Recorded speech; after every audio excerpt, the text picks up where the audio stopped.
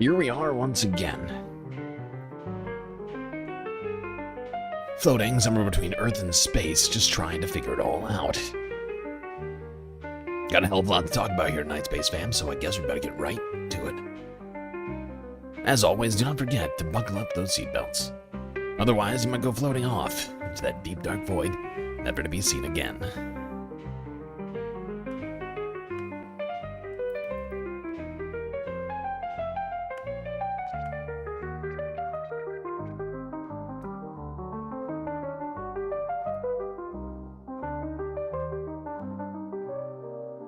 Well, beautiful to see all of you here on this Tuesday evening.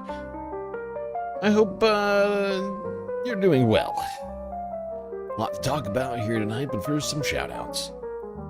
Young Chris, Joe47771, and Moanoip 123 in the YouTube chat. Amanda, close fourth.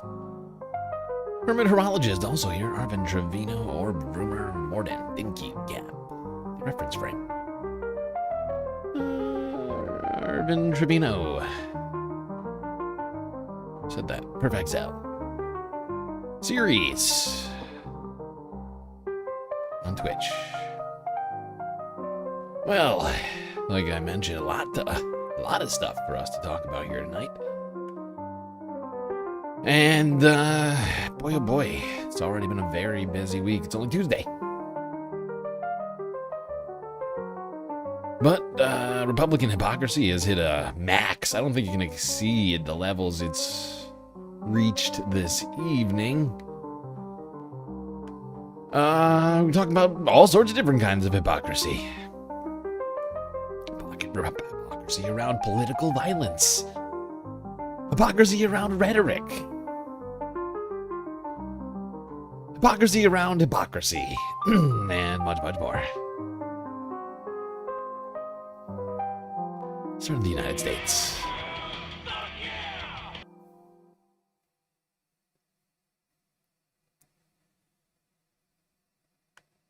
Let's start in Washington, D.C., where, of course, 2 days ago, the White House Correspondents' Dinner was suddenly interrupted by a lone gunman.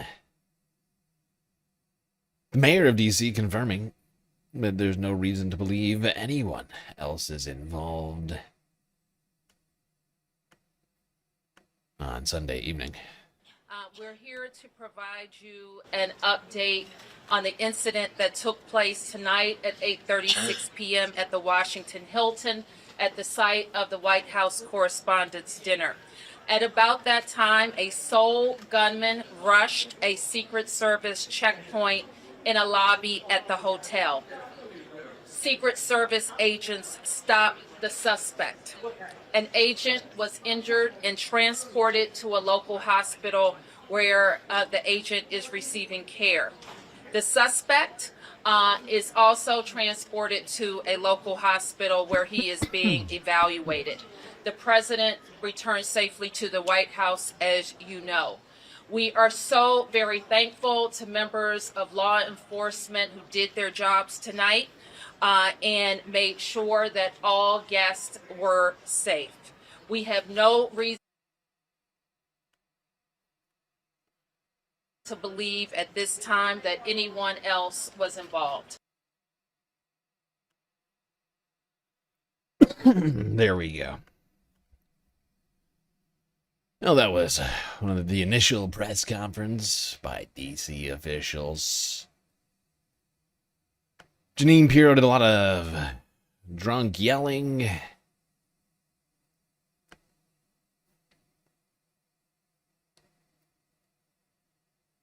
Now, videos were released showing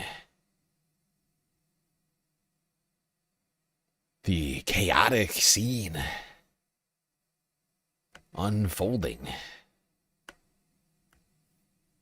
Video like this. Where's it coming from?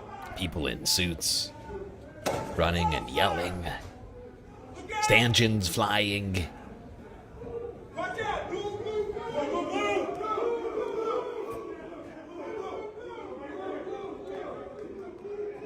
Everybody stay down, stay down. Police coming out, police coming out. Police coming out, police coming out.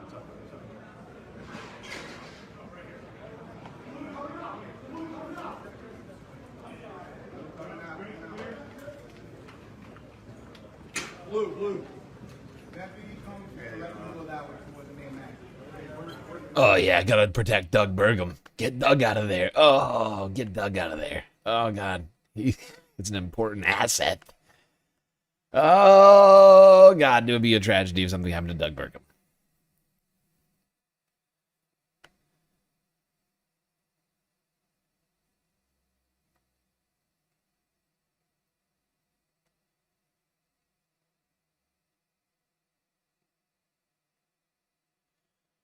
Two massive streaks going over here on Twitch. Man to the Pivot with a 100 stream streak. And Hermit Horologist with a 120 stream streak. That's a lot of streams. That's a lot of streams.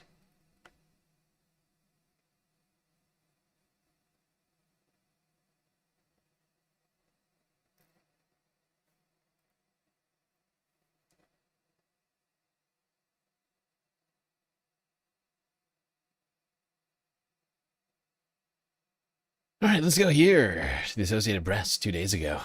Once again, with the clip. Talk about what we need to know about this shooting suspect. Yes, AP, tell us what we must know. He's a sick person, a very sick person. And he's we don't want very things sick. like this to happen. Just minutes after a gunman tried to storm Very the sick. White House Correspondents' Association dinner on Saturday night, believed to have been targeting President Donald Trump and top members of his administration, officers made an arrest. Here's what we know about the suspect.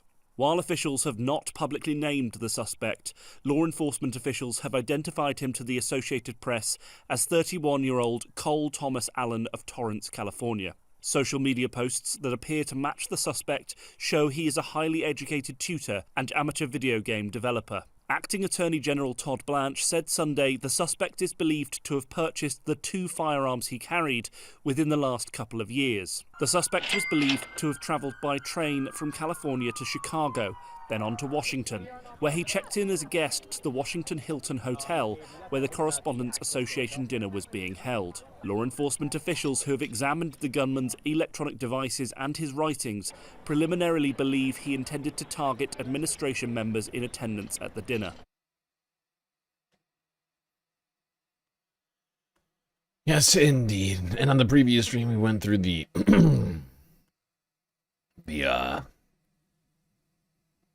it's not really a manifesto. The final words, I guess you might say, final message, written, I believe, from the hotel room that he was staying in at the Hilton Washington Hotel.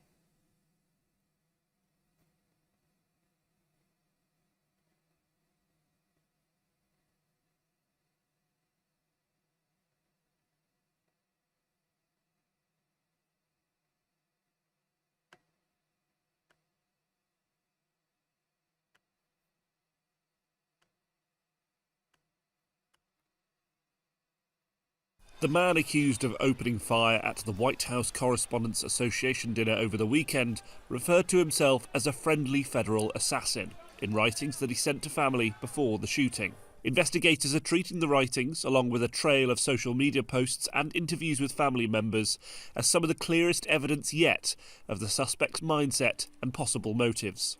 Authorities uncovered what had been described as numerous anti-Trump social media posts linked to the suspect, Cole Thomas Allen, a 31-year-old tutor and amateur video game developer from California. The suspect was taken into custody at the dinner on Saturday night after attempting to charge into the ballroom, causing chaos and prompting the evacuation of President Donald Trump and senior members of his administration from the dinner.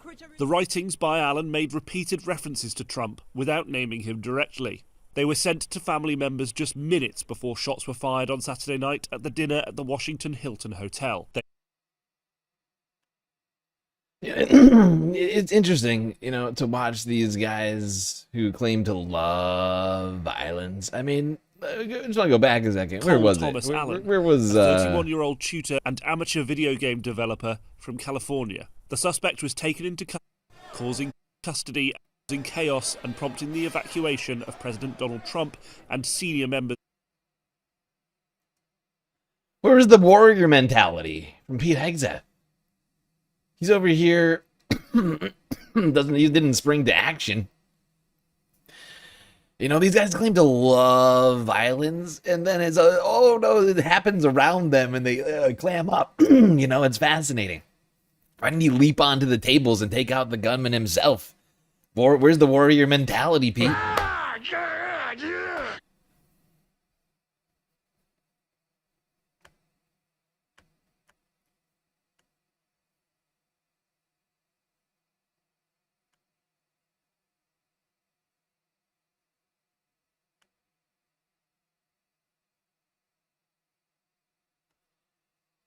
Okay. The running warrior. Yes. Bravely running away. Okay. Now, Trump administration is very upset. Very upset that this happened. And they have one group of people to blame. And that is people who say mean things about Donald Trump. Caroline Levitt of the Ministry of Truth held a press conference to tell us all about it.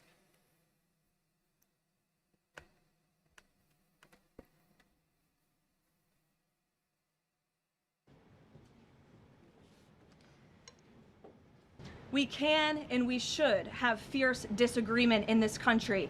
As you all know, we disagree often, myself in this role and all of you in the news media. But those disagreements must remain peaceful. Debating, peaceful protesting, and voting are how we need to settle disagreements, not bullets. Nobody in recent years has faced more bullets and more violence than President Trump. This political violence stems from a systemic demonization of him and his supporters by commentators, yes, by elected members of the Democrat Party, and even some in the media.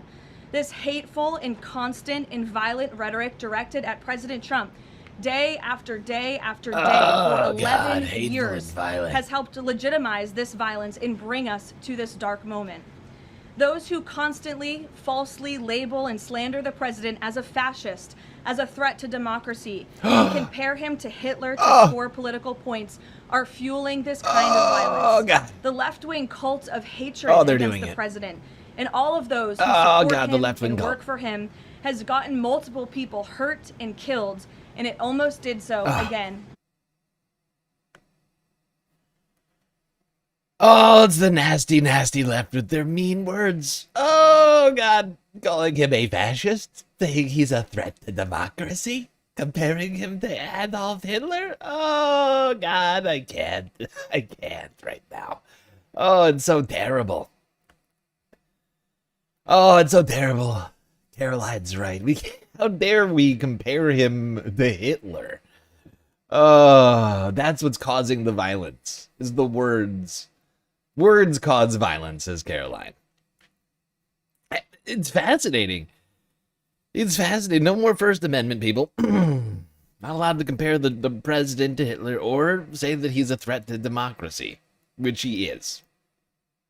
Not allowed to do it. Donald Trump, is he a threat to democracy? Of course. But we're not allowed to say that because it inspires people for violence. So accurately describing the thing is not okay. All right, I just need everybody to get that in their heads, okay? When you accurately describe the behavior of the president as it relates to the Constitution and or our democracy or historically similar examples, what you're actually doing is you're calling to violence by criticizing the president in those ways. How dare you? How rude. Are you correct in saying those things? Of course, but you can't say it because it's going to lead to violence.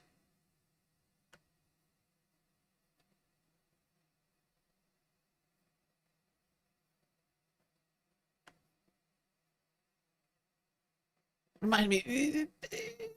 I'm trying to remember some of the things that right wingers were celebrating when Trump won. Trying to remember. Free speech was back. The R word was back. A bunch of other things were back. Comedy. It's weird. It's weird because feels like Trump came to office and canceled all that stuff.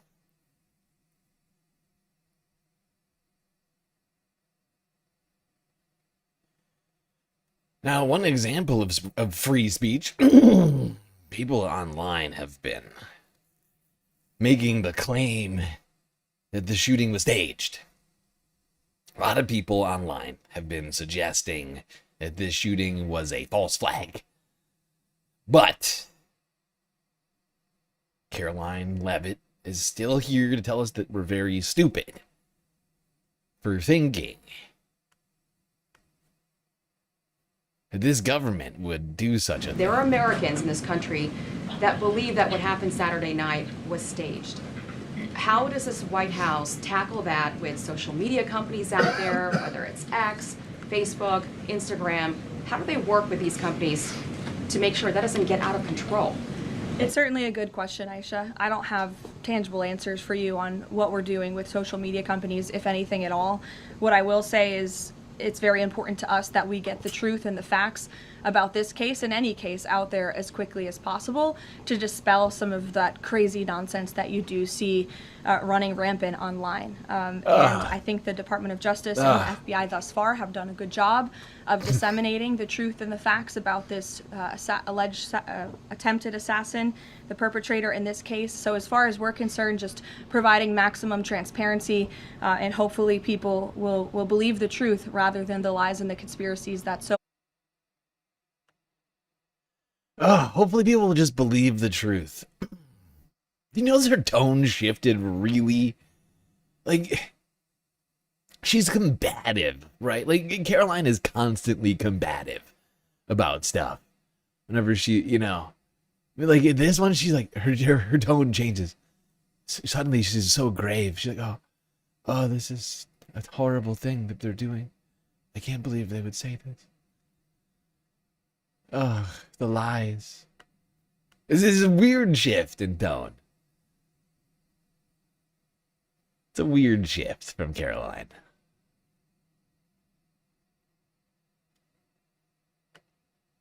I'm sure that's not at all indicative of some sort of shift in truthfulness.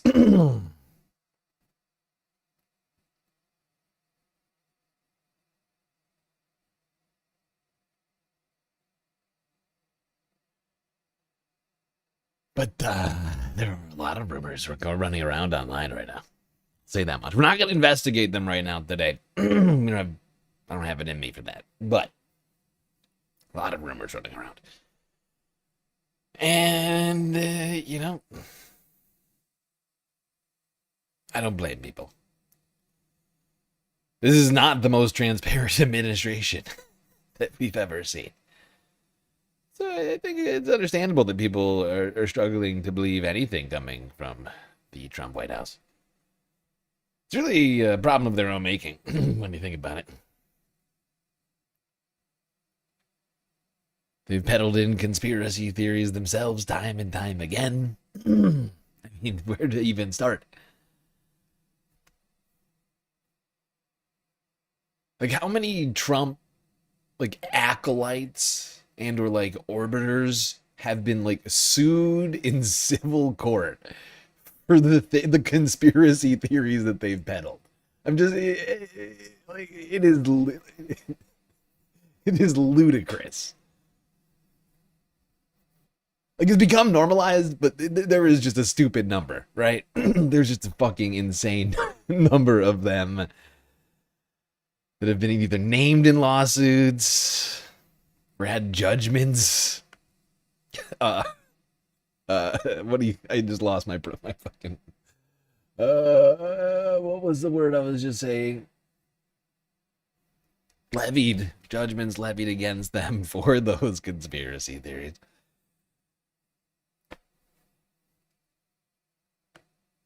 But all of a sudden, they don't want us to engage in conspiracy thinking. This is nasty, okay? Don't do that. Don't do that. People were affected by this. Sure, nobody died. It's not even clear anybody was gravely injured. But how dare people? How dare people do that? That's very rude.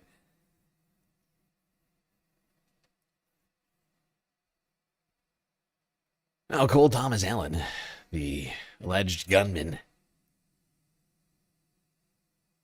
was arraigned and indicted in court, charged with the attempted assassination of the president.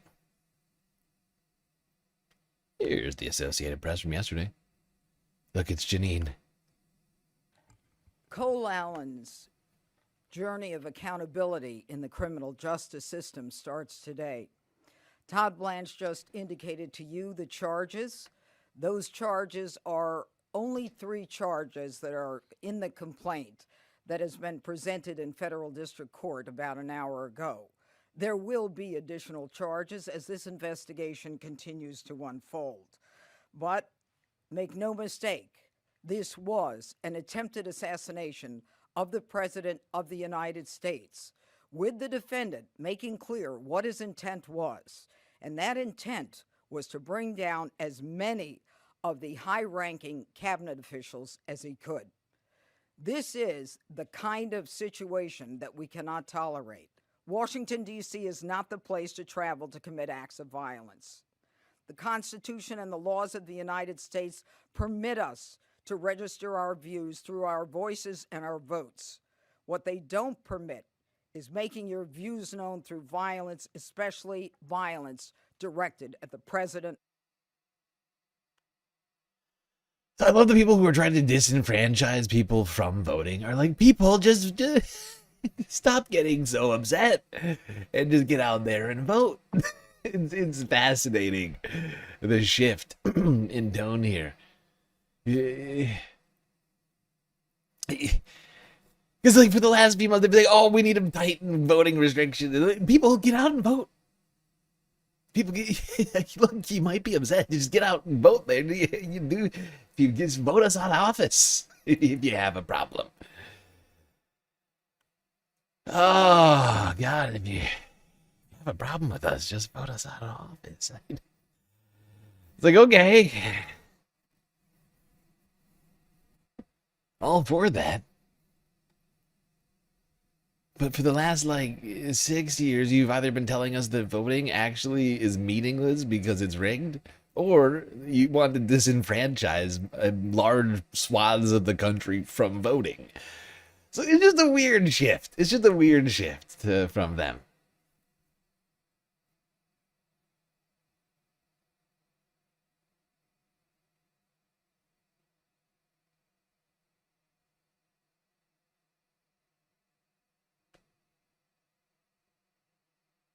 All right.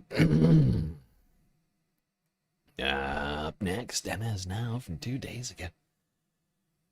To a journalist that was in the room. Sleeping next to the suspect in the WHCD shooting.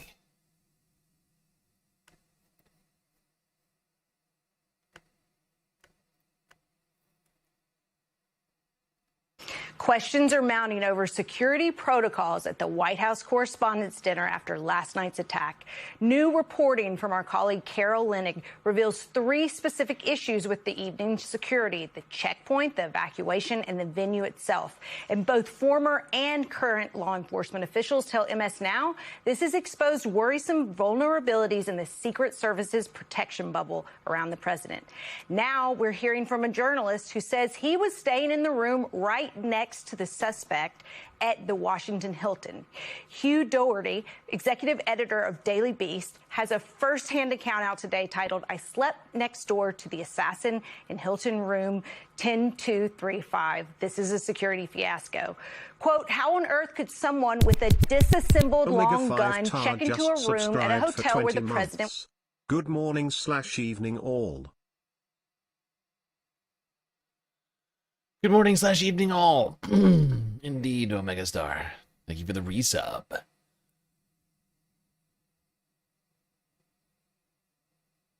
You've been subscribed for 20 months. My God. That's a lot of months. Going to speak. I can answer that. Nobody even looked at my luggage on Friday afternoon. Worse, my colleague arrived on Saturday at 5 p.m. Nobody looked at his luggage either. No magnometers, no hand checks, no ID checks, nothing. And Hugh joins us now. So walk us through the timeline of when you realized who your next door neighbor was at the Washington Hilton. Elise, thank you for having me. It was a very strange night for everybody that was involved, as you know, I'm sure everybody here has been covering all day, quite rightly. And I was in the ballroom, along with, I think, some of you and certainly many of your colleagues. And eventually we got out. And about 2 hours later, I decided I had to go upstairs to get the charger for my phone because I was running out of charge. And when I got upstairs, a Hilton security man was standing just beside my door in the corridor, and 3 or 4 uniformed officers, and said, can you come back in maybe 20 minutes? There's, just for your own protection. And I thought, that's a bit odd.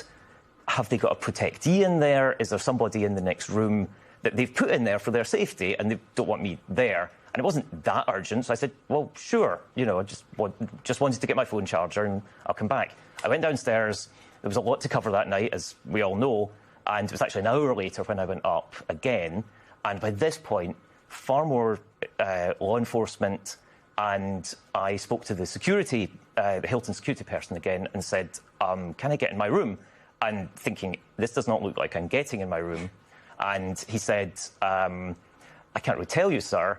And I said, what exactly is going on? And he said, I'm sorry, sir, I just can't tell you. And the detective turned to me and said, when did you check in? And I said, well, yesterday. And he said, we're waiting for a judge.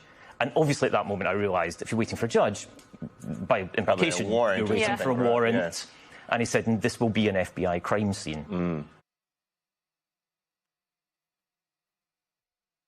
Okay. I didn't find this interview to be all that revelatory. Look. All the obsession over security at this thing, like I don't know what to say about it. Like the Secret Service should just do a better job. Like that's just hands down. They get $3.2 billion a year. How this guy got as far as he did, I'll never know. But beyond that, I mean, I don't know what to say about it.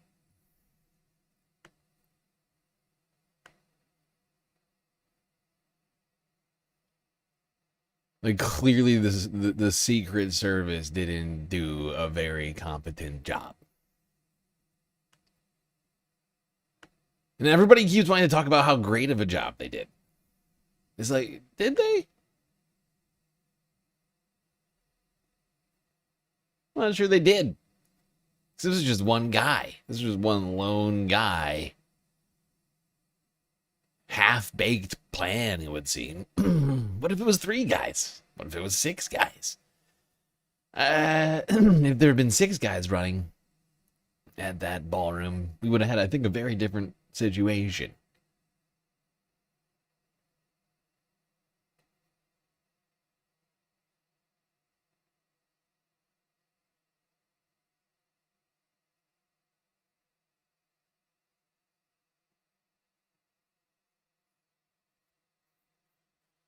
All right, let's get to talking about political violence. What does that even mean? Political violence. It's a question I've been asking myself lately. Since we're talking about it a lot, all of a sudden. Let's start here. MS Now, once again, 2 days ago. Last night's attack at the White House Correspondents' Dinner marks the 3rd time in 3 years that President Trump has faced imminent danger from an armed attacker. He survived 2 assassination attempts on the campaign trail back in 2024. This weekend's attack is just the latest act of political violence in this country, which appears to be sadly on the rise. Joining us now to unpack all of this is Robert Pate, professor of political science at the University of Chicago and director of the Chicago Project on Security and Threats. He's also publishing a new book, Our Own Worst Enemies, America in the Age of Violent Populism, set to be released in the coming months. Professor Pape, it's great to have you back on the show. Again, apologies that it's under these circumstances, but we did want to draw on your expertise. How do you situate last night's incident at the White House Correspondents' Dinner in the midst of the other acts of political violence that we have seen on the rise right here in the United States in recent years? What we are seeing is the growing normalization of political violence. You remember you just had talk about that internationally. Well, it's happening domestically in our country as well. I call it the era of violent populism. We've been tracking at my center, the Chicago Project on Security and Threats at the University of Chicago, the attitudes of Americans on political violence for 5 years. We've been doing this every 3 or 4 months, over 20 nationally representative surveys. And the results are just simply stunning, and last night represents this.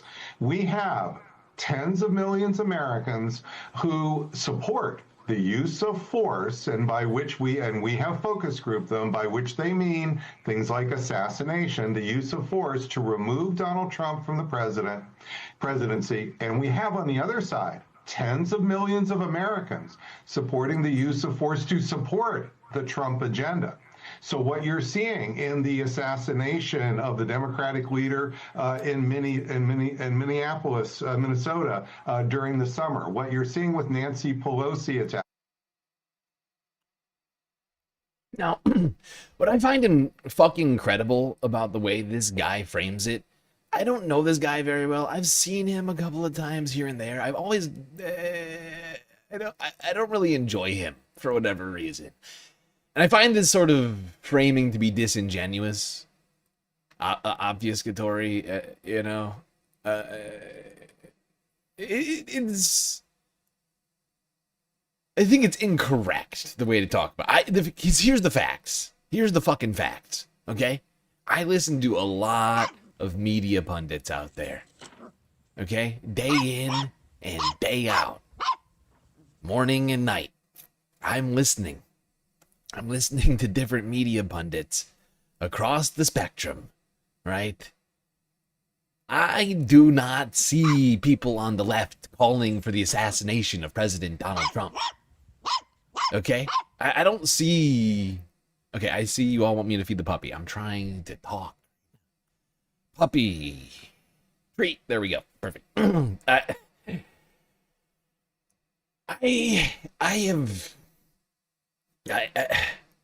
I've failed to think of a single person that I listen to that is calling for the assassination of Donald Trump. Yes, puppy treat. However, on the other side, what do we have? Before Trump was even elected, you had people driving around in caravans, attacking Biden buses, Trump saying they were great patriots, people with literally... Do you remember the guy with the bumper sticker on his tailgate of Joe Biden, like, hogtied in the back of his pickup truck? Like, but that's not it. Like, I mean, you got, like, how many... It's probably easier to come up with pundits who did not at one time support Jan 6th or like the Stop the Steal shit, like or who like didn't celebrate like the Paul Pelosi thing. Like, they all have cheered it on, right? And yet I struggle to think of any left or just center left, just like left or liberal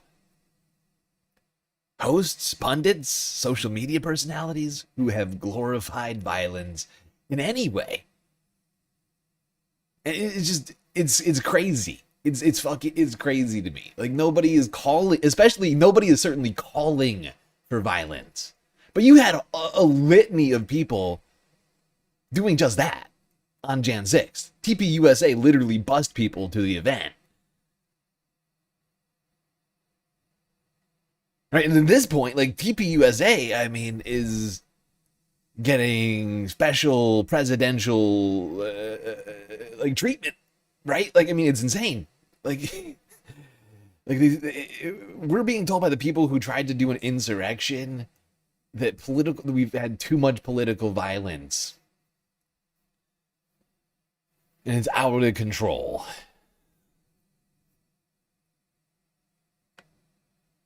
You're seeing with Charlie Kirk. What you're seeing is the normalization of political violence on both sides of the political spectrum. And the lightning rod is Donald Trump. Both sides.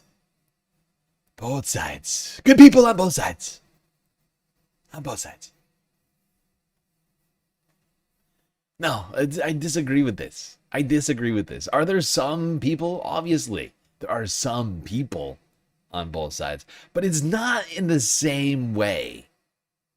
And when we talk about it like this, I think it's incredibly disingenuous. It's not in the same way. It is not prevalent in the same way, right? Like, there aren't a bunch of like leftist militias that we you know are household names, right? But I don't know the exact number of right-wingers that are in literal militias. 3%ers, Boogaloo Boys, Proud Boys. I mean, Donald Trump literally said stand back and stand by to those guys, right? But we're supposed to be like, both sides. It's on both sides. It's too much. He's the literal president. Because here's the other problem. Like, when we talk about this. Because we're talking about this in the context of Donald Trump. Robert Pappy, or whatever this freaking guy's name is right here, with the terrible comb over, is saying it's bad on both sides, and Trump is the lightning rod. Dude, Trump is the president. There's a difference here, right? There's a power dynamic. The people who are complaining about him aren't the president and aren't in power. He is. There's a massive power imbalance here. And the way we're talking about, it's both sides, and it's very frustrating. It's very frustrating. Because you're getting it on both sides with Donald Trump, and then it spills over to those, I'm sorry to say, near Donald Trump on either side.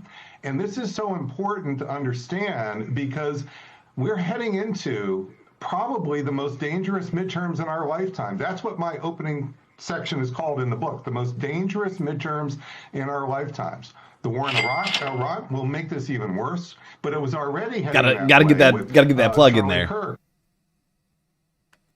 These people are so fucking shameless with their goddamn books. These fucking people are so shameless with their goddamn books. Omega 5 target did a tier 1 subscription to Jesus Runs. Omega Star, thank you for the gifted sub. It's appreciated.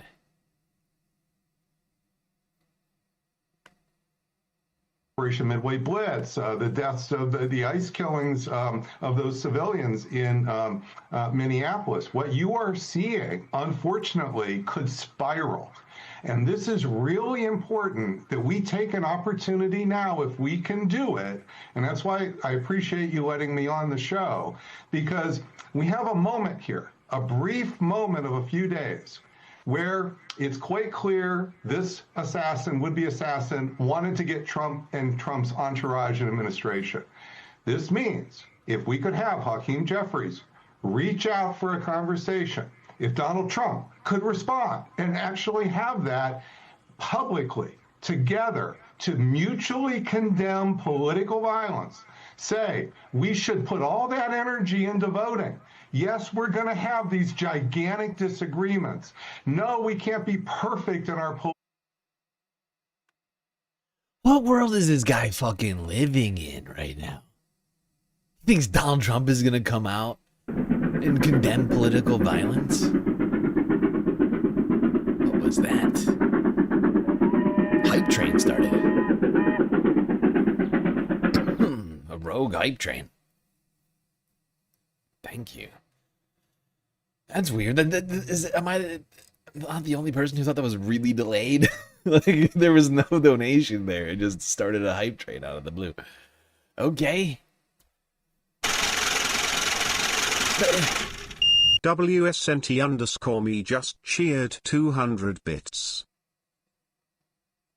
Wasn't me. Thank you for the bits. What was I just saying? I just lost it. Just fucking lost it. Oh, I got distracted by the hype train. Rhetoric on either side. But what we can do is we could have leaders of energy into voting. Yes, right. To Manda_the pivot.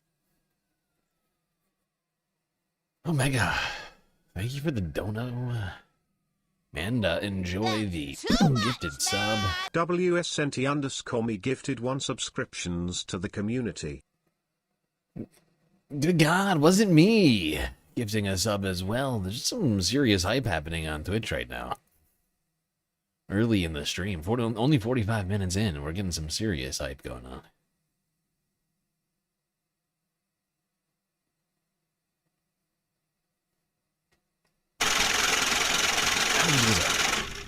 WSNT_me just cheered 200 bits. Was it me? Thank you for the bits. We are now at level 2 on the hype train, 16%, making crazy progress on that. It's just, does it feel like this guy's just living in a different universe? Like, in what universe is Donald Trump going to come out and condemn political violence, whatever the fuck that even means? Like, in what world is he going to come out and condemn violence? WSNT_me gifted 1 subscriptions to the community. Wasn't me gifting more subs to the community. Hey, Layla Umami, the recipient of that. But, like, also, if Donald Trump comes out, like, even playing this game with him in this, like, pretending in this thought experiment where Donald Trump, the guy who has called for violence against all of his enemies, perceived and or real, like, 1,000 times, 10,000 times in the last year, right? Who knows how many times in the last 12 years, however long it's been now. And like, I mean, from the very beginning, from the very jump, Donald Trump was calling for violence, right? He was calling for violence against protesters, like at his rallies before he ever was president. Of course, he continued to call for violence against protesters after he became president. He's called for violence on so many occasions for so many things. He's committed acts of violence time and time again. Right? Whether it's fishing boats in the Pacific or the Caribbean, stealing, kidnapping the leader of Venezuela, starting a literal war in Iran, threatening violence against the Panama, the country of Panama, Greenland. I mean, like, this man threatens violence every fucking day. He sent masked, armed men into the fucking streets who shot American citizens. And then they defended it. And continued to ramp up the rhetoric until the second person got shot. And even if we follow this stupid fucking thought experiment from this Robert Pape guy here, like, a call to an end to political violence from Donald Trump is empty and meaningless unless he apologizes for every one of those things. Do we all understand that? Because that's where I want us to understand this from that point of view, right? Because you don't accept apologies in real life from people who aren't serious. Omega 5 Tar just cheered 100 bits. Oh. You tried so hard. You put in like 50 O's and all you got was, oh, well, that's cold, okay? That's cold. That's cold. Thank you. Thank you, Omega, for the bits. I feel bad about that. That's sad. It's a dick for that.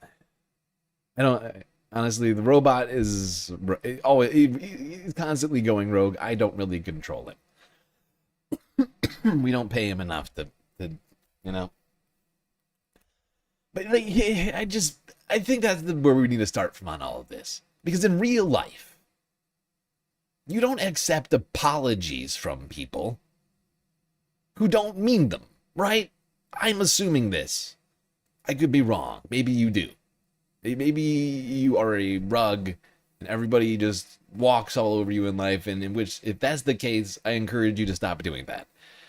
But hopefully, in real life, you don't accept apologies from people who don't mean it, right?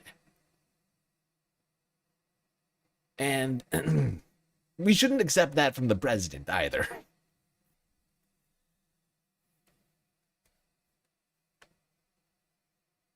But I'm waiting. I'm waiting for that. I can't wait for Trump to come out and condemn himself and say, I have contributed to the violent moment that we find ourselves in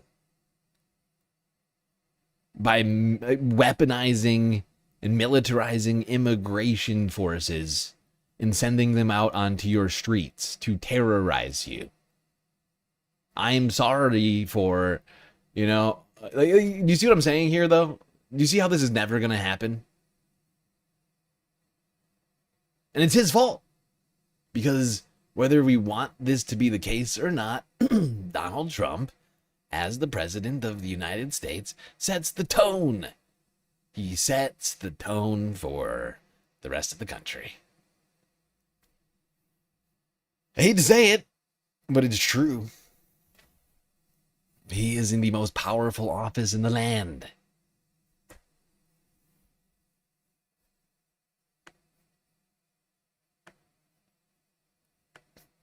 And, you know, we cannot heal. We cannot move forward. We cannot have a world where there aren't things like this without change. Serious change. And it starts with him. It starts with Donald Trump, and he's not going to start. But I invite him to do that. I invite Donald Trump to come out and apologize. Write a list of all the times when he has called for violence against people who did not like him or who he did not like. When he celebrated the deaths of people that he did not like. Like, I mean, like 2 months ago, he was celebrating the death of Robert Reiner. And you would tell me, oh, tone it down, everybody.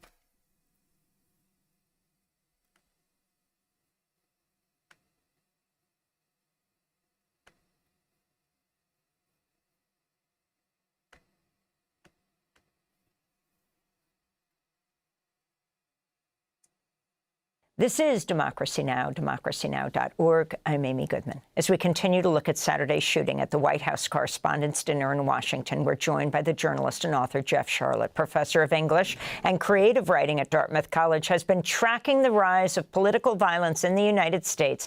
His latest book is The Undertow: Scenes from a Slow Civil War. Professor Sharlet, thanks for joining us again. Tell us what you've been tracking since Saturday night. I've been most interested at the sort of the uses and abuses to which MAGA and other factions of the right have put this narrative, not so much the actual facts of who this shooter Cole Allen is, but the stories they're telling about him and the stories they're telling about Trump and how he responded, and using that as part of the sort of the ongoing project of what you can only describe as a kind of deification of Trump as this man who somehow transcends worldly effects. Over the past 2 days, President Trump has repeatedly claimed that the suspected shooter was anti-Christian. This is Trump appearing on Fox News Sunday. The guy is a sick guy. When you read his manifesto, he hates Christians. That's one thing for sure. He hates Christians, a hatred. Jeff, Charlotte, can you respond? It's a startling and on his part savvy claim. Yeah. However, we all read together the final words manifesto of the gunman, and it was not even close. We couldn't be further from the truth. It was definitely not an anti-Christian rant. It was actually a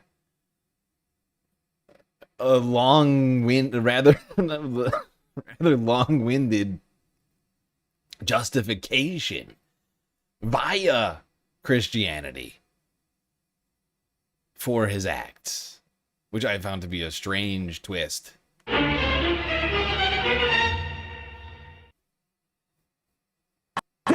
That's in the Bible.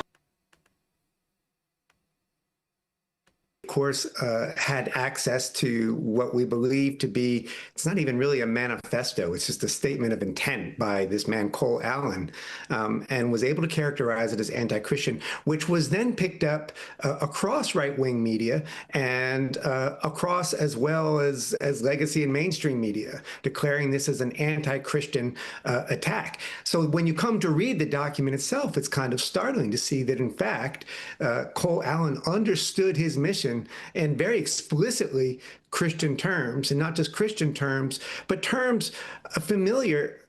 If you've ever read the manifestos of abortion clinic bombers, the idea that you can't turn the other cheek when it comes time to save the lives of the innocent, that the Christian imperative to turn the other cheek doesn't apply if lives are on the line. And he goes further than that. He goes into deeper specificity and a list of sort of 5 objections that could be made to his awful attack. He offers what are, in his mind, his justifications. And one of them is yield unto Caesar what is Caesar's. And it's a paraphrase of a biblical passage that appears in the Gospels of Matthew, Mark, and Luke. The idea of render unto Caesar's what is Caesar's. The Christians are called upon to defer to the authority of the land. Well, he comes with an argument that says, yeah, but that's not so. My God, what is going on over on Twitch today? So much generosity being seen. Glitch Green's just gifting 5 subs. Who got those? Metsat Sock, the 12th. Gamer Kate. Rogue Gerb. Sombra DDK. And I am Scott.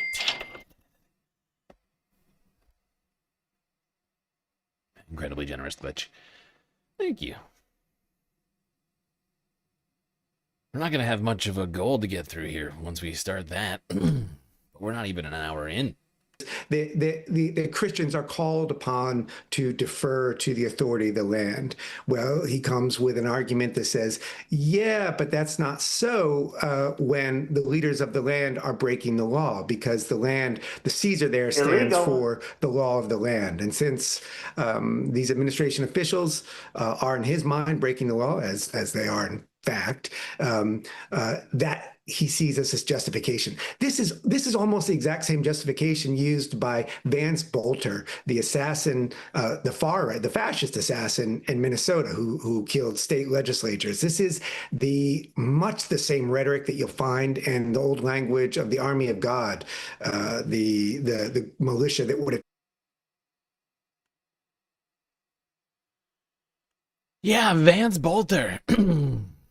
A guy who Representative Mike Lee claimed was a left-wing lunatic on Twitter.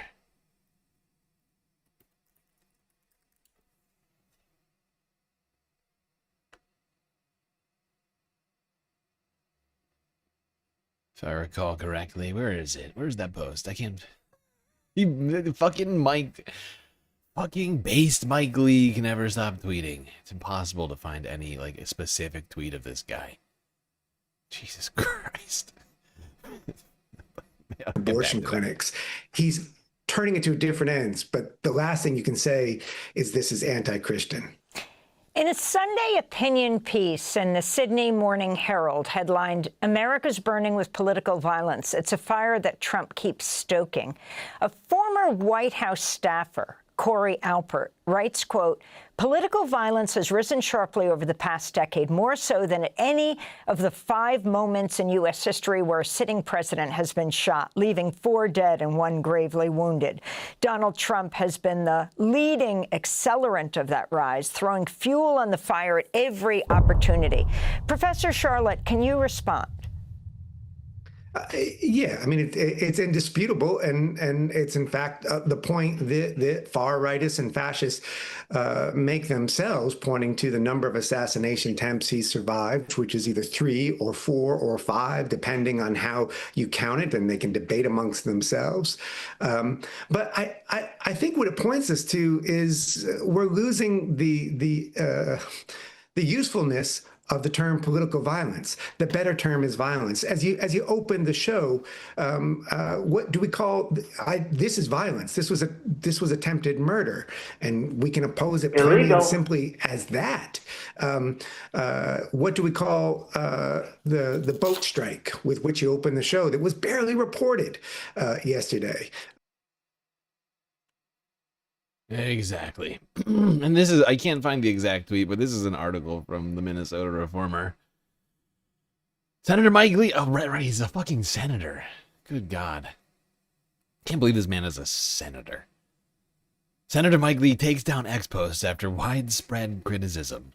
Republican Senator Mike Lee of Utah took down ex-posts Tuesday, making an apparent connection between Governor Tim Walz and the man accused of shooting 2 Minnesota lawmakers and their spouses, and blaming quote-unquote Marxists for the murders. One ex-post said, "Nightmare on Wall Street," quote-unquote, with pictures of Belter, who was accused of killing Minnesota Representative Melissa Hortman.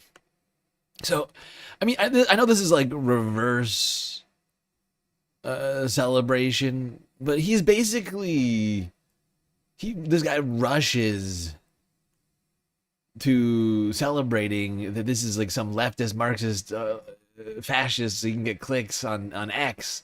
It's like, look, it's our enemy, it's our political enemy, right? In a way, that if we want to talk about political violence, that's an act of political violence, to rush to blame an entire group of people without any evidence for it, and later on turning out to be very obviously wrong.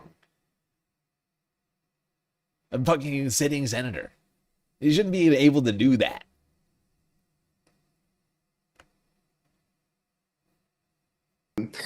Is that political violence? It's murder. I think what Trumpism has done, just follow me has here. Given us. Just follow me here, because right now we're living in a time where it's being claimed that those who call Donald Trump a fascist or a threat to democracy, or what was the other third thing? I can't remember now. Caroline gave us a list. I shouldn't forget things that Caroline says.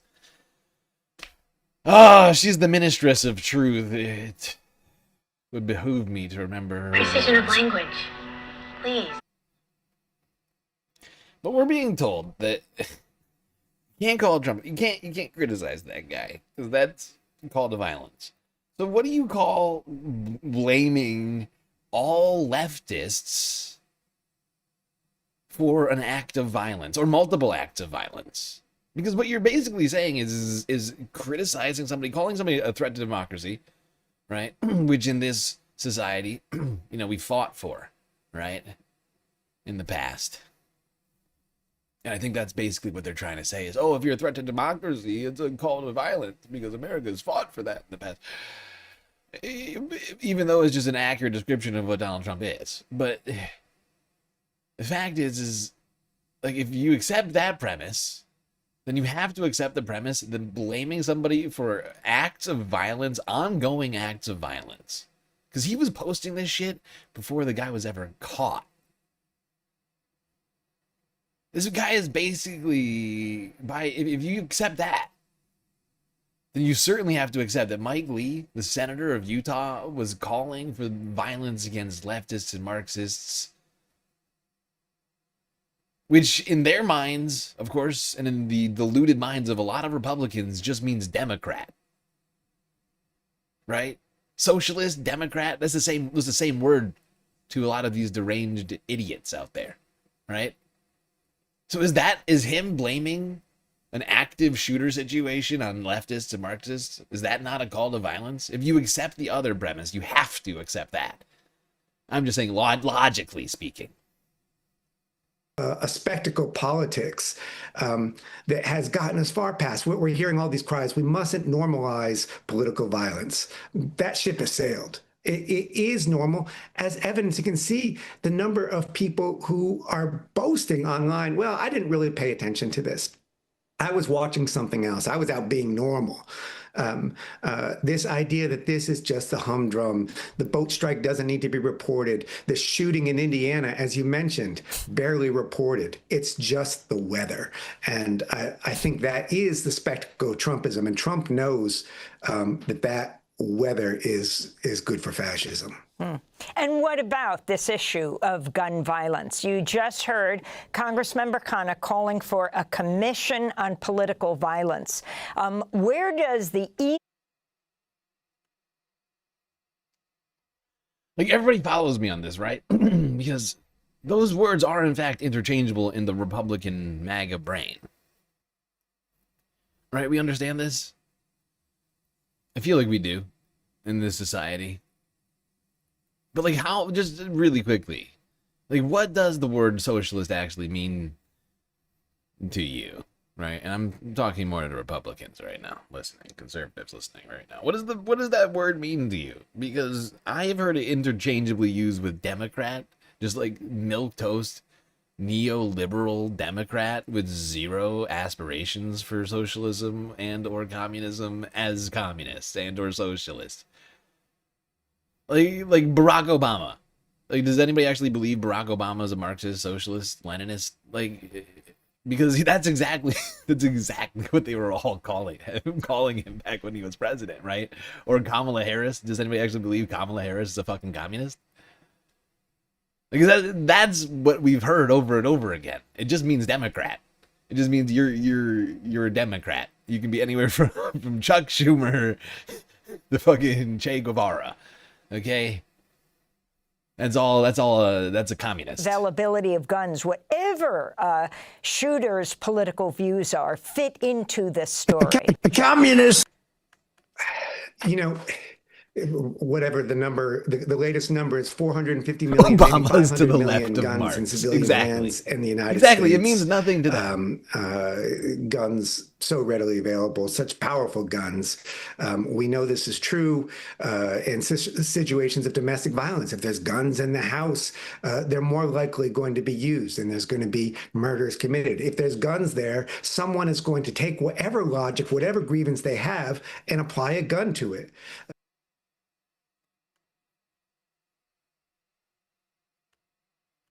Exactly.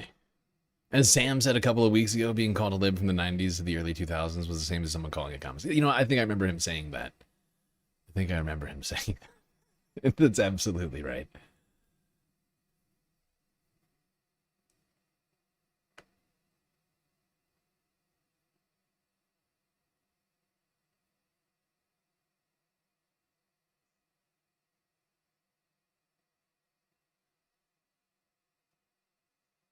Okay, well, we're an hour into the stream, a little bit more than that.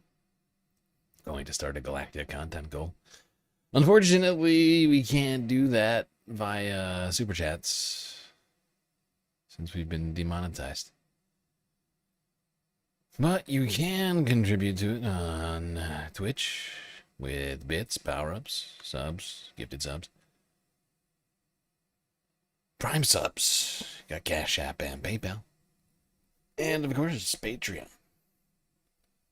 All good ways. All good ways to help fund the stream and keep the Galactic News Network alive during this difficult time. And we currently have a tentative goal right now, which will be combined with the deficit here in a few days. Once we finish out the month, I'll calculate it. But the YouTube took it to money goal, left-hand corner, to consider helping us out.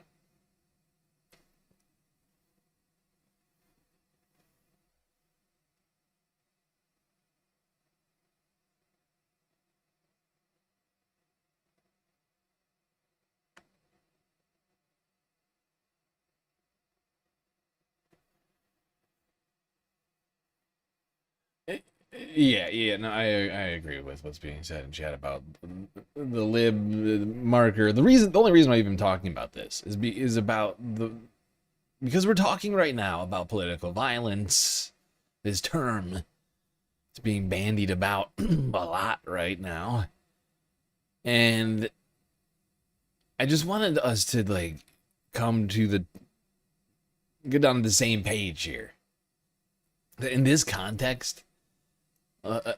You know, like all the things that they've ever said about communists, and they're just talking about Democrats. They're political opponents, right? They're not talking about like a bunch of DSA members sitting in a basement somewhere arguing over Marx. Talking about like Nancy Pelosi.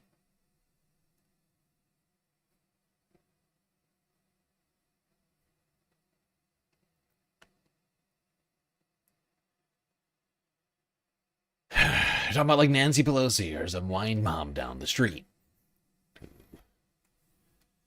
Was with her back in 2016. And some Marxist, Leninist, communist.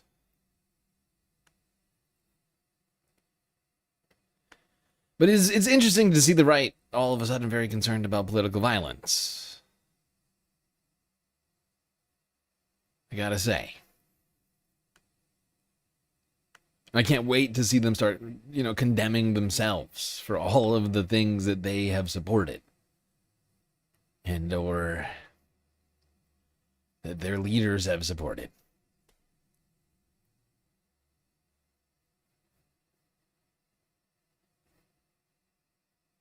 I'm waiting. And everybody let me know. I'm going to keep an eye out. Get like a feed going or something. Make sure I don't miss it. But you let me know when Mike Lee is in the Senate apologizing for all of the inflammatory rhetoric that he's posted on Twitter. Oh, can't wait. Oh, God. Pete Hegseth, Trump. I can't wait for these guys to come out.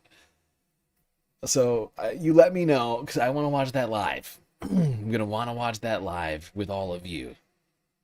Right? Because it's coming. Of course. Any day now.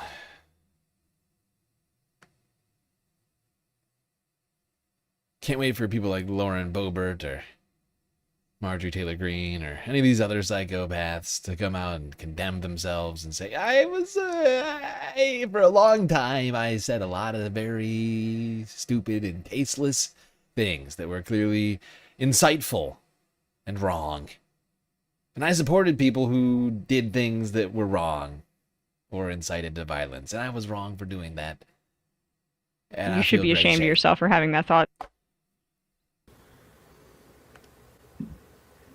Good morning, good afternoon, good evening, friends, family, fans. Hope you're doing well. Hope the weekend has treated you nicely. Prem Tucker here with my esteemed colleague Swin Sumsing for another edition of our Ask the Editor. As always, another location check, whether you're on Substack, whether you're on YouTube. Please let me know where you're listening in from. We always love to hear it. I'm already saying. No, not no news.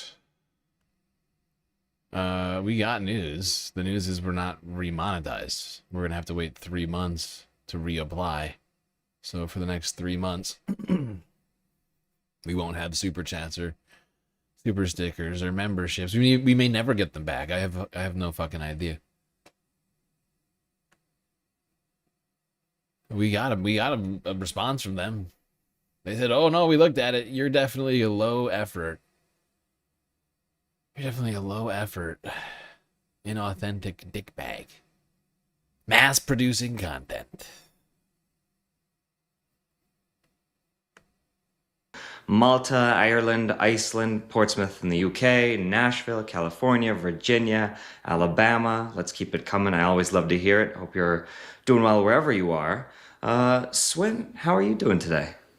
I'm doing all right, although I always feel like Mehdi Hassan's understudy whenever I come on these things. It's an honor. I love being here. But shout out especially to our Irish fans. I always love hearing that. Okay, so sorry, but whoever is trying to hack into us, you will not succeed today. Yeah, Danish intelligence. Yeah. And I hope I'm not eating my words in a minute later. So sorry about that, folks. Something happened to my internet connection. Let's get to it, just in case they stole me away from you. Yes, so we're good. We're golden. So sorry about that. But we have a lot to talk about, namely, of course, in the past few days, in the past since Saturday, of course, as you might have seen, there was an incident at the White House Correspondents' Dinner where an alleged gunman attempted to breach the annual swanky event. This was the first time that Donald Trump was attending the White House Correspondents' Dinner in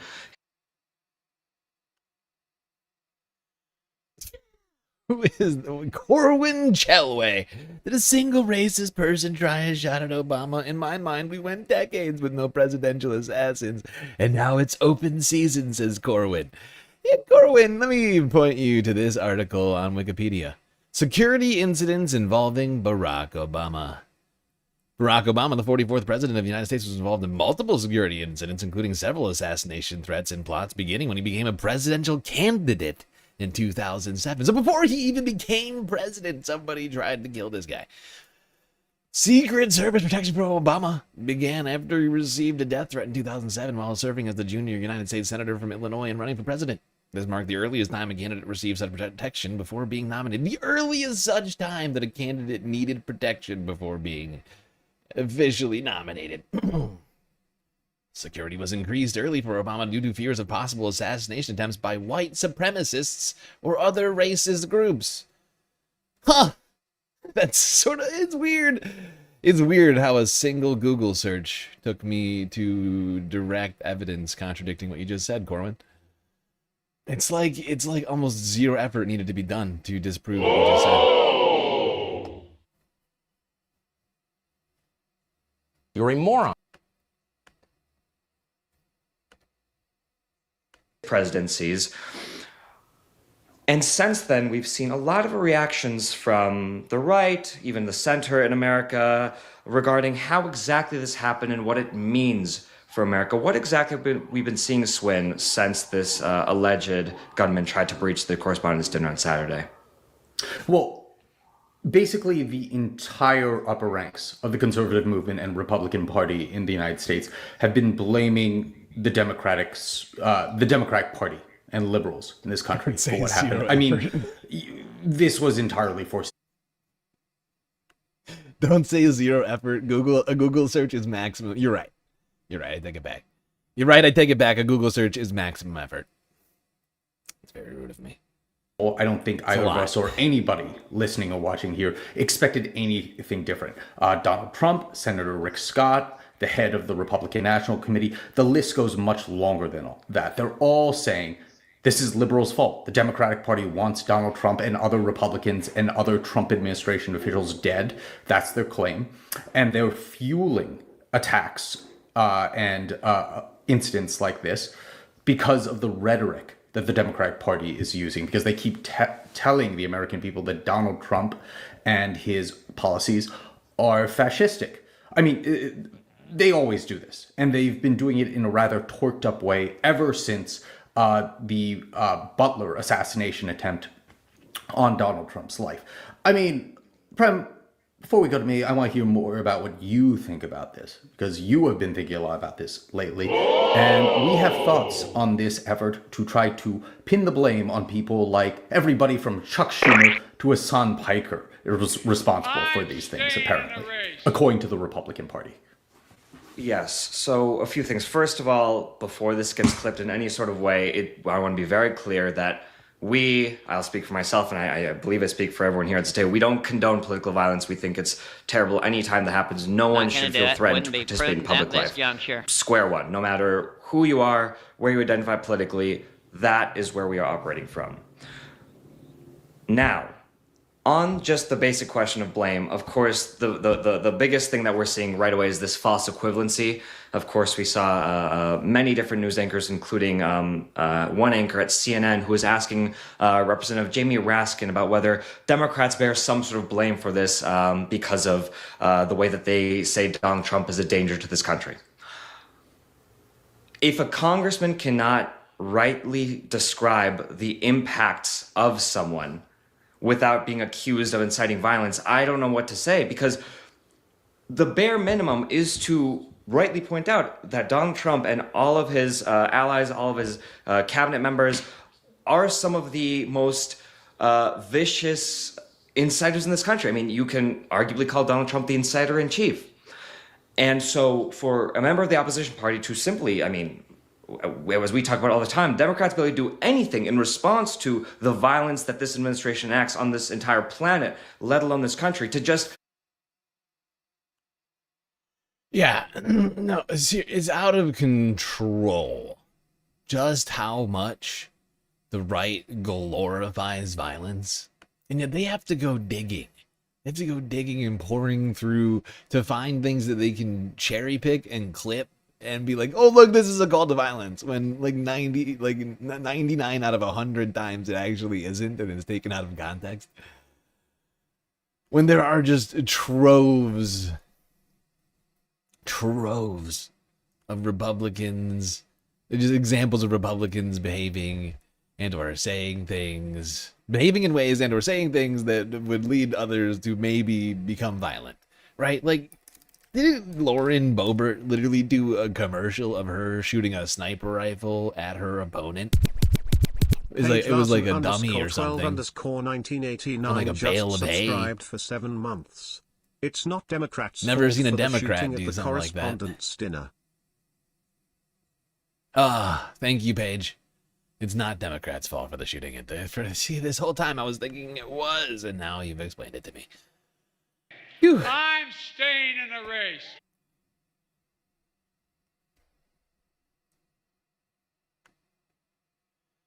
Also, thank you for the resub. 6 sweet months at tier 1. Has it been that we have a long, Democrat Paige? say that, oh, that's kind of bad or messed up. That is the bare minimum. So that's square one.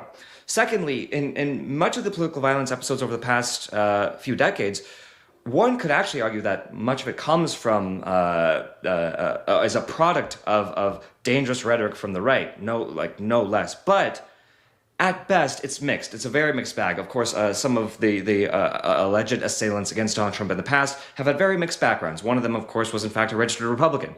That's number two. Number three is that when we talk about violence in this country, I can't help but think about all the ways that politicians and people in the media are reacting to this. If we could pull up this tweet, not from the Republican Senator Tim Sheehy, but there's another tweet that I think we have pulled up here.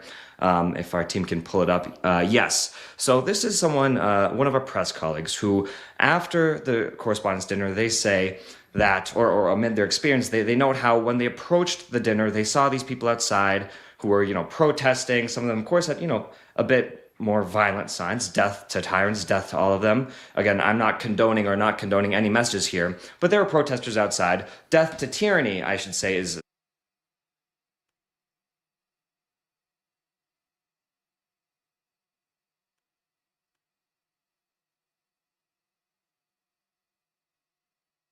What's this?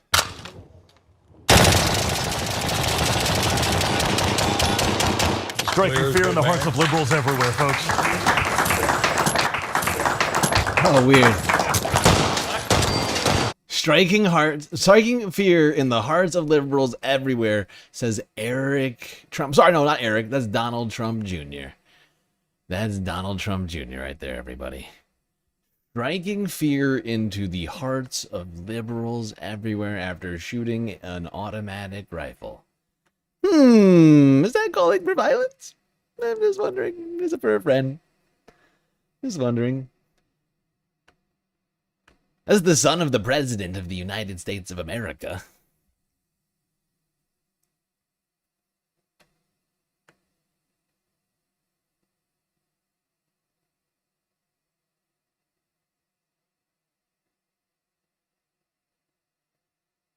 All right. Here's 23 hours ago at CNN.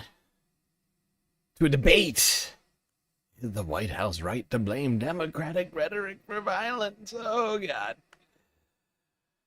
Oh, God, it's the Democrats. They've done it. It's all their fault.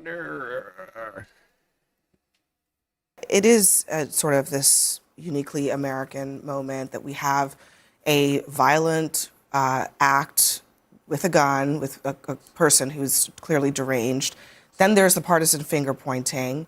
And now we're kind of back where we always are. I mean, is it fair to take this incident, say that it's the Democrats' fault, and if you're a Republican, never question or criticize President Trump for his rhetoric? Abby, I think that political rhetoric has gotten too coarse across the board. I think that today in America, I think there's just simply too much vitriol that's exchanged.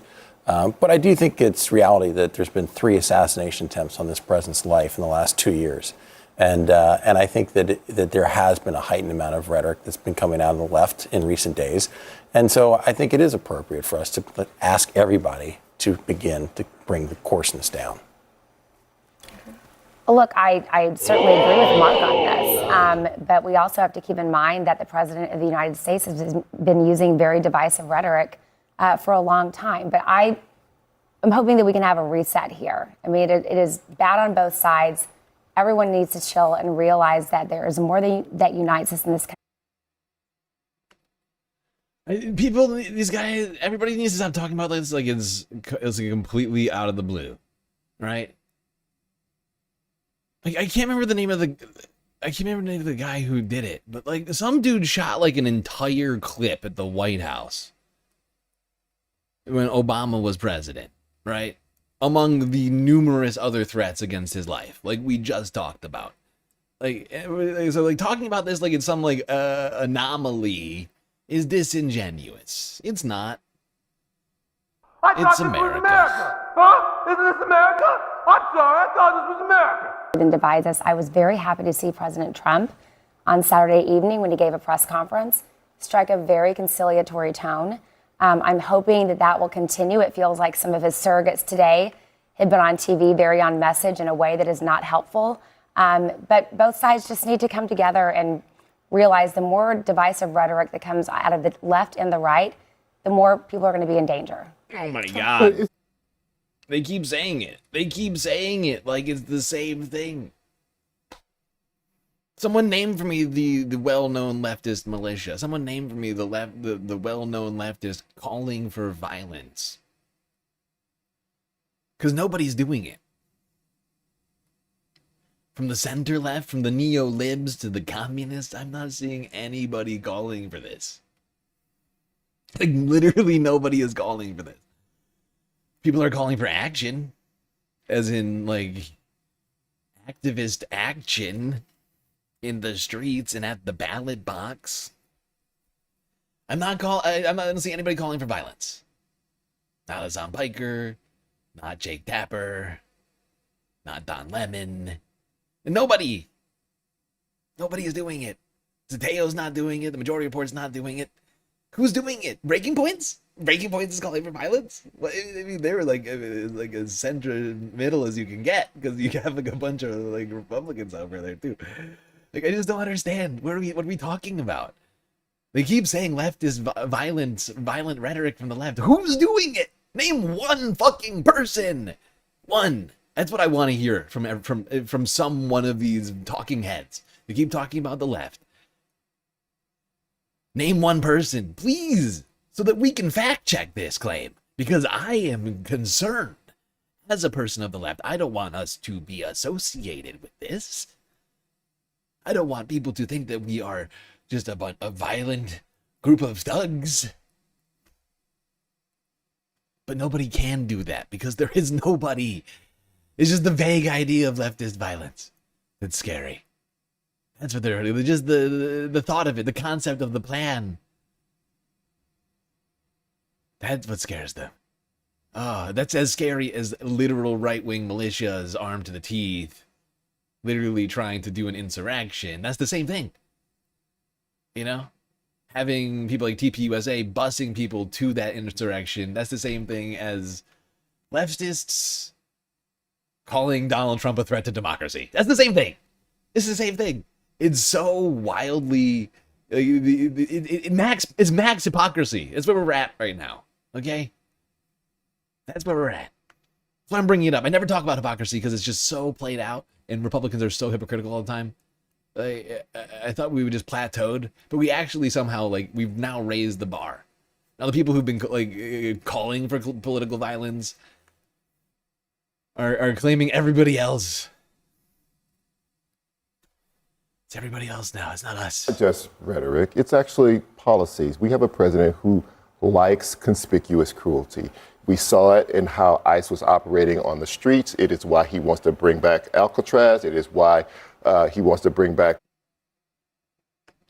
No, seriously, someone point me to the clip of Rachel Maddow calling for violence, of Wolf Blitzer calling for violence, of Jake Tapper calling for violence, of Dana Bash calling for violence, of Harry Emden calling for violence. None of them. Come on. This never happened. It's never happened. It's never happened. And then you go down the list of leftist content creators, right? Like online independent media. Nobody's calling for violence. It just is not happening. Like nobody's posting videos, we need violence, like we need it over. Like nobody's doing that.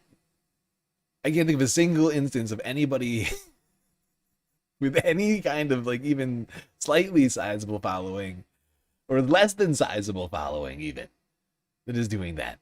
First off, it wouldn't even exist on the internet. That shit would get deleted immediately if not sooner. Unlike right-wing hate speech and violent calls for violence, which continues to pervade all over the internet. And it's just insane. It's just massive gaslighting. The umpteenth degree. Firing squads. It is why he was delighted with his visit to Alligator Alcatraz. And in fact, when a reporter asked him before he traveled to Florida, what that was the point to make sure that if they tried to get away, that they would be eaten by alligators. He says, we're going to teach them how to run. And they better not run in a straight line. They better run like this. That conspicuous cruelty and wanting to see that, and in his first administration saying that he wanted police officers to rough up people that they arrested before they even got into jail, got a trial, that lust for that is a whole other thing. We can't keep saying like, oh, it's just because people are talking. There are things that are happening that we are seeing, and that is a real thing, and that is contributing to a negative environment in this country. Is it a both and? I mean, I think they're making the point. There is a lot of violence right now, but it is also true that President Trump is the most powerful megaphone, not to mention person, in this country, and he himself has a very long history of violent rhetoric. Maximum warfare everywhere, all the time. That was said before and after the last person that just tried to kill Donald Trump. Oh my God. This is what I'm talking about. This is the cherry picking right here.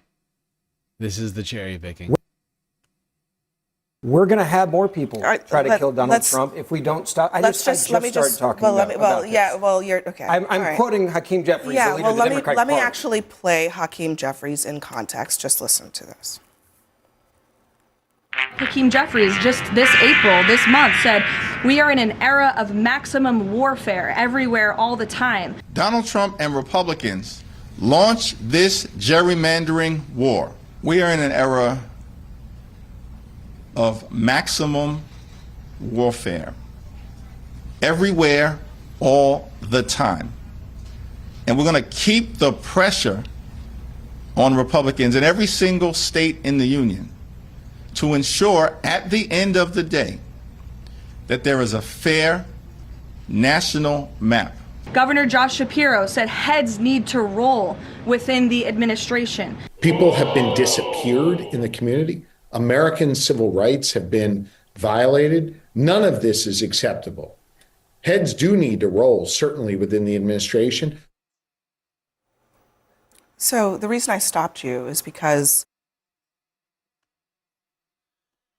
Yeah, I mean, you can be disingenuous and pretend you don't know the term heads needed to roll, but that is a common phrase, which colloquially means people need to get fired. It's like saying somebody needs to get sacked. It's not literally calling for like actual heads of human beings to go rolling anywhere. Okay, aside from out of the building. But some people like to play word games for their own political means rather than just being genuine. There's a difference between using an idiom and a figure of speech and calling for violence. Any person who understands the English language knows that. And I think that is true of that quote that you just read of Hakeem Jeffries and the one that you heard from Josh Shapiro. There will be more attacks and there will be more conservatives that will be killed if the Democratic Party doesn't wake up and realize that words have meaning and they light the fuse. It's the Democratic Party. It has happened to too many people, including Charlie Kirk, a friend of mine. You can't sit here and have Joe Biden say that Donald Trump, quote, is a clear and present danger to democracy, and then have surrogates back there. True? I mean, but he is. You can't say that. People don't believe you can't that. Say they that. elected him again. You believe it? I don't believe he's a clear and present danger to this country. I think he's the savior for this country. I absolutely do. I believe that you do. And I believe that a lot of Americans. You can't say that someone's a threat to democracy without it leading to violence. It's the only logical conclusion. Says Ben Ferguson, whoever the fuck this guy is. I don't know where he showed up from. Honestly, there's been a lot of weird right-wingers popping up on CNN. I know it's regime-approved media now. It's basically CBS. I'm sure I'll be unsubscribing from them any day now. Just like I did to CBS, and we'll be limited once again even more in our media selection. Yay, consolidation. But I think and calling something what it is not an incitement to violence. It is for the people trying to kill Donald Trump. No, in the manifesto, it said that is why they were trying to kill Donald Trump. Read their words and their manifestos. They will tell you it is because of what you're saying. It is a very easy thing for me to say that a violent person behaving violently is wrong. It is a very easy thing. But I'll give them the I'm sorry, I'll finish. And it is a very easy thing for me to say that political violence does not belong in our politics, and it is a sign. It is a sign of an unhealthy democracy. But I will never take lessons in civility from this president and this White House when they have engaged in the very same thing. Attack and try to kill the president. And conservatives did not want to connect Donald Trump's rhetoric to Charlottesville. They did not. No, it was the Southern Poverty Law Center that paid for that violence. By the way, we learned that last week. I agree with you. They did not. That was Southern Poverty Law Center. They did not want to connect him to January. These guys are obsessed with the Southern Poverty Law Center all of a sudden, and it's hilarious. Oh my God. The more I've looked into it, the more I realize this is just they've created a boogeyman for themselves because they've run out of boogeymen. And the new one is the Southern Poverty Law Center. There is absolutely everything that they're assigning. They're just assigning everything that they can think of. They're like, oh, that's the SPLC. Watch Alex Jones. Go over if you haven't seen it. I mean, he's been having some problems lately, but he's been talking a lot about the SPLC. They did it all. Oh, they did everything. It's all been a hoax. It's all been but all the things that right wingers been blamed for has all actually been the Southern Poverty Law Center. Every single thing. From Jan 6 to the Ku Klux Klan, it's all the same. It's all the same. It's all the SPLC. And his rhetoric and all the things that he said around January 6th to that violence. They did not get upset with him when he pardoned all of the January 6th rioters. They did not. Therefore, it is justifiable in America to go kill the president of the United States of America. What I'm trying to say is you to understand is that hypocrisy does not feel good to Americans, and they reject it. Let me just say, Ben, nobody here has justified the attempts against President Trump's life or anybody's life. There's new polling data that's out that say that there's about 20% of young Democrats in this country that think political violence is acceptable. Could that be because we have normalized demonizing the sitting president of the United States of America and calling him Adolf Hitler, or saying he's a threat to democracy, or saying that he's an evil man. Or saying, again, I go back. Did he take it back? Oh, he said he's an evil man. Saying he's an evil man. They're saying the president is an evil man.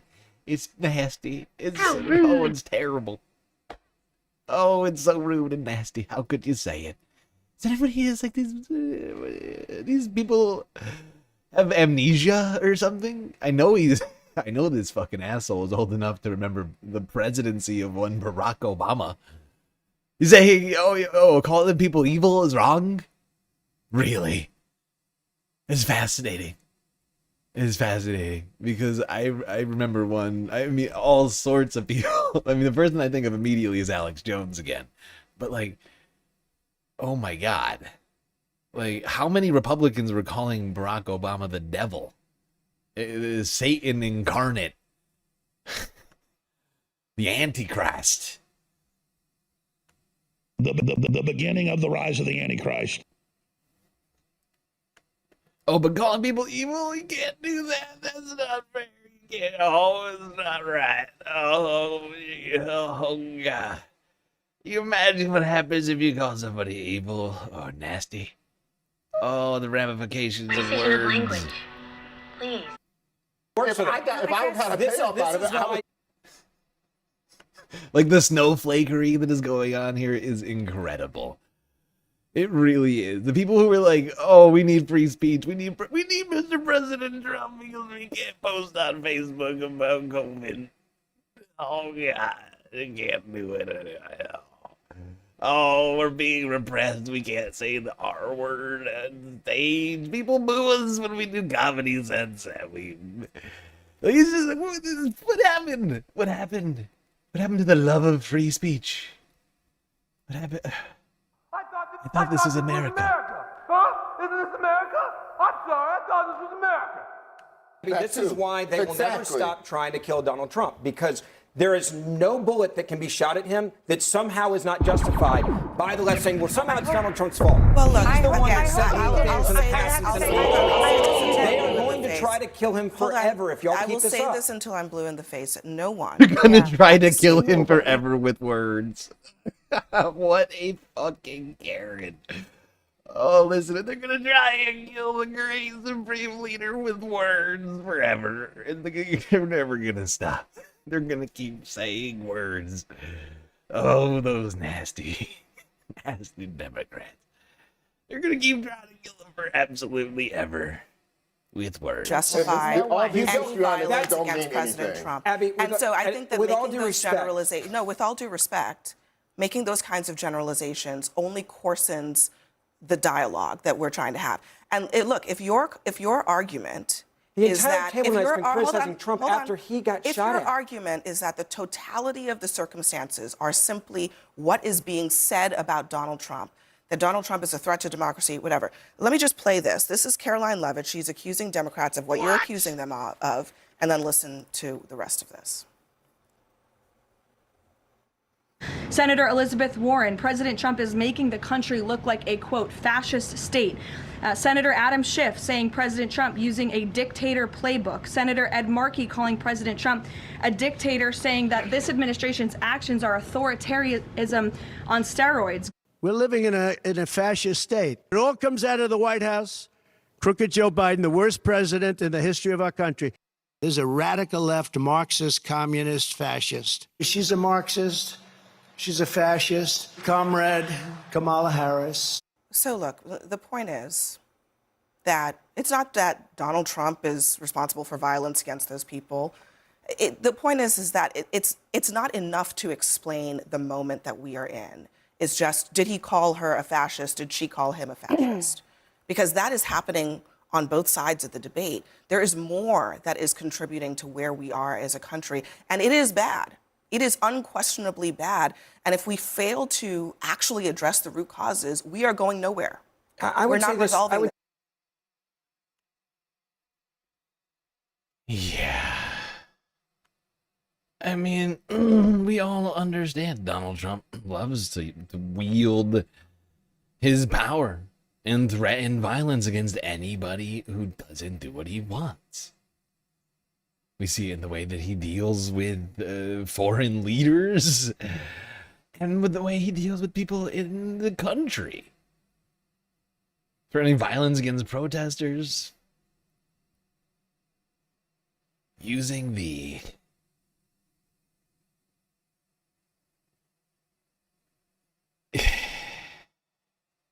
power of his office to, just go after everybody and anybody at the barrel of a gun.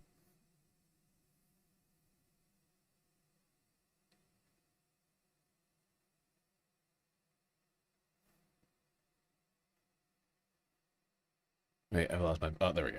All right. Here's some quick clips. Remind us of some more things Trump has said in the past.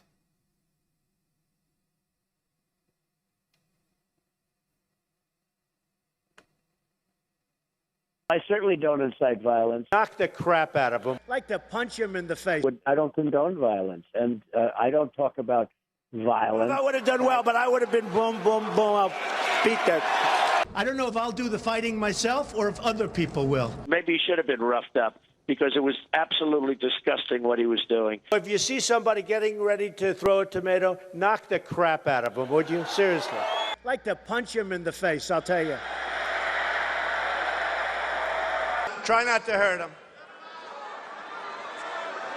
If you do, I'll defend you in court. Don't worry about it. In the good old days, this doesn't happen because they used to treat them very, very rough. And when they protested once, they would not do it again so easily. We become weak. We become weak. And you know what? The audience swung back. And I thought it was very, very appropriate. The audience hit back. And that's what we need a little bit more of now. Part of the problem and part of the reason it takes so long is nobody wants to hurt each other anymore, right? I don't know if I would have done well, but I would have been out there fighting, folks. I don't know if I would have done well, but I would have been boom, boom, boom. I'll beat that. Do you plan on paying for the legal fees of this older gentleman in North Carolina who sucker punched the protester? From what I understand, he was sticking a certain finger up in the air. And that is a terrible thing to do in front of somebody that, frankly, wants to see America made great again. It's possible you could help him with legal fees if this man needs it. I've actually instructed my people to look into it, yes.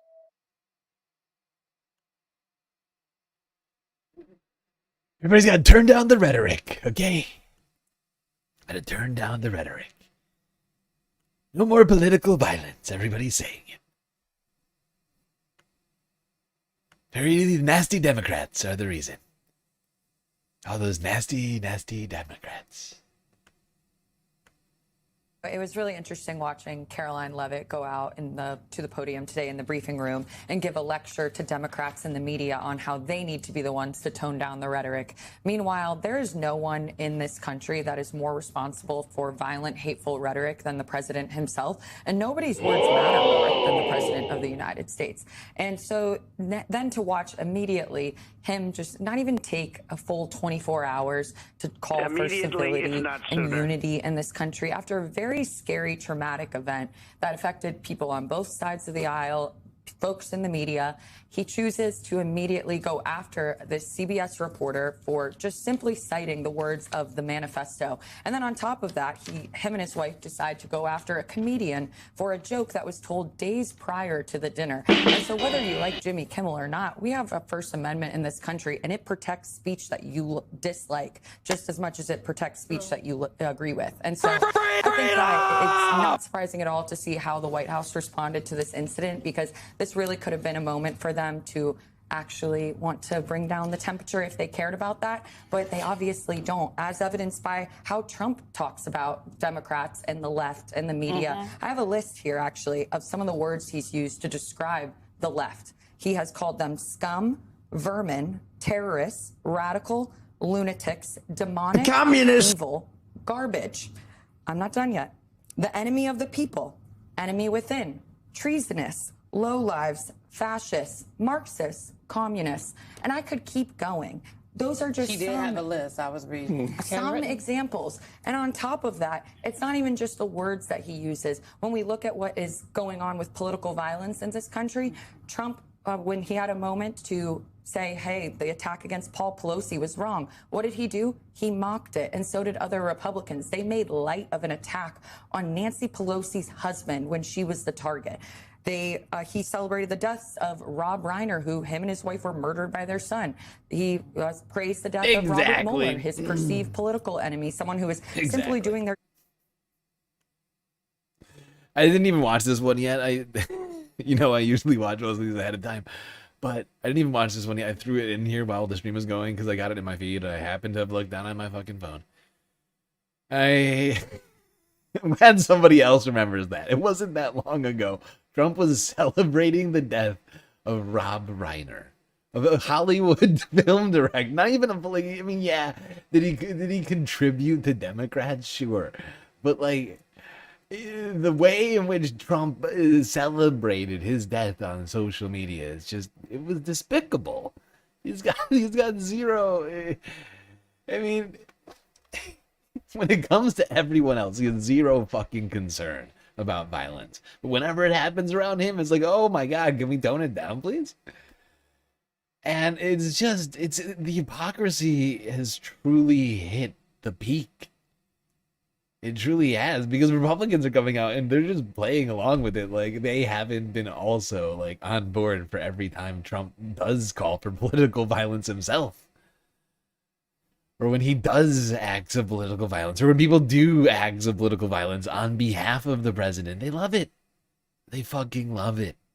But they're pretending. They're like doing some weird kabuki theater for all of us, to pretending they don't and they haven't for so long. And it's like, dude, wait, what are you talking about? By having to investigate Donald Trump. And so, I could spend all day and just go through example after example, but it's really rich then for him to just like him in the White House to go after the Democrats and the media for their rhetoric when he is the chief instigator of violent, hateful rhetoric in this country. Leader Hakeem Jeffries made that I point did everything right and they indicted me. The so-called White House press secretary, who's a disgrace, he's a stone-cold liar, had the nerve to stand up there and read talking points being critical of statements all taken out of context that Democrats have made, and didn't have a word to say about anything that MAGA extremists have said or done, including providing aid and comfort to violent insurrectionists. And this so-called White House press secretary wants to lecture America and lecture us. Yeah, I'm not a fan of Hakeem Jeffries, but he's absolutely right about this. And it's true. That's why I put the Jan 6th riots on the thumbnail. Because this is the peak of hypocrisy. Nobody had any heat for Donald Trump pardoning the Jan 6th insurrectionists. If anything, they were all applauding it. They've all been applauding him pardoning every single kind of criminal. Up and down the rainbow of criminality.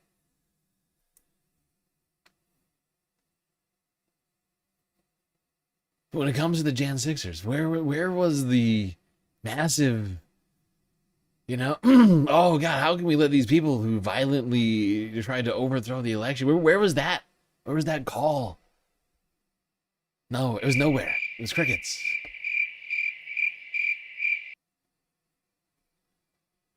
None of these guys, none of these guys are out here complaining about it. They were saying he was right to do it. It's in his power. Totally fine. And the fact is, it doesn't even matter, right? It doesn't even matter if... Here's the thing I would like to point out. You can't support this man who tried to overthrow the previous election if you have an issue with him trying to overthrow the previous election.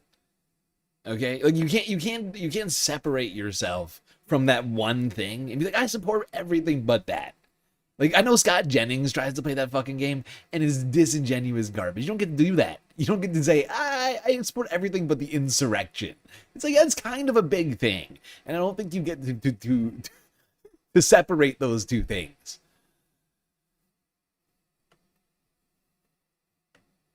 Like, maybe if it was, I don't know, his environmental policy or something, maybe I'd play that game with Scott, you know? But you don't get to play that game with an insurrection.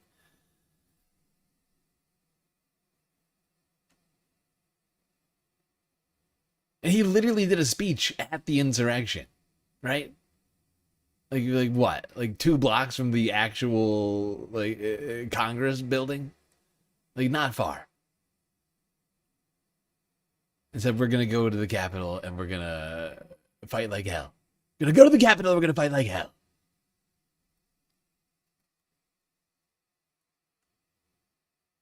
That is not incitement to violence. A mob that had a literal gallows set up in the middle of the street. That is not incitement to violence. That wasn't incitement to violence, but saying that he's a threat to democracy is. This is the Orwellian demand. This is the Orwellian demand. Right now, they are asking you to give up your free speech for your love of the president. They're effectively doing what happened, if I recall, in the Bible. They're saying, deify the man over God, right? The idol, the false idol over... It's the same thing, but in this case, it's you must deify the king over the Constitution. They're saying you have to pick now. That's where it's at. They're saying you're no longer allowed to accept reality. You have to have it dictated by the president, even though you know for a fact Republicans have been all about political violence for this whole time. You have to say, actually, it's the left. It's actually Rachel Maddow and Jake Tapper and whoever else for saying it's Jimmy Kimmel. You know, that's the threat. It's not Trump. That's where we're at.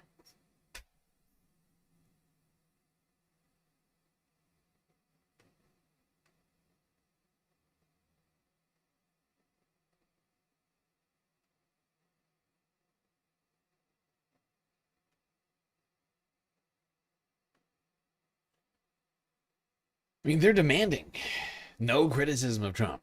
You can't compare him to Hitler or other fascist figures of the past. I assume Mussolini's off the list.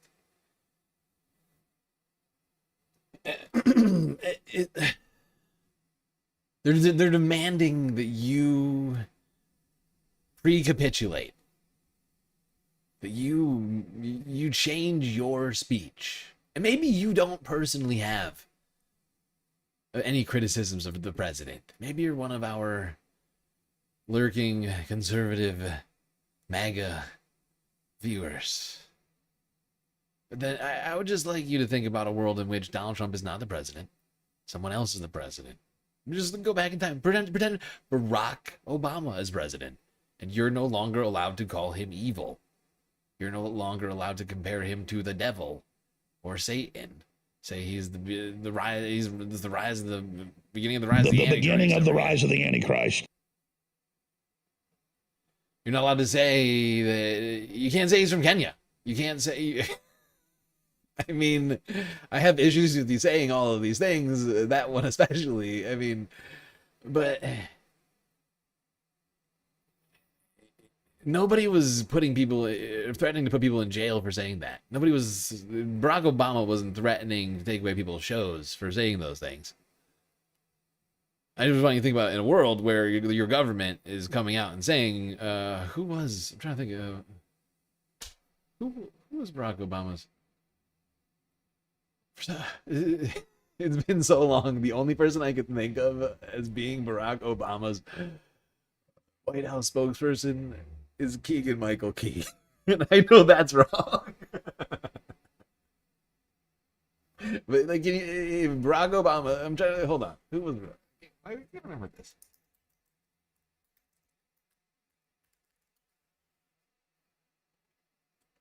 Why can't I remember who this was? Was Psaki one of them? Yeah, was Jen Psaki one of Barack Obama's? Imagine Jen Psaki coming out there and saying, look, we're going to declare everybody who is calling Barack Obama a Kenyan Marxist socialist, an extremist terrorist who's inciting violence. I think you'd have a problem with that. I think if we went back in time, Alex Jones's like tinfoil hat would have exploded.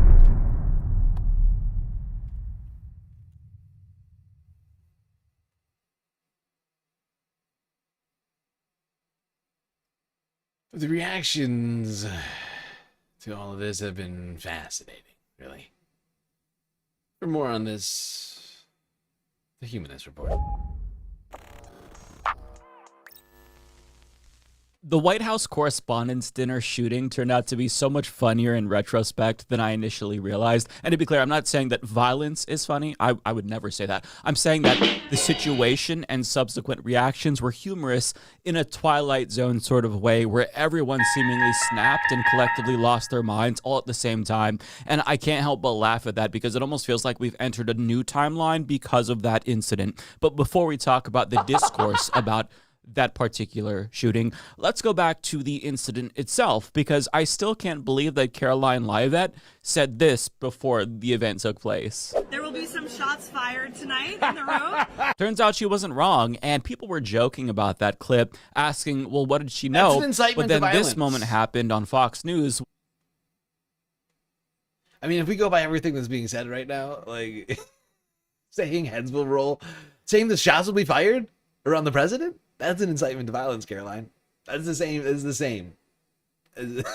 We watched that already, but hearing it again is wild. I mean, while we're being told that saying things like heads will roll or maximum warfare in relation to political gerrymandering are incitements to violence, her saying shots will be fired tonight in the ballroom sounds a hell of a lot like an incitement to violence. We need to investigate Caroline. Immediately, if not sooner. To people really asking, what did she know? I want to just quickly tell you, I was sitting next to Caroline Leavitt, the press secretary's husband. He was one of our guests. He was seated right next to me, and I'm right as the staying dinner in was the starting, race. the national anthem happened, and then he kind of leaned over and said, I watched you on TV, you do a great job. You need to be very safe. And he was just very serious when he said that to me. And he kind of looked around the room and he said, there are some.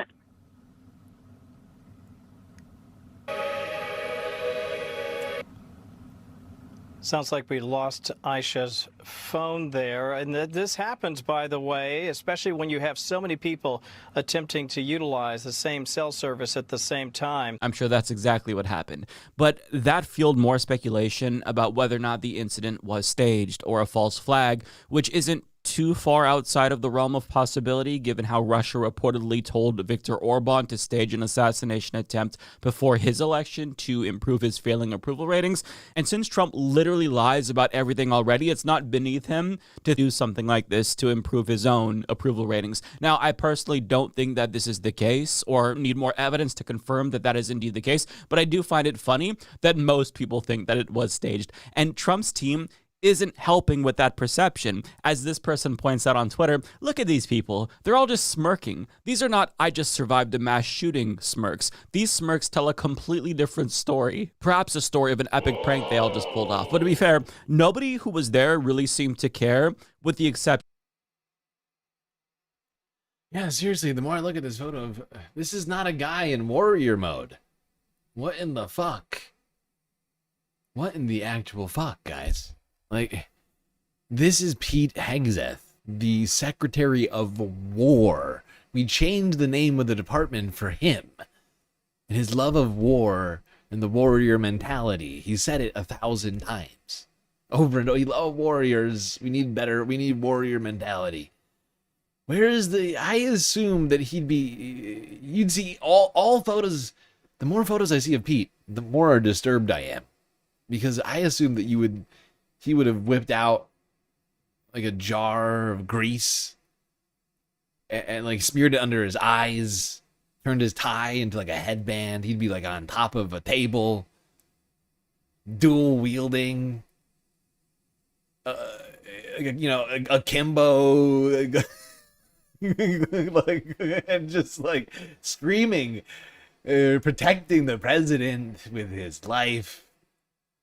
Here he's what is this? This isn't warrior mentality.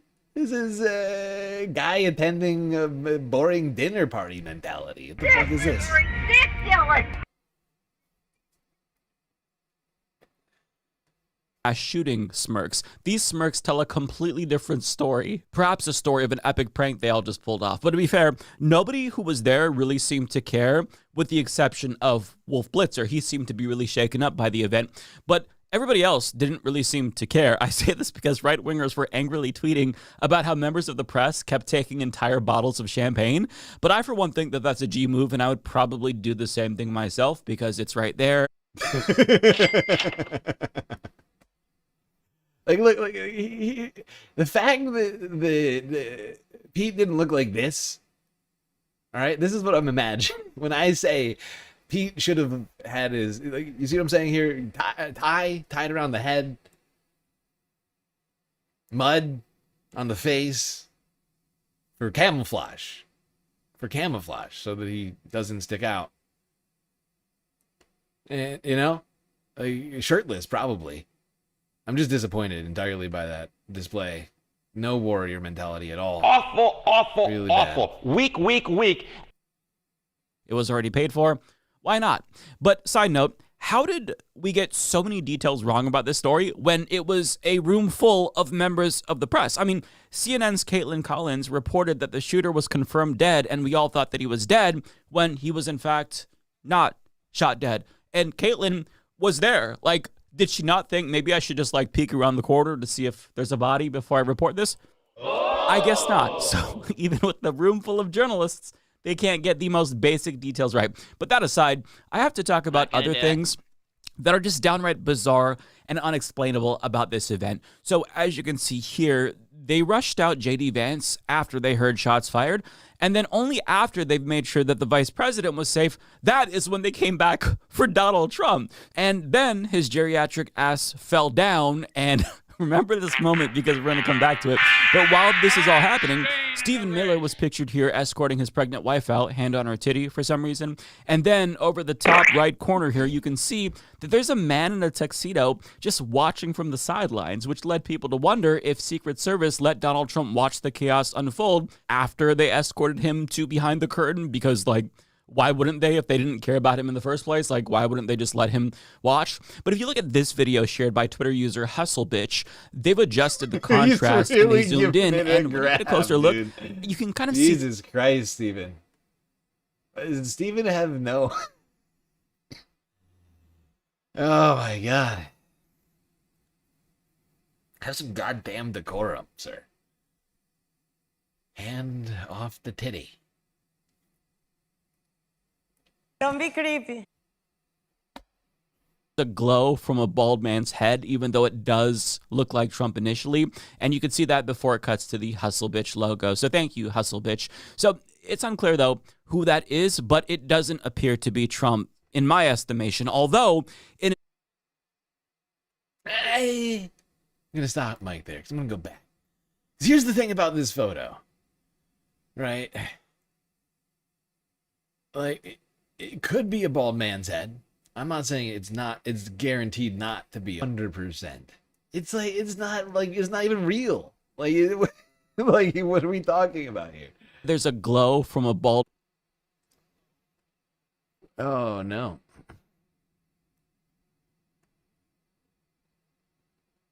What is happening?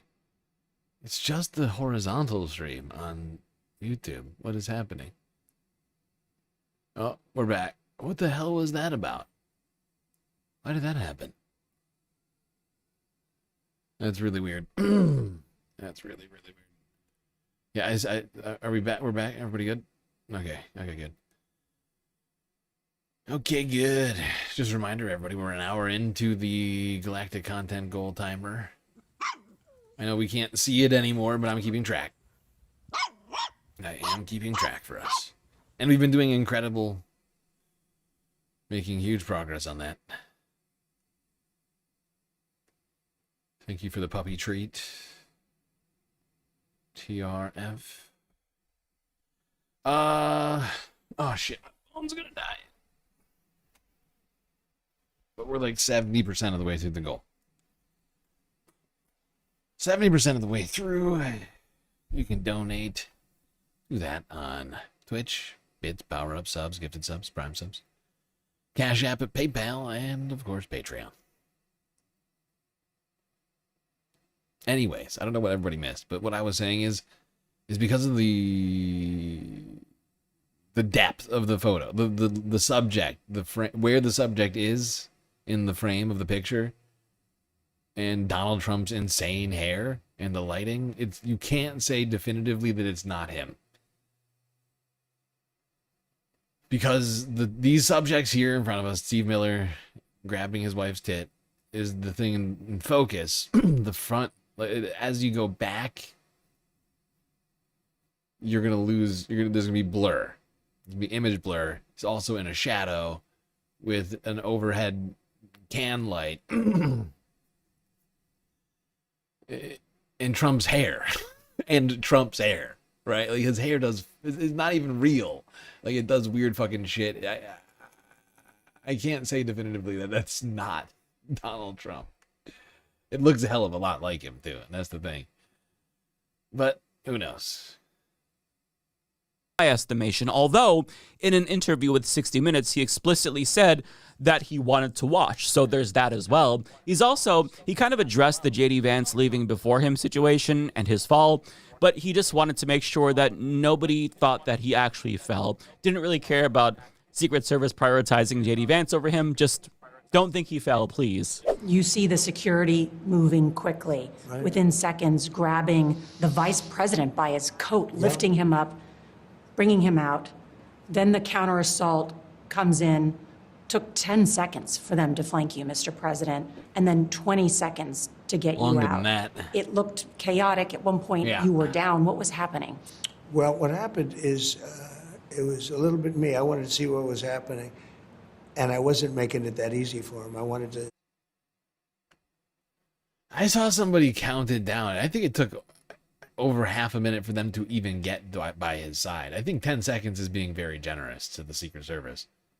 So I think Kyle Kalinske count down. I can't remember who it was. Somebody counted down the number of seconds. I was we watched it ourselves. I mean, I think it was over 30 seconds before they got to his side. And then since he fell down on the way out, like 2 steps in, it took another 20 seconds to get him out. I think it took like a full minute to get the president off the fucking stage. See what was going on. We were asked to go down by the agents as I was walking. In other words, they wanted you almost to crawl. I was standing up, pretty much. Sure. Now, I'm going to share this photograph from that interview because people are asking if the president's booty is thick enough to sit a cup on it. And the answer is no, because that would be a diaper, my friends. Glad I could clear up the confusion about something in this video. But the reporter points out that they got the VP out first, and then it took 10 seconds to find the president, as if they didn't know where he was. And then it took 20 seconds for them to get him out entirely. But rather than saying, yeah, Secret Service maybe should have prioritized me over JD Vance, Trump says that he made it, I can't believe he said this, he made it more difficult for them because he wanted to watch, which just... I wanted to watch. I wanted to see all the fun, the excitement. He is deluded. He's a deranged lunatic, dude. Grandpa needs help. He really does. Oh, God. He's sundowning. All these people were complaining about Sleepy Joe, and then you got a president saying, I just wanted to watch the show. To a potential assassination attempt. Look, can't blame me. Can't blame. It's big news. It's big. Everybody's talking about it.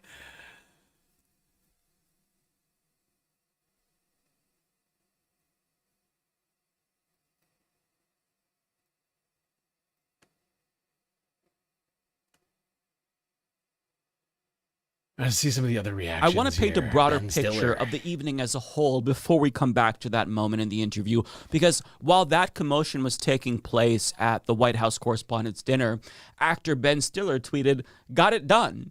Now, at that point, we already knew that the president was safe, so it was obvious he wasn't vague posting about the assassination attempt, especially since we knew that the shooter did not, in fact, get it done. He was reacting to a basketball game in actuality, but Nancy Mace saw that tweet, and, she was like, got what done? Oh, God. And I just can't help but laugh at that, because if he was... Honestly, I was half tempted to respond to that. Got what done? Like, what are you talking about, Nancy? You fucking moron. Who got anything? What are you talking about? Oh, God. She is an idiot. I mean, this woman is dangerous, Why ladies would and he gentlemen. tweet that after the shooter failed? I mean, what the fuck is wrong with these people? And she clearly didn't know herself, hence why she...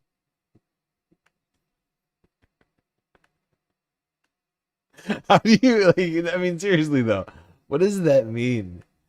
Like, doesn't she have more important things to do? She's a legislator. Yeah, like, Representative Nancy Mace. She is a legislator. And somehow she's got time to respond to Ben Stiller's tweets with that nonsense? Why? How does she not have a million better things to do? I will never know. I wish I did. Or maybe it's better if I don't.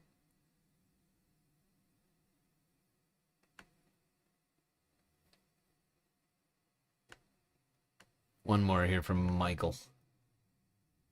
But Trump genuinely seems to be unbothered by this, and even though many people, myself included, expected him to immediately exploit the incident for political purposes, he instead is using it as a justification to get his ballroom. That genuinely seems to be his main takeaway from the third assassination attempt, and it immediately became the main talking point of the MAGA hive mind, who tweeted in unison like NPCs about why the shooting attempt is why we need to build the ballroom, and that includes John We need Fetterman, the who White also House tweeted, ballroom. drop the TDS and build the White House ballroom for events exact.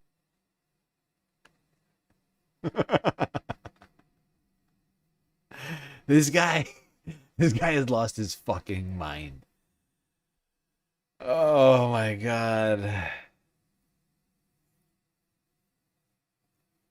Can you imagine if any of like the least, like, like the most hated Democrat presidents of any era did what Trump did and then called to build this ballroom? Like, if you look at Barack Obama had just unilaterally destroyed like the east wing of the White House and the Kennedy Rose Garden and all of the trees and other things that have been there for who knows how long. And then it was like, look, I need it for safety purposes. We need the ballroom.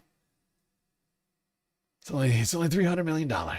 Like these. So they're clearly not letting this opportunity go to waste, of course. And Ashley St. Clair, who has since turned on MAGA after having a baby with Elon Musk, she shared some insight into how this type of coordination takes place. So last week, I told you guys that all of MAGA is paid and they coordinate their messaging in lockstep via group chats.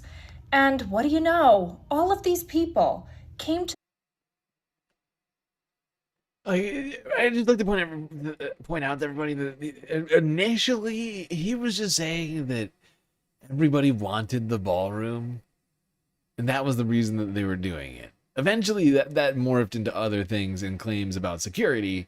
But originally, he was just like, we just need a better space. Too small. Can't get enough people in the tiny East Wing. It's going to be much, much better. Everybody's wanted it. Also, it's going to be bomb-proof and have a super state-of-the-art bunker. That's like, that came later.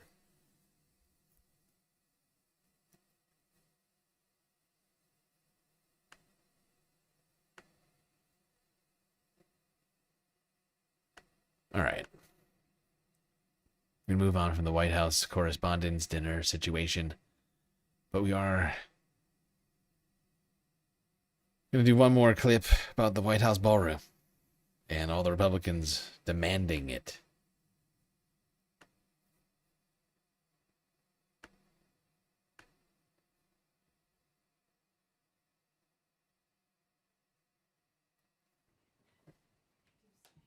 A meeting space that is secured on the White House grounds that would allow people to do what they did at the Hilton Hotel is necessary. Oh my God. This is clearly, they're trying to make this like a failure of the structure that is the Hilton Hotel, rather than a massive failure of the Secret Service. You know how much money we give the Secret Service? Anybody? It's over $3 billion.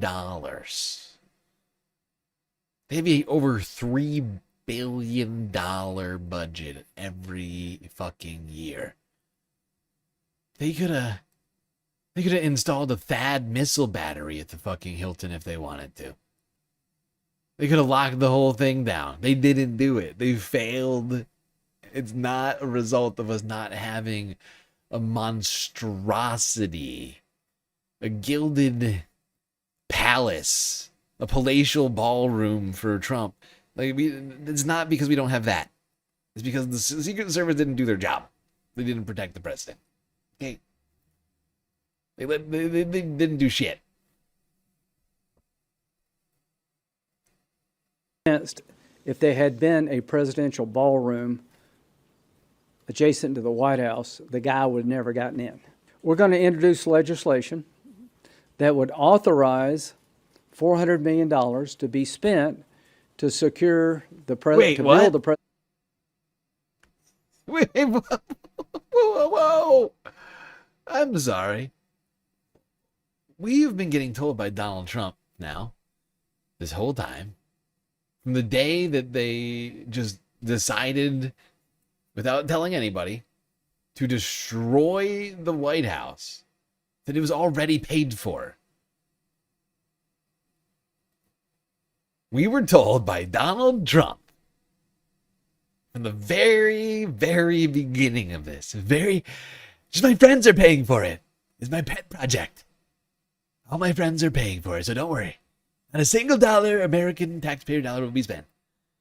Lindsey fucking Graham here just said that they are creating legislation to appropriate $500 million to pay for the ballroom. So which is it? Are taxpayers paying for it? Or are Trump's benevolent benefactors paying for it? And if they're not, where in the hell is that $500 million going?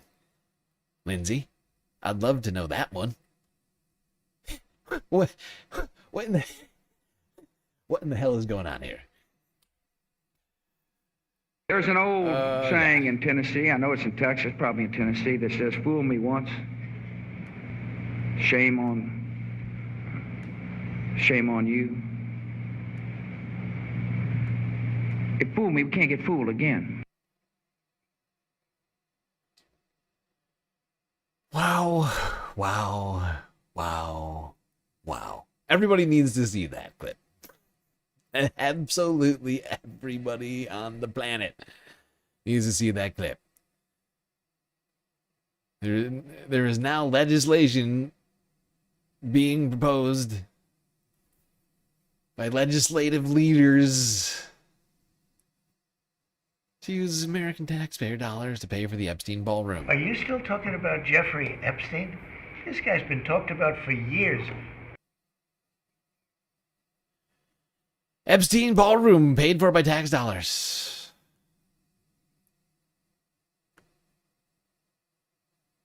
It's very strange.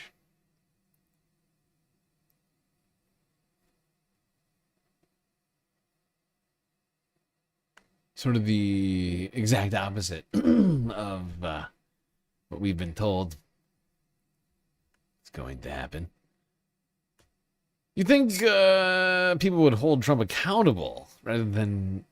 Like, it's fascinating how Republicans are literally... Just think about this for a second. Like, rather than holding President Trump accountable to use the money that he supposedly has received from all of his billionaire buddies to pay for the ballroom, rather than making sure that he actually pays for this monstrosity himself, or prevent him from doing this insane thing that he's doing, they're introducing legislation to use taxpayer dollars to fund it. It's out of control. We've hit maximum hypocrisy. The fiscally responsible Republicans want to spend $500 million on a ballroom for Donald Trump, so all of his Epstein class buddies can schmooze and hobnob in perfect peace and harmony, unabated by the masses.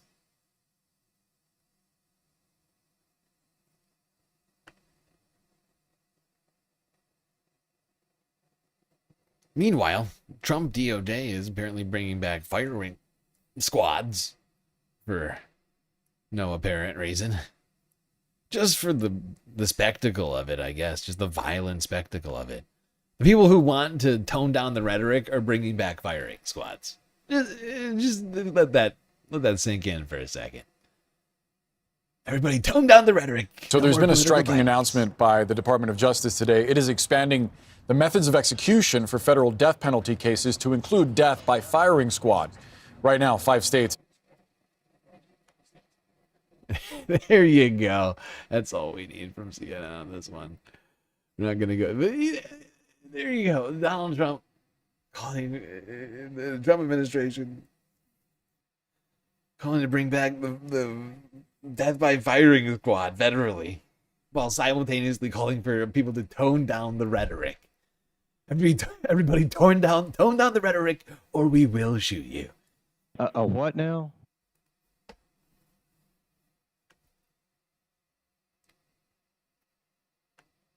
Is truly something. And on the 250th year of this country, fitting that King Charles III, the great grandson of King George III, would visit the United States with his betrothed Queen Camilla, who arrived in the United States for a state visit. Associated Press from yesterday. I'm trying to sound British upper class, right? It's tough. It's tough. You have to be almost paralyzed. Half of your face has to be paralyzed while you're talking to do it properly. You can't be possibly bothered to use most of your mouth and face. It's great to eat. It's too much effort. You suddenly feel safer? Oh, yay. Me too. I feel safer now, too. All right, to the moment that King Charles and Queen Camilla arrived in the United States. Dun, dun, dun.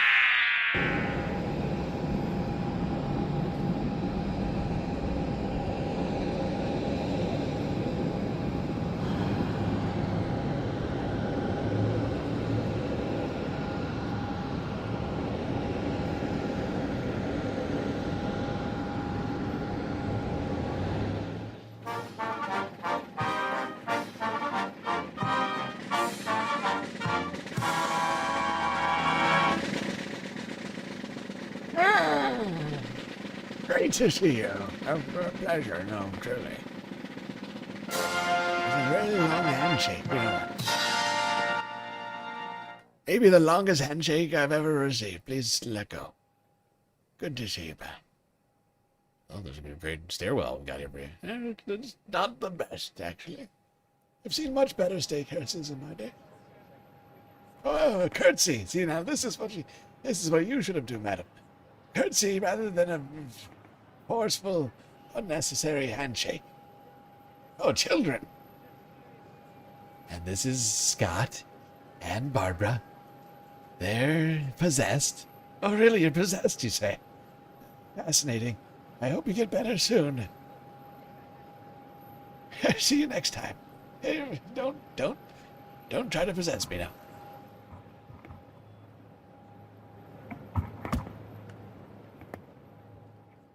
How good to see you, sir.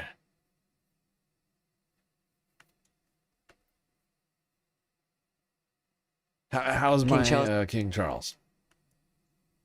1 to 10.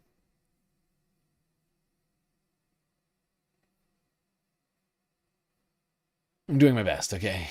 I'm doing my best. All right, let's continue down the primrose path. 11? My God. You're too kind. You're too kind, Manda. Well, take it. Take it. All right. BBC News yesterday. It's a proud moment. Proud moment for the BBC. Oh, they're excited. Queen Camilla have arrived at the White House for the start of their 4-day state visit to the US. After being greeted in front of the cameras on the steps outside, an official picture has been released of them taking tea together. It's a visit with perhaps more jeopardy than usual, given President Trump's propensity for off-the-cuff remarks. And, of course, it's a visit of some diplomatic sensitivity, as relations between the president and the prime minister have soured over the war in Iran. Number 10 is hoping the king will be able to help towards smoothing over the current rift. Our senior royal correspondent, Daniela Ralph, reports from Washington. Despite much talk of diplomatic tension and strain, it was a warm welcome to Washington for the King and Queen from the President and First Lady. The King's first state visit to America as monarch. And President Trump is hosting his first state visit of his second term in office. It is an important show of friendship during a highly secure and highly choreographed trip.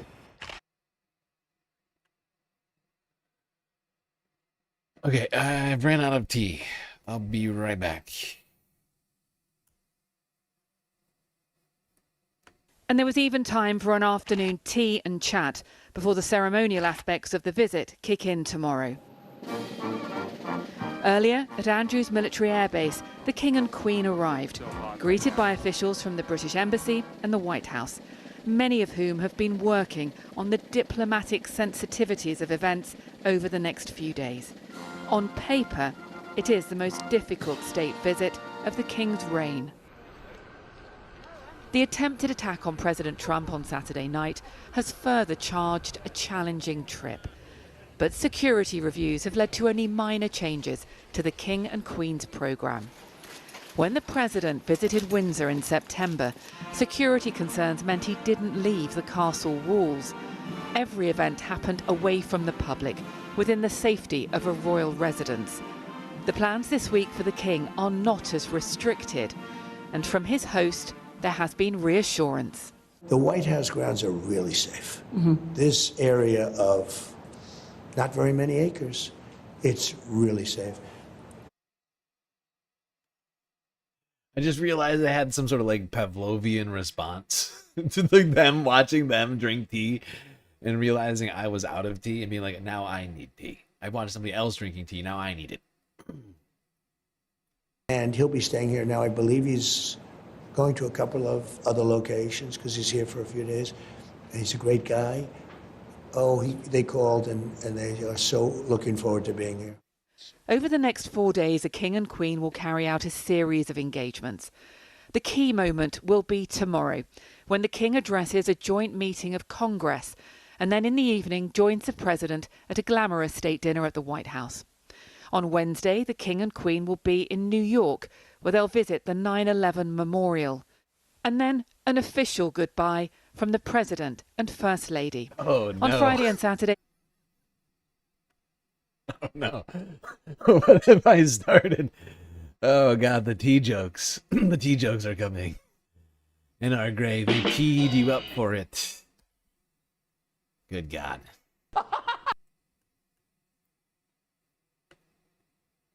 King goes solo, travelling to Bermuda, a British overseas territory, with a focus on environmental and cultural engagements. You know, unfortunately, Keir is not Winston Churchill. And then there is a president showing little restraint in his criticism of the UK, from personal attacks on the Prime Minister to questions over the sovereignty of the Falkland Islands. But his love of the British royal family is a diplomatic weapon. Well, he loves the affirmation that being with royalty gives him, especially with British royalty. He describes his 2 meetings with Queen Elizabeth as among the top highlights of his entire life. They're not going to solve the war in Iran with this royal visit, but it can make the landscape a little friendlier, a little smoother between the 2 countries. The King won't want to provoke the President, but he will want to promote the power of the UK-US alliance. Well, Daniela, as you mentioned, the King is due to speak to Congress tomorrow. Are you getting any indication as to what he might say? Well, Fiona, that speech to Congress tomorrow is a key moment of this trip. The King will become only the 2nd British monarch to make an address to a joint meeting of Congress. The last time that happened, his mother did it in 1991. We are told the speech will be around 20 minutes long. The government has been heavily involved in the content, but I think a lot of the tone and the language of it will be very much the King's own. We are expecting right at the top of the speech the King to reference events here in Washington at the weekend, that attempted assassination of the president, talking about offering solidarity and sympathy to the president. But he will also... Yes, indeed. Wait, why is this? Oh, shit, I gotta close this. This is totally in my way. How did this happen? Okay. Yeah, but there's a lot of writing for the United Kingdom on this royal visit, as everybody back home apparently knows that Donald Trump loves the royals, and it's perhaps the one in that they have, since Keir Starmer and Donald Trump really have not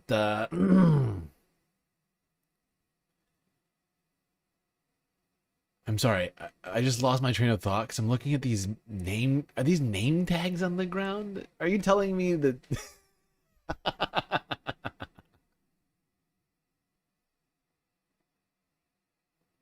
Did they really put stage cues on the ground for the king and the queen? Camilla goes here, Camilla goes here, and king here. King here, Camilla here, okay? Oh my god. Do you see them? Why are those little white marks on the... What is that? What am I looking at? King, queen. Like, what do those say? I need to know. I need to know what those say. What was I just saying? Oh god. I can't remember what I was just saying just now. I've completely lost my train of thought because of these fucking markers on the ground. Oh my god. He really is a man of the media, you know. Okay, this is stand on your mark. Stand on your mark, king, queen. You're off your mark. You're off your mark. You're fired. You're fired.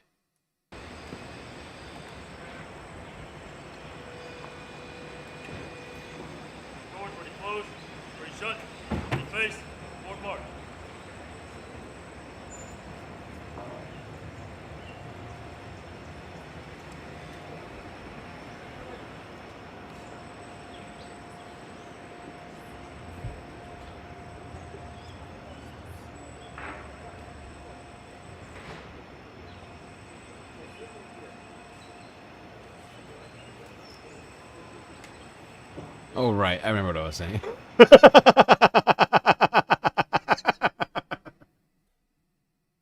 They pointed at the ground. They're like, no, look, we have little markers. Did you see them point at the ground just now? It really was. It's cue cards. King here, queen here. He's out of control. We have a demented, unintelligent person running the United States of America. Oh god, but I remember what I was saying now, is that this is a moment for Britain, the United Kingdom, since Keir Starmer has proved himself not able to crack Donald Trump in any diplomatic fashion. In fact, he's been sort of the target of much of Trump's ire. But with Trump's love, espoused love of the royals, this is the moment. Everything's riding on this.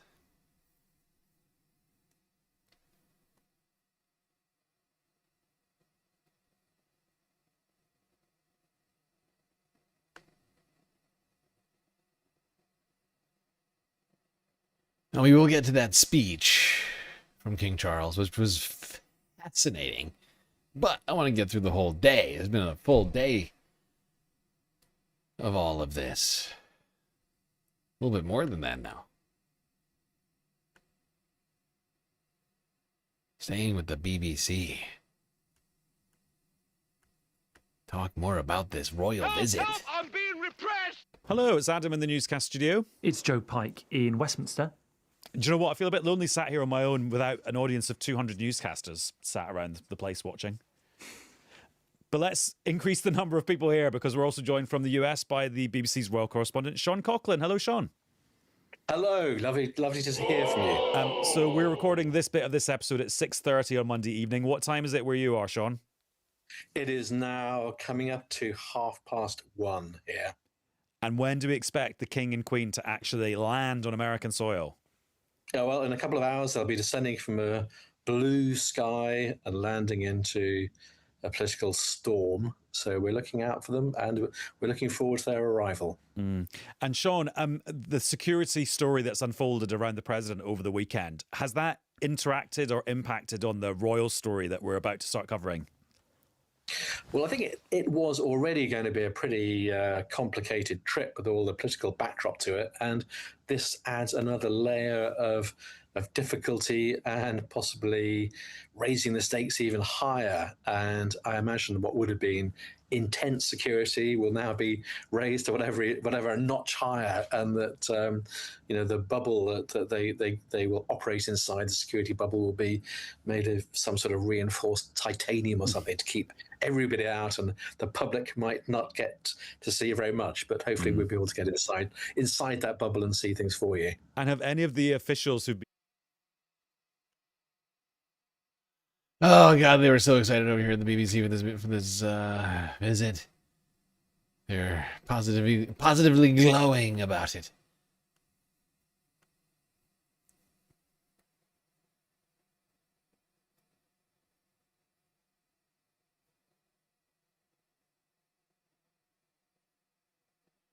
Now, Donald Trump and the First Lady being best. Held a garden party at the patio at Mar-a-Lago. I'm sorry, the cement patio, formerly the Rose Garden, now parking lot.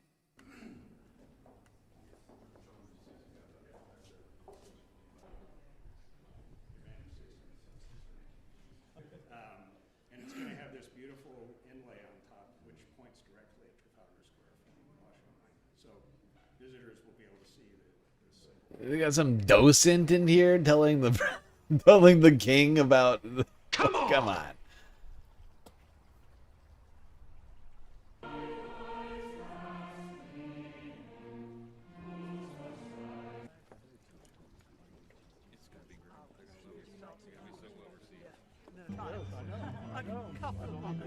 Looking forward to tomorrow. Meet John Freeman. Hello. How are you? Nice to see you. Good to meet you. It's lovely.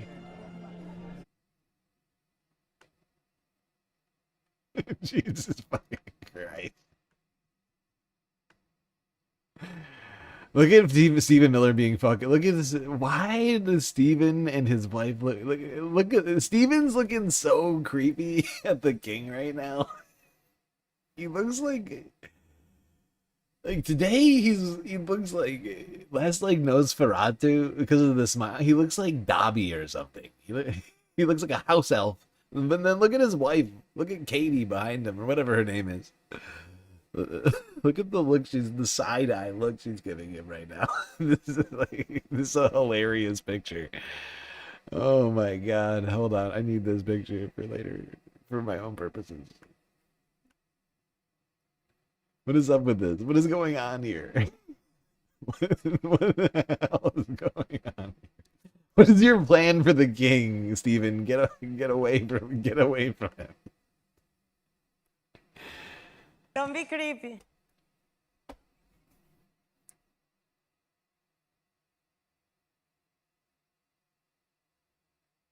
All right, staying on the king topic. France 24 now 19 hours ago.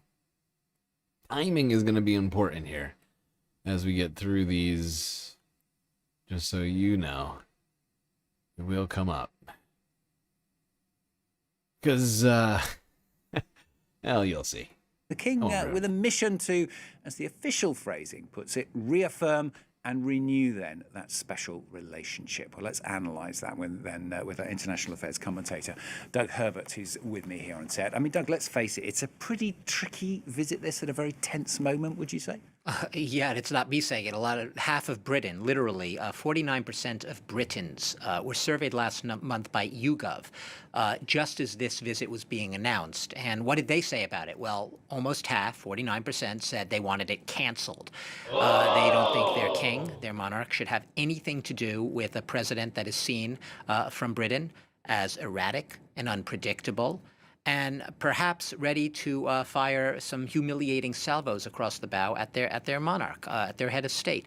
They just don't want to be a part of that. They don't want to put the king into that sort of line of fire. Now, the one perhaps reassurance for the Britons who said they wanted this visit canceled this morning is that the White House has apparently reportedly agreed that the two men, when they meet together, that meeting will be held off camera. So we are not going to get any Zelensky moments in this encounter. And that's not to say that Donald Trump won't perhaps be on his best behavior, because we do know of his high reverence for royalty. He was enamored of Queen Elizabeth, and he reportedly has a very good relationship and fondness for King Charles, even though they apparently had King Charles lectured him too much when Charles was at Windsor last year about climate change, and he came out and he was a little miffed at how long he was lectured. But they have a good relationship. But it is a very tense visit. I will say that there's one veteran American political strategist. His name is Steve Schmidt. He's on the steering committee of a pro-democracy group that's called Save America. And what did he say? This is his words, right? And you might say it's extreme, but he likened King Charles's visit to Trump to that of King Charles's great uncle, the Duke of Windsor, who you might know, Stuart. I see you nodding sort of knowingly. The Duke of Windsor was the former Edward VIII, the king who abdicated. What did the Duke of Windsor do, the ex-king? In 1937, he visited Adolf Hitler. A notorious visit. Now, you might say it's extreme, likening King Charles, a now reigning monarch, visiting Donald Trump to that of a duke visiting Adolf Hitler in 1937. But he basically says, Steve Schmidt, his point is that the optics are bad. And he... Illegal. Uh-oh. I believe that's one of the things Caroline told us you're not allowed to do. Not allowed to compare Donald Trump to Hitler. Right to jail, right away. Wow. King Charles's visit with Donald Trump being compared to Edward VIII's visit with Adolf Hitler. Well, it never occurred to me. Interesting. It's just crazy enough to work. Yeah.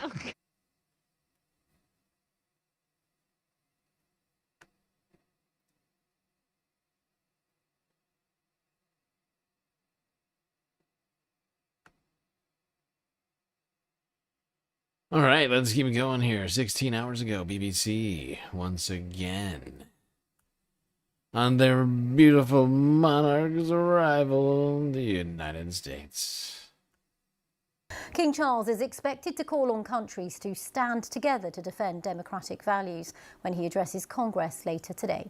The King and Queen Camilla are in Washington on a historic 4-day state visit, the first by a British monarch in nearly 2 decades. Well, during his speech, the King's also expected to underline the importance of the long-standing alliance between the UK and the US at a time of diplomatic strain between the two nations.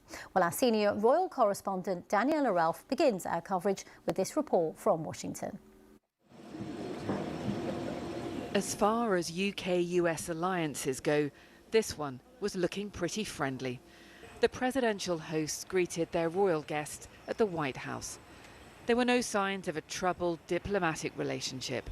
This was the King's first state visit to America as monarch, and President Trump is hosting his first state visit of his second term in office. There was time for afternoon tea and chat. Earl Grey and a royal blend were served up. The King and Queen were supposed to be here for around 20 minutes. They ended up staying for more than double that. Today, the King will address Congress in a speech designed to emphasise a spirit of friendship in challenging times. It's thought the King will reference topical issues, including the conflicts in Ukraine and the Middle East. In so many royal speeches, there is an element of having to read between the lines. Addressing Congress, the King is expected to reference the fact that historically, America and Britain haven't always been in agreement, but that time and again, the two countries have found ways to come together.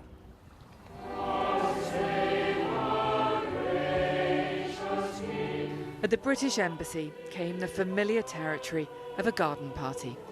Amongst the guests, politicians, charity workers, and the Olympian Tom Daley. And for the Queen, there was also a chance to meet some old friends. I haven't seen you for a very long time. Hearing from survivors of Jeffrey Epstein remains off the agenda for the King and Queen this week on legal advice. But at the embassy, the Queen spent time with groups working for domestic violence and child protection organisations in the US. I think, of course, it has to be a choice for the individuals, certainly for the King and Queen as they come here for this event. I think certainly we all prioritize the voices of the victims and the survivors, ensuring that not only that they are heard, but that progress is made in repairing systems that broke down, that failed them. The friendly arrivals of yesterday moved to the more formal What the hell does that ceremonial mean? elements today. But state visits are a mix of high diplomacy and personal chemistry. Before the day ended, the King and Queen got a chance to look at the White House beehives, including one shaped as the White House itself. Be best. Daniela Ralph, BBC News, Washington. By the way, of course, the White House posted this. Ah, shit, I'm on the wrong browser. They posted this earlier today. 7 hours ago. Be best with 2 B's. It's hilarious. Get it? It's a pun. Be best. And they're looking at the beehive. Ah. It's hilarious.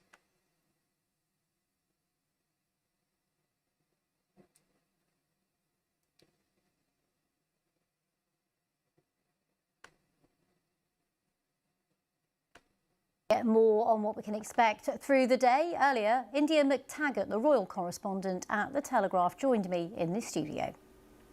This is going to be the King's moment to address a joint session of Congress. He is going to be more sort of overtly political than maybe expected. He's going to mention Ukraine, the Middle East, NATO. He's going to talk about his own service in the Royal Navy, which is very pointed considering that the Trump administration have taken to mocking our Navy. in recent months because of Keir's reluctance to get involved in the Iran war with Trump. There's going to be moments where the king really can sort of reaffirm the shared democratic values, as he always does, which is the soft diplomacy the royal family is so well known for, but also sort of say, you know, this is one of the greatest alliances in history, and we should honour that for the sort of shared global security, not just for our security. I heard a comment from a commentator earlier, saying that President Trump is infatuated with the British royalty, but he's not infatuated with our Prime Minister at the moment. No. How do you think King Charles's visit can help reset some of that relationship? I think Trump views them very separately. I mean, if he doesn't pick up the phone to Starmer, he will always listen to the king.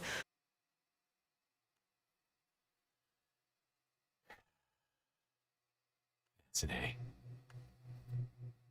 GSL's wallpaper. What do you mean? Oh, my computer wallpaper? You never noticed that? I like it. I made it one day randomly for fun. It's hard to tell, but there's actually two circles. It's sort of a gradient,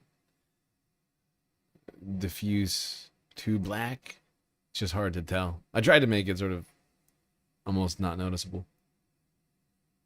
It's more noticeable on my monitor, but I think it doesn't really quite pop on the stream.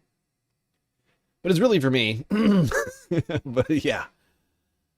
Yeah, that's one of my wallpapers, although I have multiple monitors and I assign different wallpapers to each for vibes. For the vibes, you know.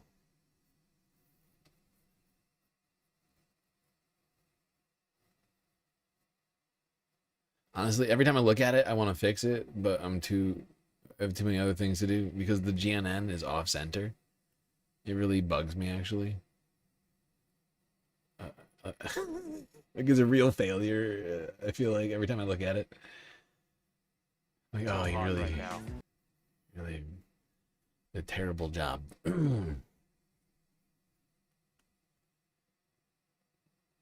Just thinking about it right now is making me furious. All right, I need to keep moving. CNN up next. From 13 hours ago. To Donald Trump making a speech celebrating the royal family's visit.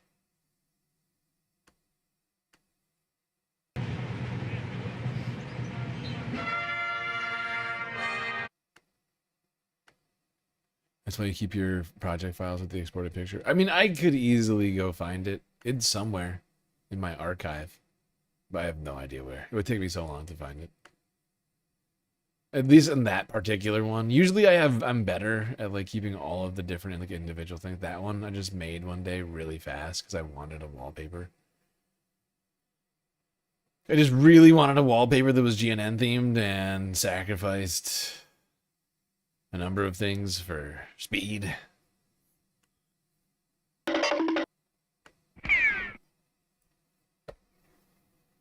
Okay,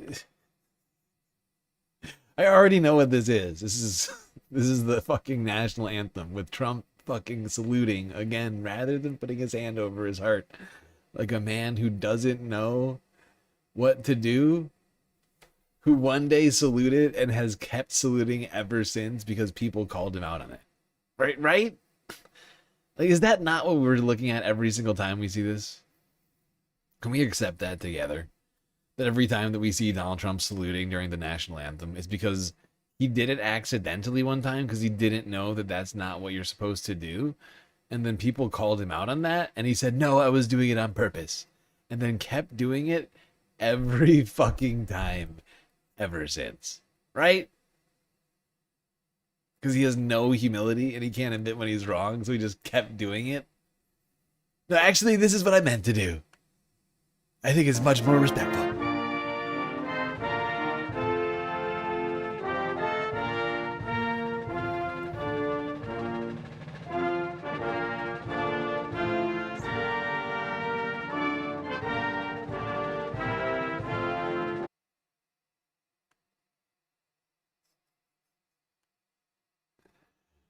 Oh, this is fucking terrible. I'm not even gonna listen to Donald Trump talk.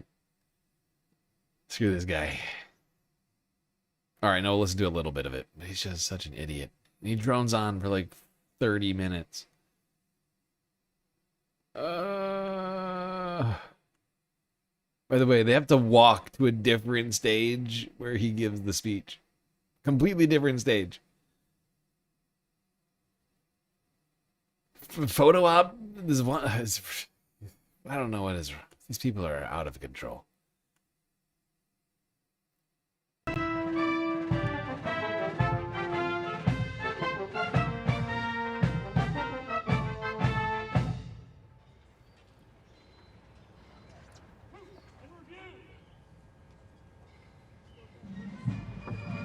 going, all right? More? No. Why? No. Stop the music. Please stop it. Oh God. Why? No. I missed this earlier. Oh no. Really?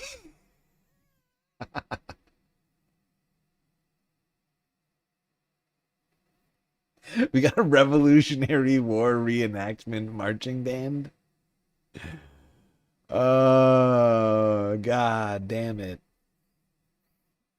This is disgraceful. Be ashamed of yourself for having that thought.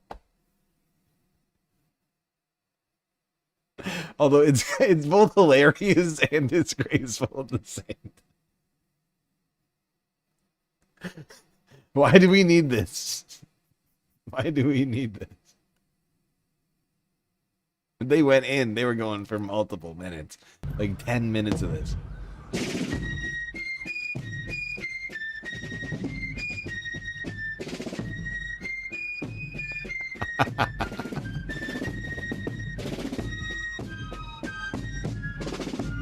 is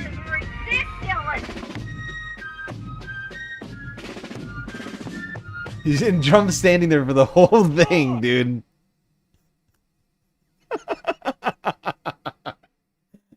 Everybody else is seated. Trump is standing for the whole thing. This is insane. Oh my God. We have a demented, unintelligent person running the United States of America.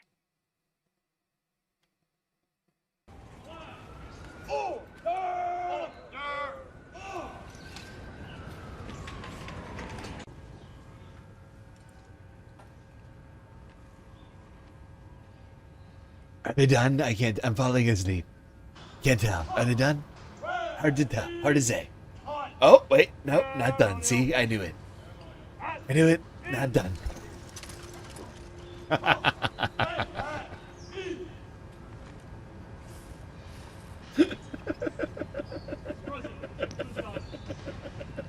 Ladies and gentlemen, the President He's of still the United just States, standing. Donald J. Trump.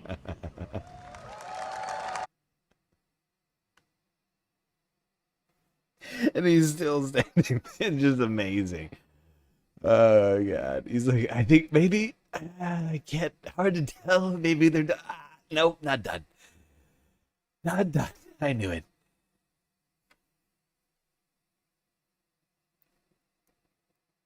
That's good enough for me. What a shameful, what a shameful display from the president. Just random. Just looked like a. He looked like a child, you know, at like an adult event who didn't know what was going on, but was like had to be there, you know. He's in he's like in his suit, but he's not like fully, he's like not there. Like he's daydreaming about like dragons or spaceships or something. And like that's what he looked like just now. He just like everybody else is just sitting down like normal human beings. He's just standing at the podium for 10 minutes while this marching band marches. It was such a weird thing to witness. What is wrong with this man? And how is it that nobody is coming at him for the same thing they were coming after Sleepy Joe for?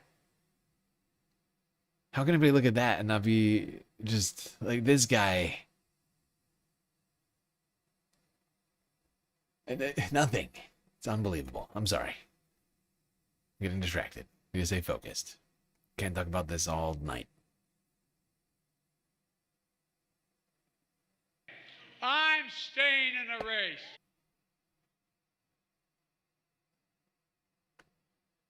Now, it wasn't just a long speech and a Revolutionary War marching band. No. Trump also had a parade and a flyover as well as part of the festivities here. Oh God, I'm gonna sneeze again.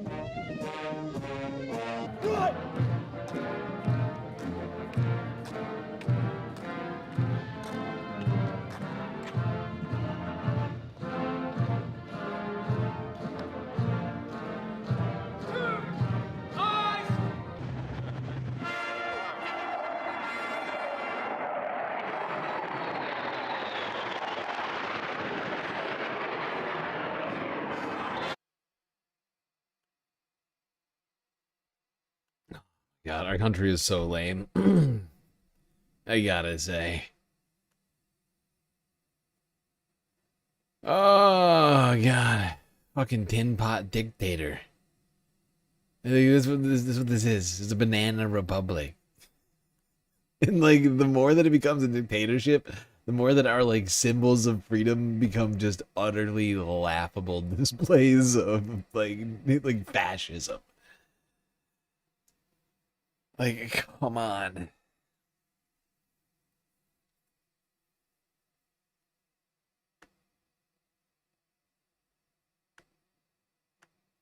Like, you look at some of our outfits and some of our songs, and it's no less farcical than the hats and outfits and stuff over there in the United Kingdom. Like, it's take away the freedom, and it's all just a bunch of nonsense.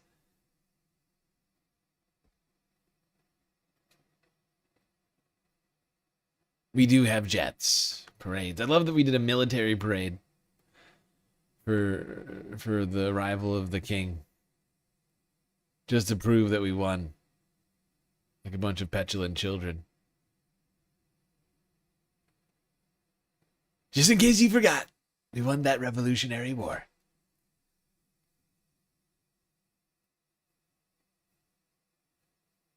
Has someone coined the term hypocrisy maxing yet? I don't think so. I think you can snag it, Ebrock. God, I am starving right now. I did not eat. I should have eaten. I'm moving so slow, too. Actually, not that bad. Let me look. 20. That's not bad. Actually, I'm doing terrible. What am I talking about? Oh, no, actually, that's perfect. We're doing fine, time-wise, actually. 8-hour stream. As long as we complete the galactic content goal. However, we have not yet done that. And we're 3 hours into the stream now. 2 hours into the goal, 1 hour left. Thankfully, we have a lot of ways for you to contribute to it. Although less than I'd like with the demonetization of the channel on YouTube. So, what's left is Twitch, bits, power-ups, subs, gifted subs, prime subs, Cash App, and PayPal. If you prefer your money go directly to funding the stream, rather than Amazon.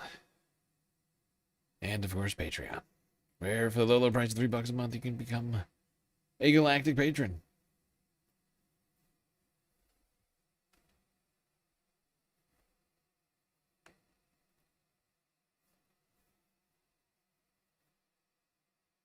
All right. BBC up next, 11 hours ago. Let's talk about whether or not King Charles can change the mind of Donald Trump. A what now?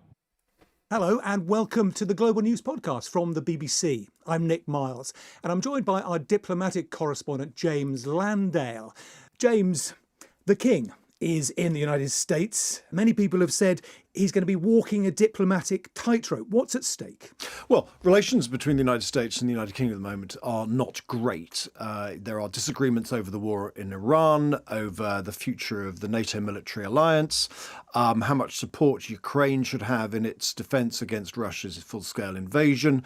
There are disputes over trade, and the Americans have even dragged up the old issue of Britain's connections to its overseas territory of the Falkland Islands in the South Atlantic. So at the moment, the relationship is not great. So at stake in this state visit by the King is essentially whether or not he can take some of the heat out of the relationship and out of some of the tensions at the moment, and just put things back on a straighter keel. So, James, can the King's visit change Donald Trump's view of Keir Starmer and the UK as a whole? No. Donald Trump's mind is made up by Donald Trump, and it is a mind that, as we know, varies from time to time. So even if this trip goes really well and Donald Trump has a warm, fuzzy feeling about the British state and the monarch and the King, how long that sustains, I think, will be an open question. What the King can do is change the tone, can change the feel, the atmosphere, but he's not going to in any way change Donald Trump's view on the war in Iran, support for Ukraine, or anything specific like that, because that's not what the King is there to do. The King is there just to pour some oil on some troubled waters by reminding the American system and the White House and the president personally that this is a long relationship that's 2.5 centuries old. And it was forged in rebellion and war. It has had repeated rows and disputes, whether that is the protectionism of the 1930s, the entry into the Second World War, the Suez Crisis. Even Margaret Thatcher and Ronald Reagan, who were the closest of British and American leaders, even they fell out over the American military operation on the island of Grenada. The point the King will make is, throughout all of that, the relationship has endured. Yes, at least that was the expected message leading into the speech. That was BBC just a few hours before said speech.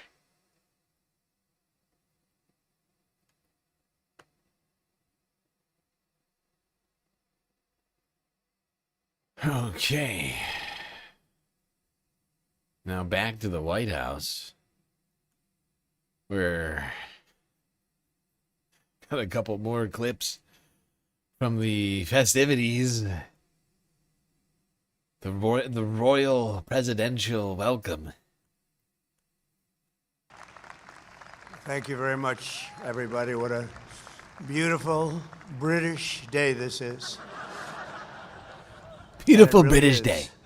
In the century since we won our independence, Americans have had no closer friends than the British. We share that same root. We speak the same language. We hold the same values. And together our warriors have defended the same extraordinary civilization under twin banners of red, white, and blue. Anytime the Queen was involved in a ceremony or anything, my mother would be glued to the television and she'd say, "Look, Donald, look how beautiful that is." She really did love the family, but I also remember her saying very clearly, "Charles, look, young Charles, he's so cute." My mother had a crush on Charles. Can you believe it? Amazing how, I wonder what she's thinking right now. Be best.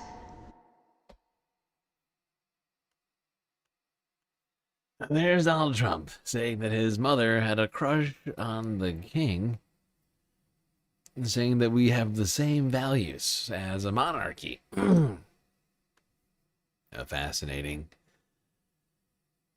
claim from the president.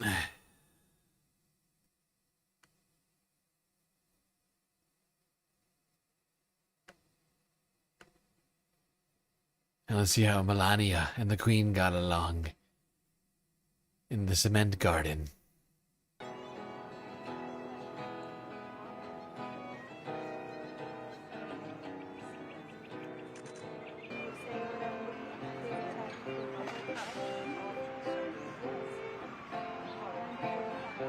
Yes, his art, I think, named John Adams. I do not know. Quincy, maybe? I don't know. One of the Adamses.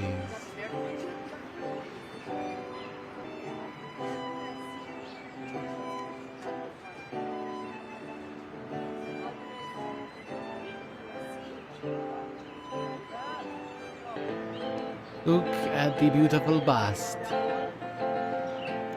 Look at all the beautiful children and their sunglasses.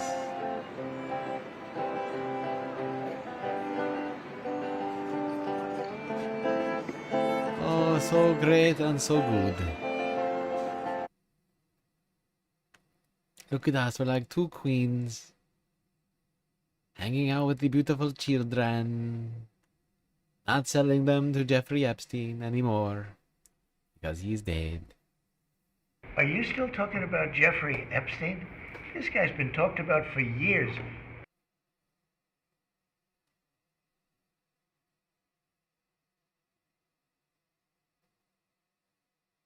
Sun exposure is really bad for those paintings. I assume that's an original. I assume they trotted that out into the sun because they don't care. Because they don't give a shit.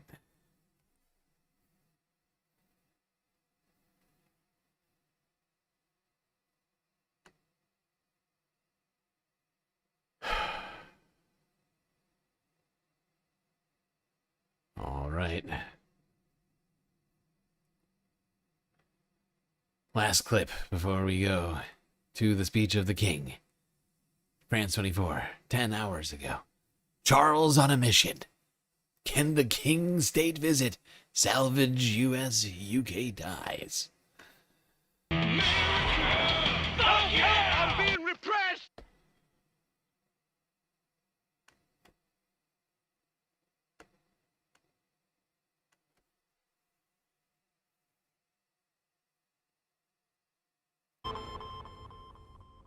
Call it the royal trump card. King Charles dispatched to Washington on a state visit at perhaps the lowest point in the special relationship in at least 7 decades.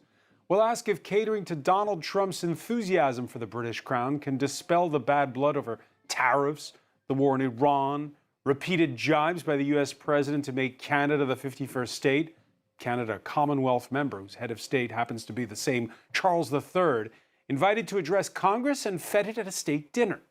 Does the successor to Queen Elizabeth have what it takes to keep a poker face and stick to the script prepared by his prime minister?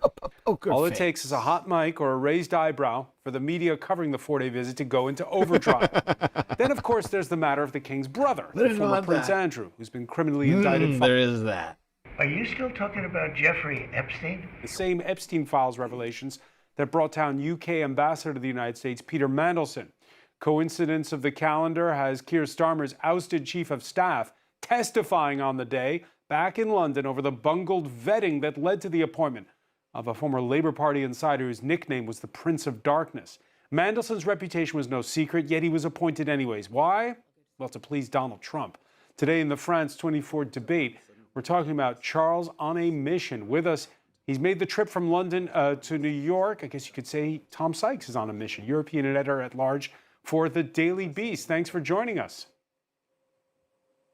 Thanks for having me. From Washington, Jim Townsend, former U.S. Deputy Assistant Secretary of Defense for European and NATO Policy. Good to see you. See you. Laura Carter, lecturer in British history at Université Paris-Cité. Welcome back to the show. Good evening. Jeremy Stubbs, deputy editor of the news site Causeur, president of British Conservatives in Paris. How are you? Good to be here. You can, reminder, always listen. That's right, listen to the France 24 debate wherever podcasts are streamed.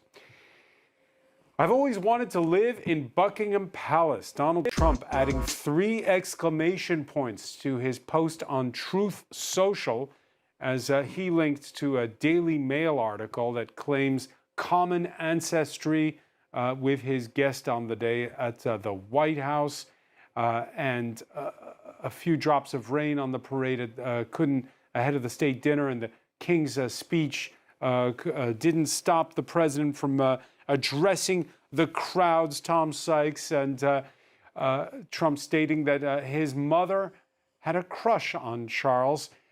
This isn't going off script in the wrong way. This is very much on message. Yeah, welcome to the bizarro world of Donald Trump.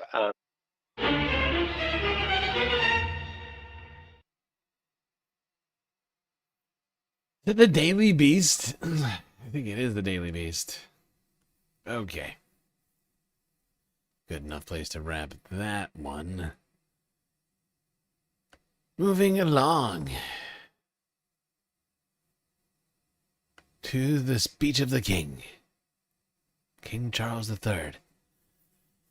Addressing the U.S. Congress, only the second monarch to do so in U.S. history. Streamed 8 hours ago. But before we do that, before we go doing things like that, I just want to go back to the White House's Twitter account for a second. Really quickly. Be It best. is not for Be Best. No, a cute post. No, it's this one.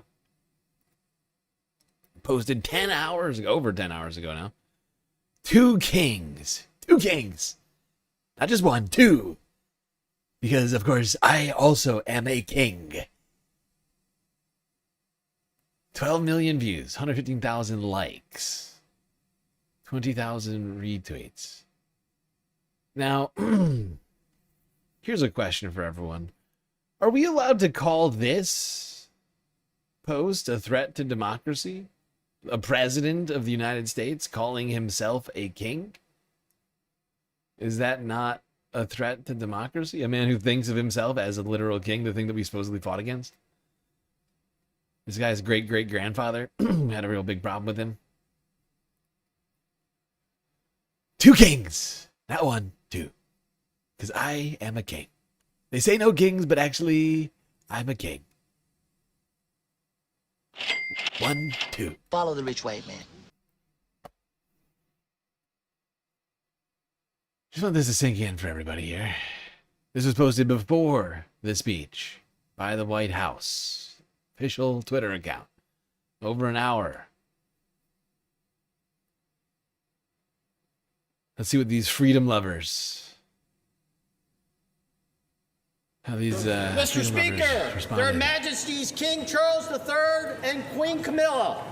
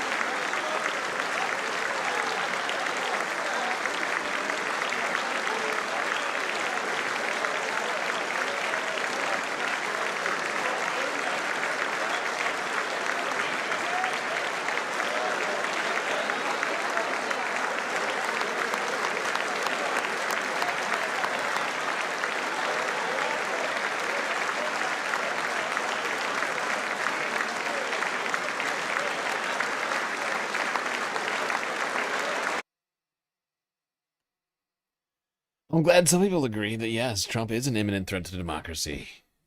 But we're not, we just got told by the White House, by Caroline Leavitt, yesterday, that we're not allowed to say that Trump's a threat to democracy.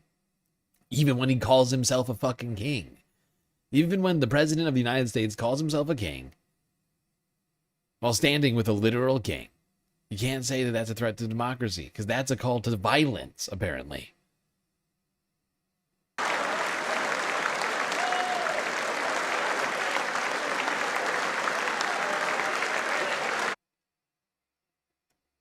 But this is why this video is entitled GOP Hypocrisy Hits Max. Because I thought it plateaued earlier this year, but they actually have reached new bounds, unknown to humanity, never before seen.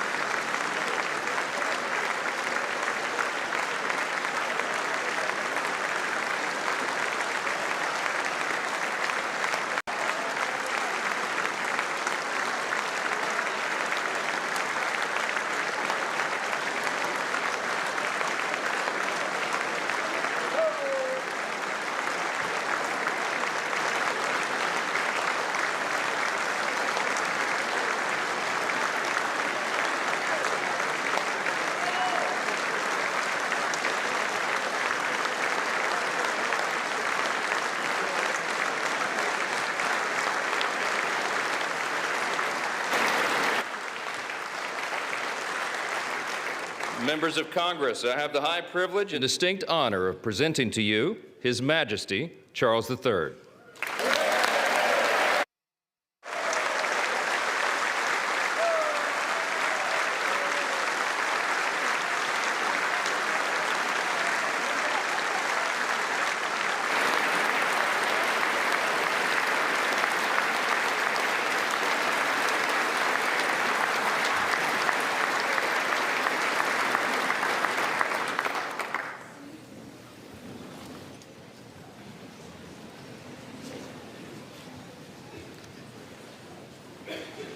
Mr. Vice President, Mr. Speaker, members of Congress, representatives of the American people across all states, territories, cities, and communities.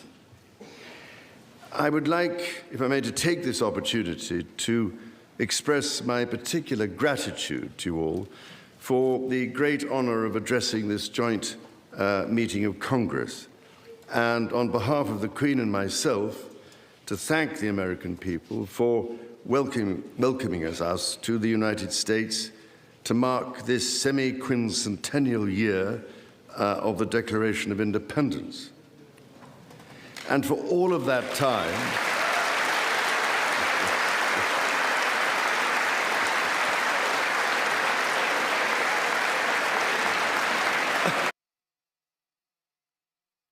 and this is where it begins. So while all these Republicans are retweeting and liking Donald Trump's post on Twitter that he's a king, they're in here applauding the current king of the United Kingdom for saying that we decided to stop embracing kings. It's like the hypocrisy. It truly feels like it just knows no bounds. It's like, yeah, like, why aren't you guys like you guys are applauding our fighting against a monarchy 250 years ago. Right now, you're all ushering in an American king. You're all literally emboldening and empowering a man who literally thinks he's king. And it's just insane. And they just, this goes on. Aren't you lucky?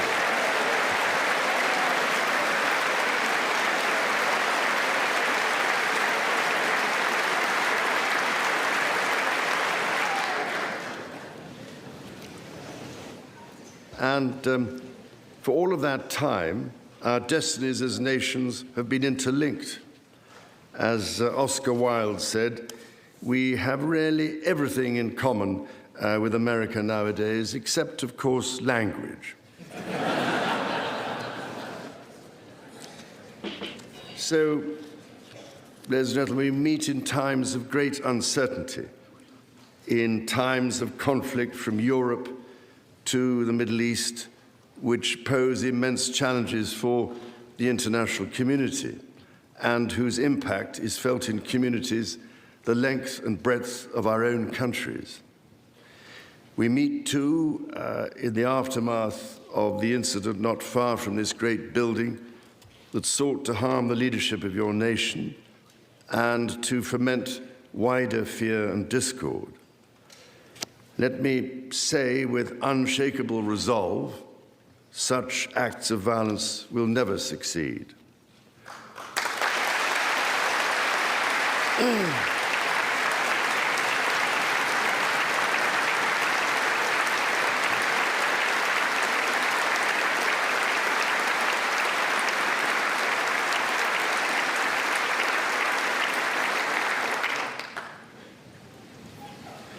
Whatever our differences, whatever disagreements we may have, we stand united in our commitment to uphold democracy, to protect all our people from harm, and to salute the courage of those who daily risk their lives in the service of our countries.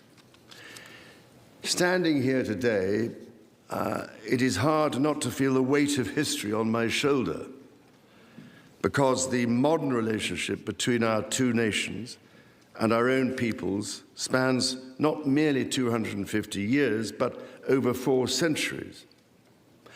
It is extraordinary to think that I am the 19th in our line of sovereigns to study with daily attention the affairs of America.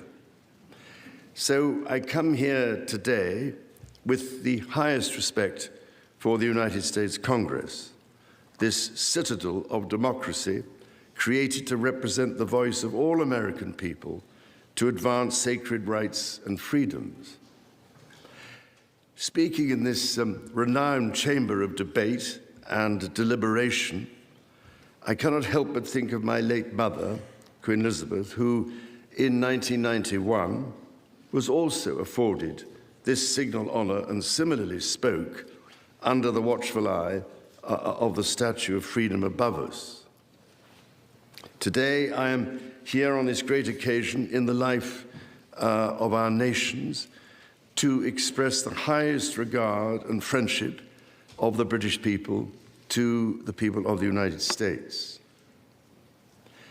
Now, as you may know, when I address my own Parliament at Westminster, we still follow an age-old tradition and take a member of Parliament hostage, holding him or her at Buckingham Palace until I am safely returned.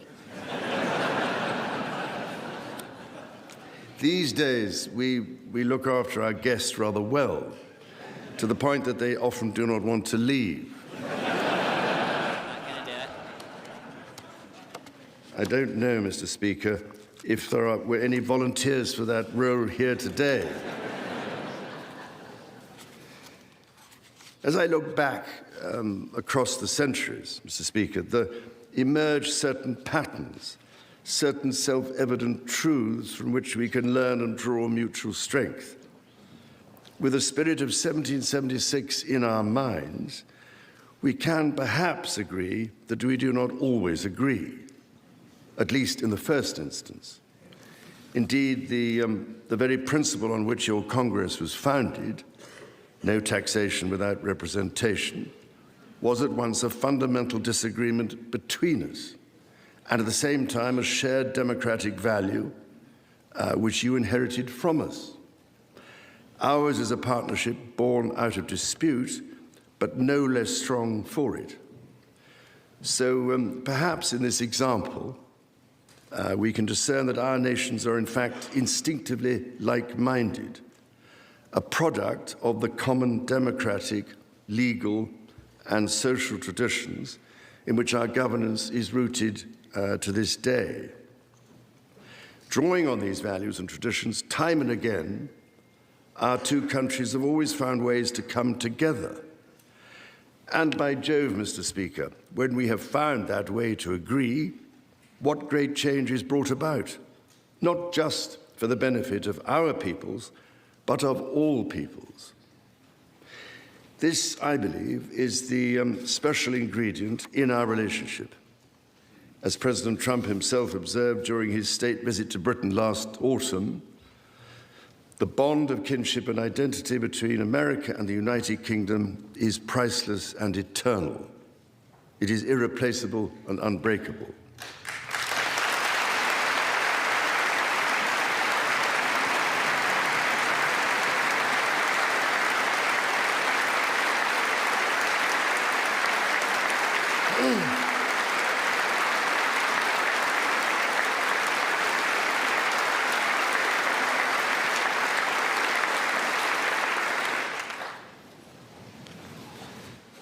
Mr. Speaker, this is by no means my first visit to Washington, D.C., the capital of this great republic.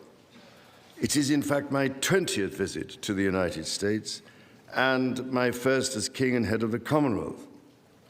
This is a city which symbolizes a period in our shared history, or what Charles Dickens might have called a tale of two Georges.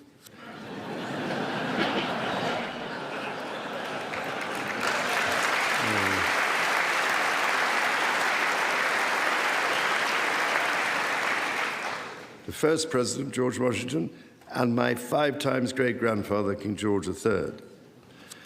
King George, as you know, never set foot in America, and please rest assured, ladies and gentlemen, I am not here as part of some cunning rearguard action.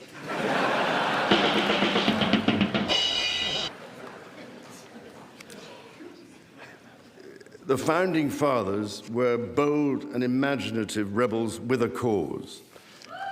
250 years ago, or as we say in the United Kingdom, just the other day,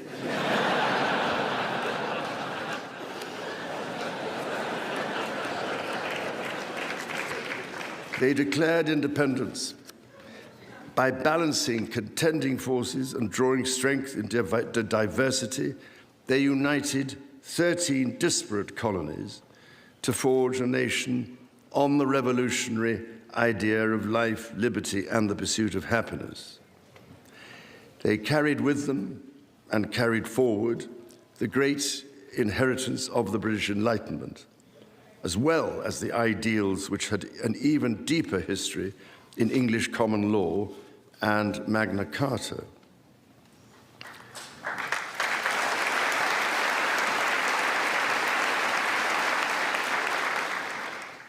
These roots run deep, and they are still vital. Our Declaration of Rights of 1689 was not only the foundation of our constitutional monarchy, but also provided the source of so many of the principles reiterated, often verbatim, in the American Bill of Rights of 1791. And those roots go even further back in history.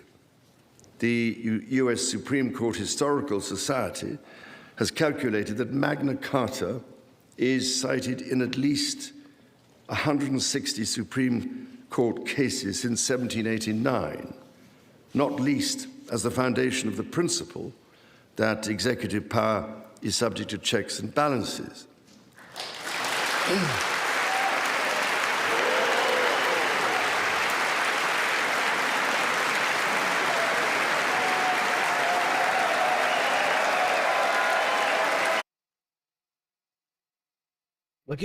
Look at these fucking ghouls down here applauding.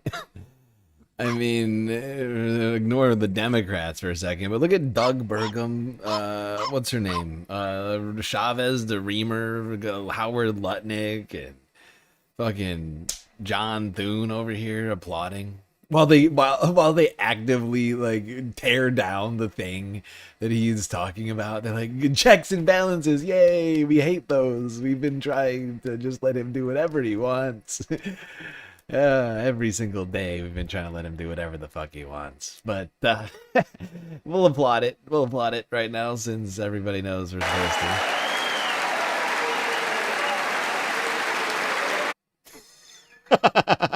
Oh my god, what's his name? He can barely manage it. He's the least enthusiastic of everybody. Oh, I can't remember this fucking ghoul's name. Why is he always looking like a Scooby-Doo villain? Just, you know, like lurking on a old dusty plantation somewhere.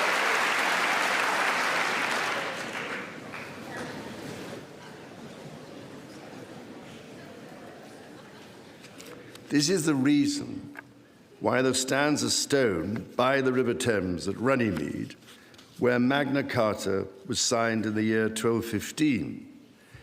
This stone records that an acre of that ancient and historic site was given to the United States of America by the people of the United Kingdom to symbolize our shared resolve in support of liberty and in memory of President John F. Kennedy.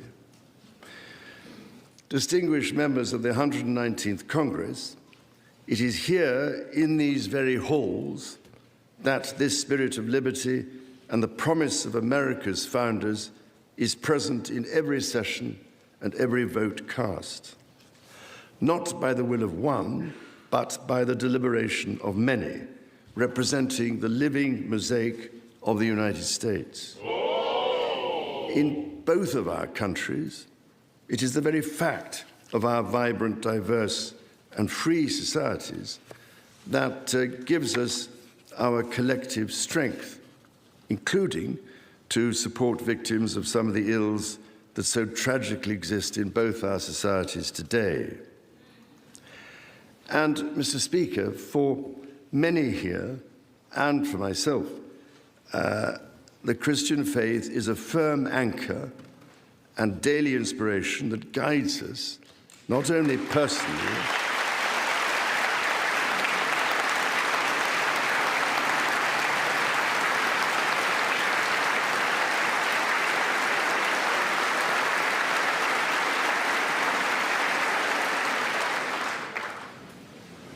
that guides us not only personally, but together as members of our community. Having devoted a large part of my life to interfaith relationships and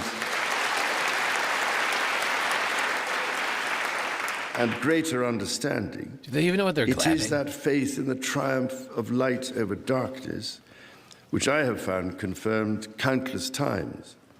Through it, I am inspired by the profound respect that develops as people of different faiths grow in their understanding of each other.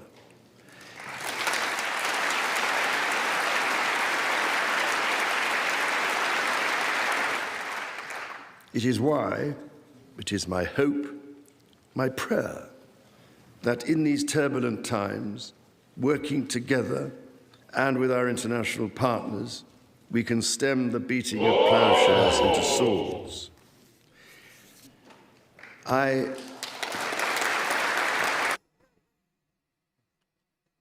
One took a second. I just love the subtlety. The subtlety of some of these comments, right? And our international part. Like we all know what he means when he says that, but you just sort of, it's said in a way, it feels sort of off the cuff, even though it's clearly planned.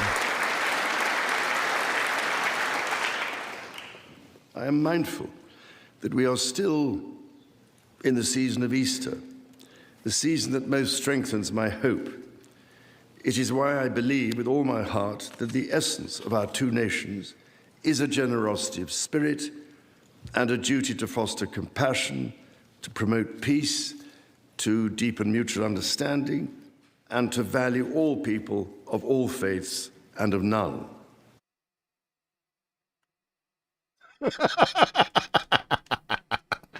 All of those things, that's the exact opposite. You just said all of those are the exact opposite of Donald Trump and Republicans. Compassion, mutual understanding. What now? What you talking about?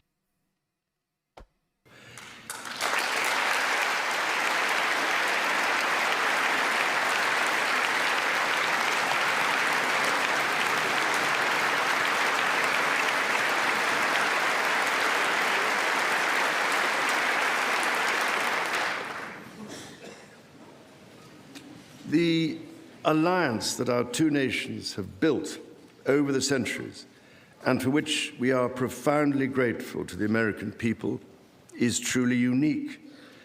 And that alliance is part of what Henry Kissinger described as Kennedy's soaring vision of an Atlantic partnership based on twin pillars, Europe and America. That partnership, I believe, Mr. Speaker, is more important today than it has ever been.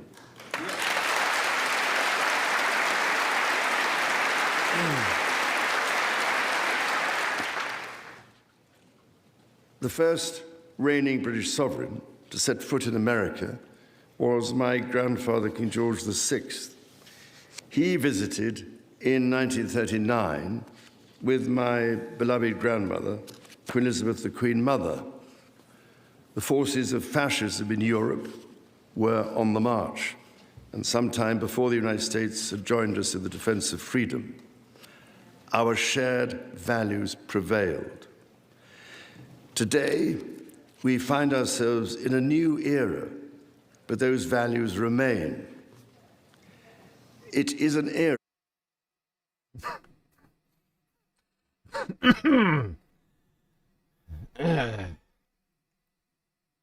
Are we allowed to talk about fascism?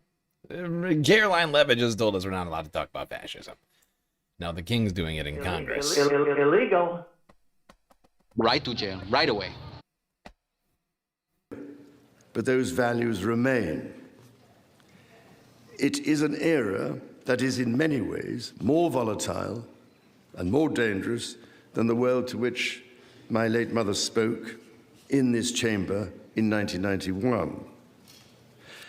The challenges we face are too great for any one nation to bear alone. But in this unpredictable environment, our alliance cannot rest on past achievements or assume that foundational principles simply endure. As my Prime Minister said last month, ours is an indispensable partnership. We must not disregard everything that has sustained us for the last 80 years. Instead, we must build on it.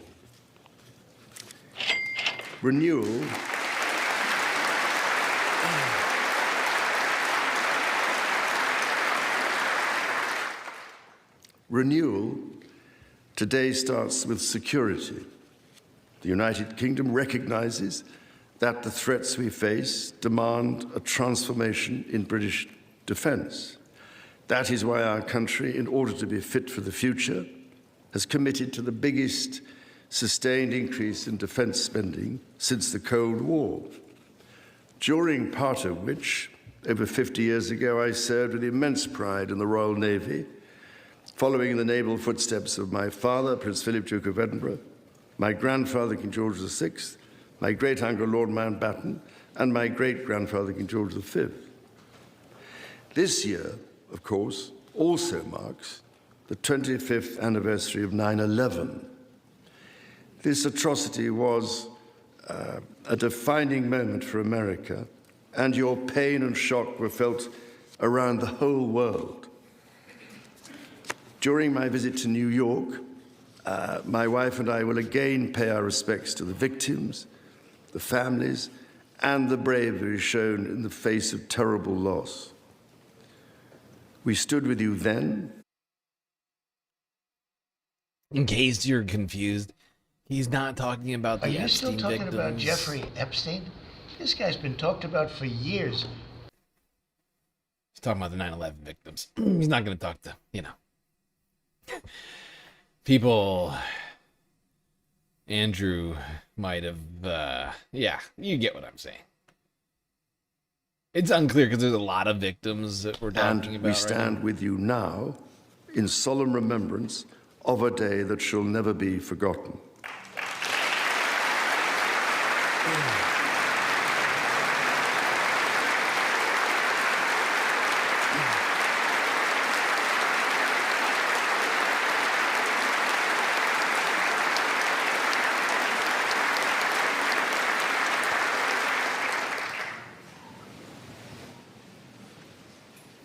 In the immediate aftermath of 9/11, when NATO invoked Article 5 for the first time, and the United Nations Security Council was united in the face of terror, we answered the call together, as our people have done so for more than a century, shoulder to shoulder, through 2 world wars, the Cold War, Afghanistan, and moments that have defined our shared security. Today, Mr. Speaker, that same unyielding resolve is needed for the defense of Ukraine and her most courageous people.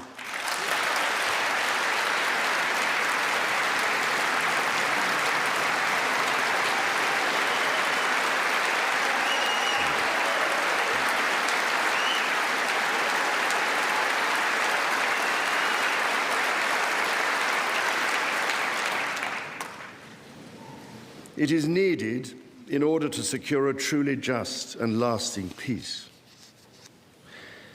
From the depths of the Atlantic to the disastrously melting ice caps of the Arctic, the commitment and expertise of the United States Armed Forces and its allies lie at the heart of NATO, pledged to each other's defense, protecting our citizens and interests, keeping North Americans and Europeans safe from our common adversaries.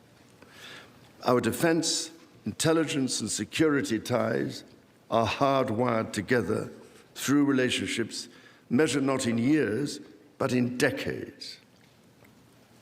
Today, thousands of US service personnel, defense officials, and their families are stationed in the United Kingdom, as British personnel serve with equal pride across 30 American states. We are building F-35s together, and we have agreed the most ambitious submarine program in history, AUKUS.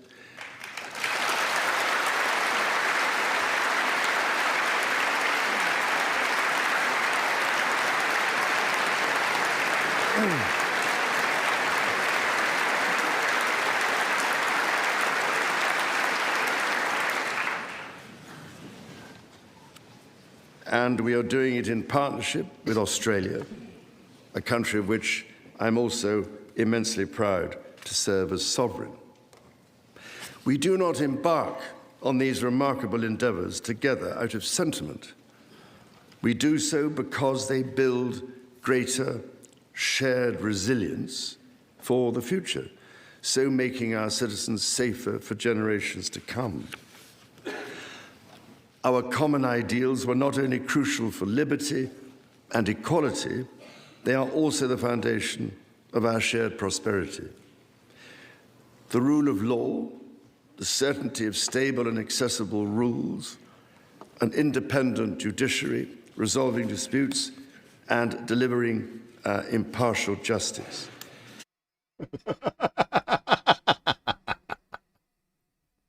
That was just a long-ass list of a bunch of all the things that Donald Trump and the Trump regime have been doing the exact opposite of.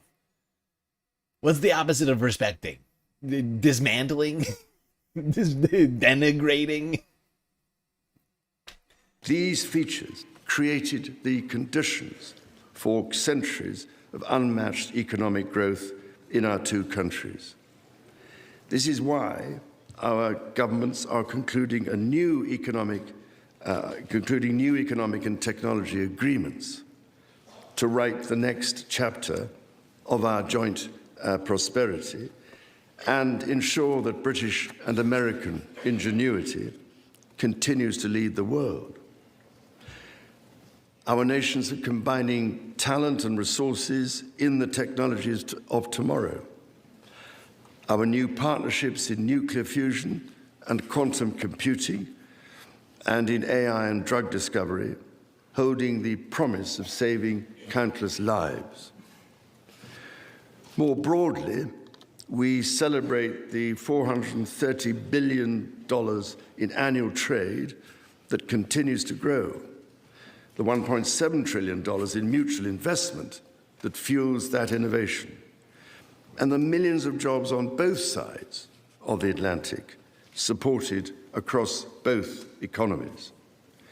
These are strong foundations on which to continue to build for generations yet unborn. Our ties in education, research, and cultural exchange empower citizens and future leaders of both countries. The Marshall Scholarship, named after the great General George Marshall, and the association of which I am so proud to be patron, are emblematic of the connection between our two countries.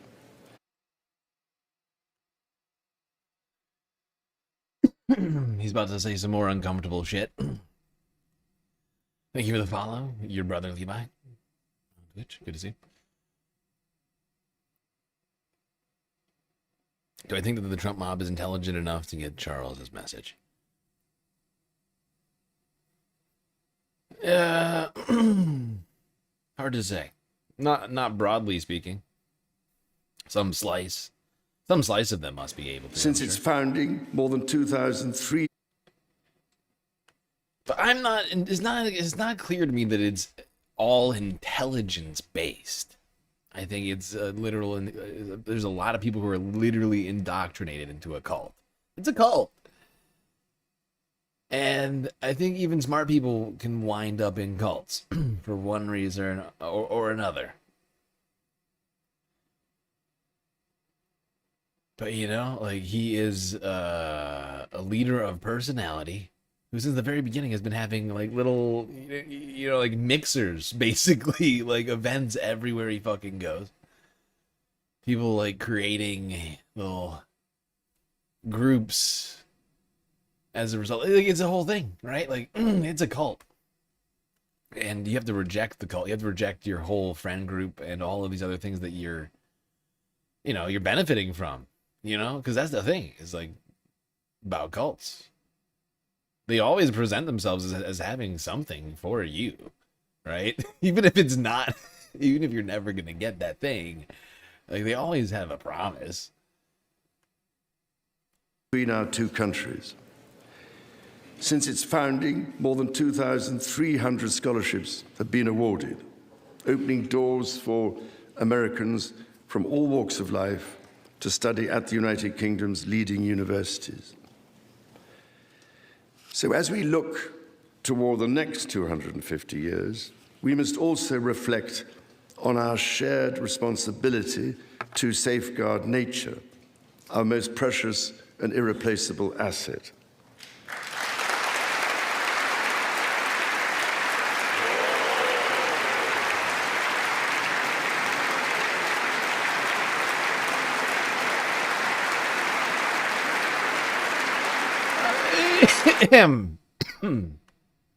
I would just like to pause right there. The man standing right, I know it's hard to see him, but this guy right here, this is Lee Zeldin, the EPA administrator. This is the administrator of the EPA, the guy who's been dismantling and rolling back all of the environmental protections intended to protect the environment, and Americans limply clapping as King Charles talks about how we need to protect the environment.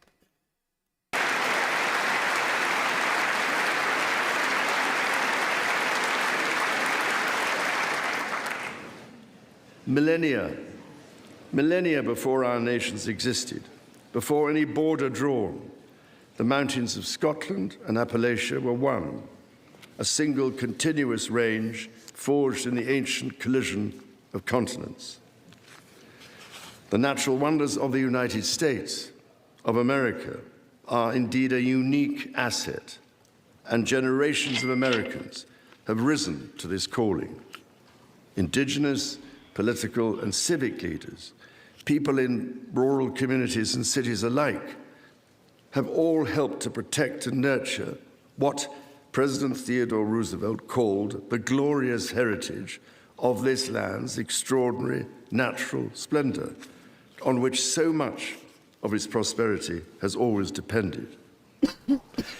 Yet, even as we celebrate the beauty that surrounds us, our generation must decide how to address the collapse of critical natural systems, which threatens far more than the harmony and essential diversity of nature. We ignore at our peril the fact that these natural systems, in other words, nature's own economy, provide the foundation for our prosperity and our national security.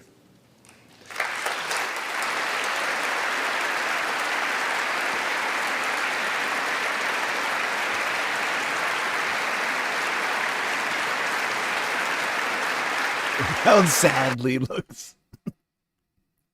Look how sad and unenthusiastic Lee looks while he claps. This fucking guy right here with the red tie. Oh my god, look at him. Jesus Christ.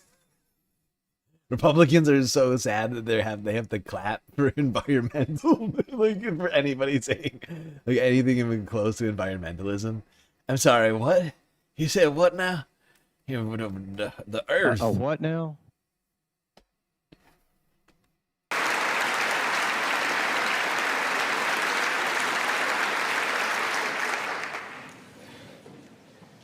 The story of the United Kingdom and the United States is at its heart a story of reconciliation, renewal, and remarkable partnership. From the bitter divisions of 250 years ago, we forged a friendship that has grown into one of the most consequential alliances in human history.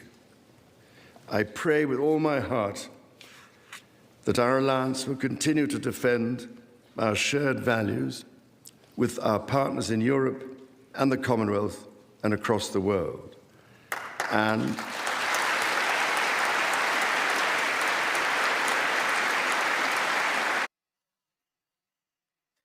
you can tell at this point, King Charles is like, you guys gotta stop fucking clapping. Because this speech is taking forever. This is ridiculous! and that we ignore the clarion calls to become ever more inward-looking. Mr. Speaker, Mr. Vice President, distinguished ladies and gentlemen, America's words carry weight and meaning, as they have since independence. The actions of this great nation matter even more. President Lincoln understood this so well with his reflection in the magisterial Gettysburg Address, that the world may little note what we say, but will never forget what we do. And so to the United States of America, on your 250th birthday, let our two countries rededicate ourselves to each other in the selfless service of our peoples and of all the peoples of the world. God bless the United States, and God bless the United Kingdom.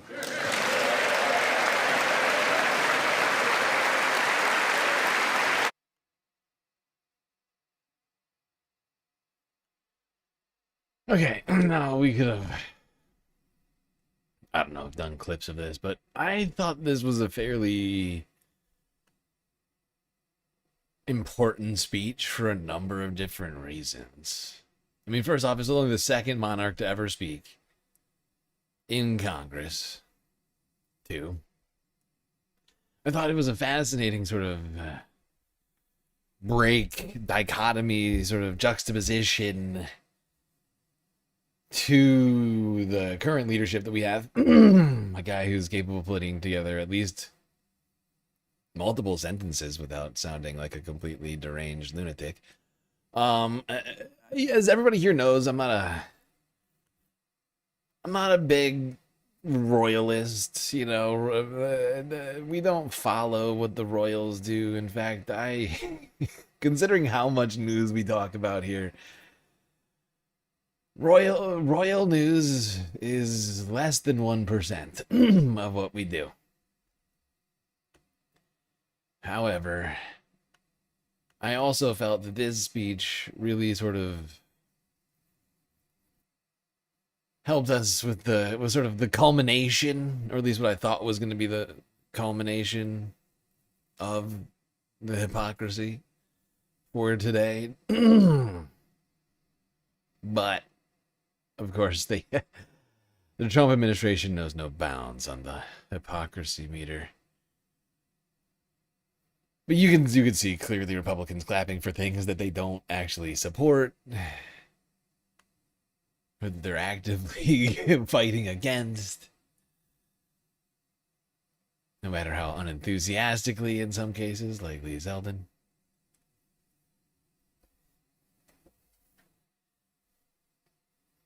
And even though I've got 100,000 criticisms of the Royals, like they're a outdated, antiquated, unnecessary institution in which the United Kingdom probably doesn't need. And, you know, there's the whole Andrew of it all.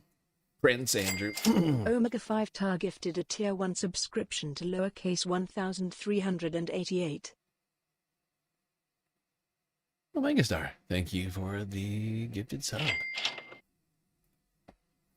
Who was that? Lowercase 1388. Okay.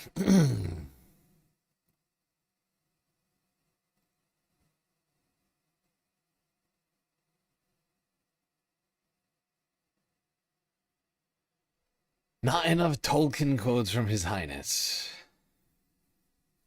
You shall not pass. Is that good for you?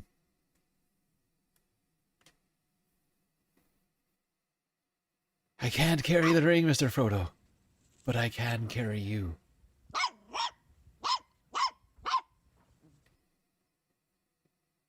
What's that? Ah, puppy treat.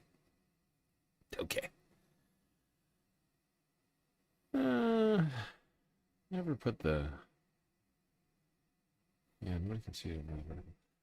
All right. Now, unfortunately, we're not done with the hypocrisy. No. Because even though Republicans mid-decade gerrymandered in Texas, Republicans in Virginia are challenging the state of Virginia's Supreme. God damn it. I'm saying this wrong. The Virginia Republicans are challenging in the Supreme Court the voters' decision to redistrict their state. Aww. Here's Johnny, Associated Press, from yesterday. Virginia's Supreme Court is deciding on a case that carries high stakes for the balance of power in the U.S. House. Judges heard oral arguments Monday on whether a voter-approved redistricting amendment complied with the state's constitutional requirements. The new districts, which could net Democrats 4 additional seats, won narrow voter approval last week. But a Republican challenge to the map contends that the Democratic-led General Assembly violated procedural rules by placing the constitutional amendment before voters to authorize the mid-decade redistricting. If the court agrees that lawmakers broke the rules, it could invalidate the amendment and render last week's vote meaningless. We look forward to the court's ruling. We think after listening to the oral arguments and certainly looking at the This is fucking nonsense, dude. If these guys think it's gonna hold up, they are out of their fucking minds. The Supreme Court already ruled that it could be done, and the state just decided, and they're trying to claim this is what their argument is: the voters can't decide. By voting on it, that makes it unconstitutional. You have to do it unilaterally without the will of the voters. That's what the argument of Republicans in Virginia is. It is nonsense. It's the most anti-democratic argument I could think of.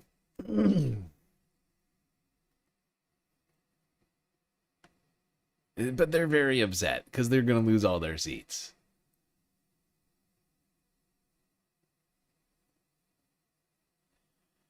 Now, it was just a quick segue hypocrisy. On to more hypocrisy. It really has hit the peak. There's no way they could get worse than this. What you talking about? Yeah, that's fair. It will get worse than this. It just doesn't feel like it should be able to. You'd think that they would break. Like the hypocrisy dam would break, and Republican voters would actually lose their fucking minds.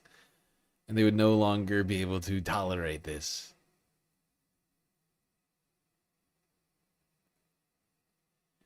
All right, more hypocrisy. Illegal. Free speech, illegal. 6 months ago, 9 months ago, they were delighted at the fact they get to say the R word again because free speech is back and comedy is back. And now posting photos on Instagram, it's a crime, according to the Department Right to of jail, Justice. right away. With Donald Trump's lawyer, the Attorney General, Todd Blanche, announcing indictments of ex-FBI Director James Comey for a second time. Number two. We still don't know the charges, but we do know what this is related to. Again, remember, the first indictment was about him lying to Congress and these leaks to the press. That has nothing to do with this indictment. We are told that this has to do with the case that you heard Caitlin Polans talking about earlier, this investigation from Secret Service into Comey's social media post that he posted a picture on the beach of seashells that said 8647. Then he deleted that post, but at the time, Republicans said that he was trying to incite violence against President Trump using that kind of social media post there. Now, I will tell you that the source that I spoke to directly... Dude, this thing has gotten no less ridiculous in the last 6 months. Like, when we covered this back then, whenever it was, when was this? I can't even remember when he posted it. Like, what's the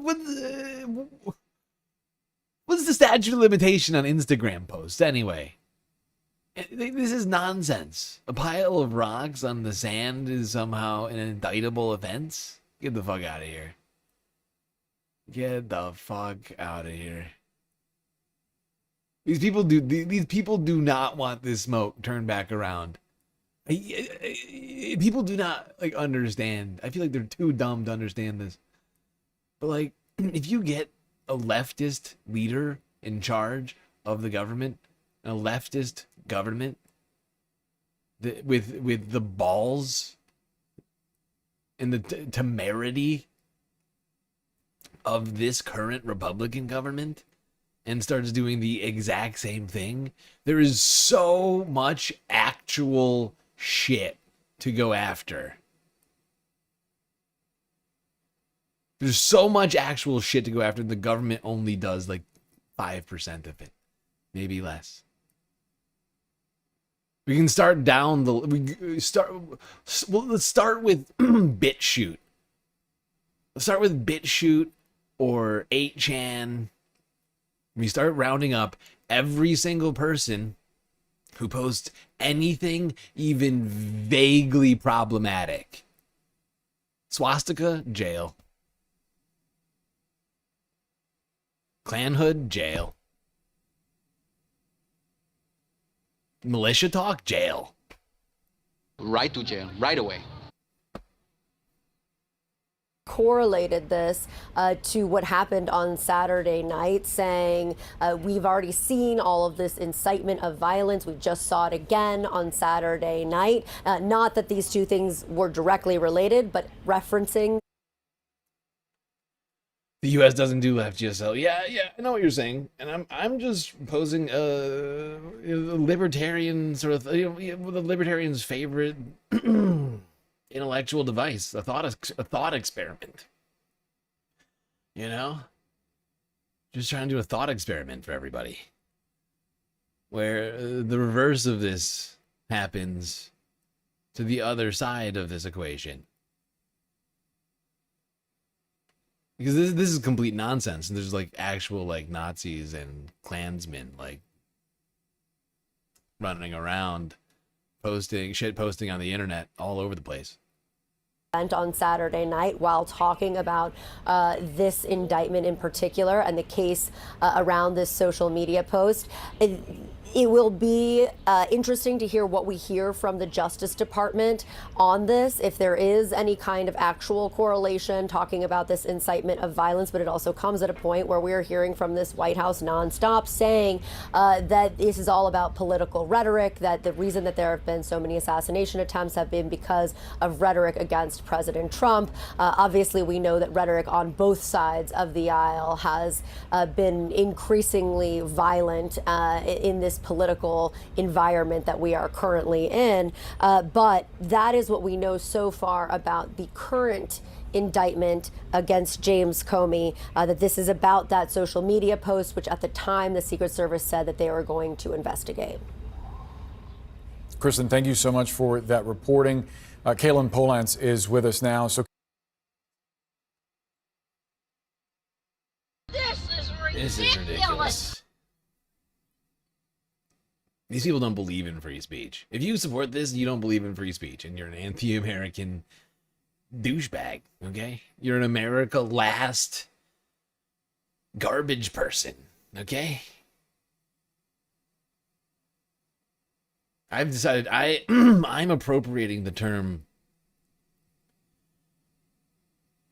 America last. Because that's what Donald Trump is. He's America last. He's Trump first, America last. $1 billion a day on Operation Epstein Fury. You get to pay twice as much on gas. Meanwhile, he doesn't drive himself.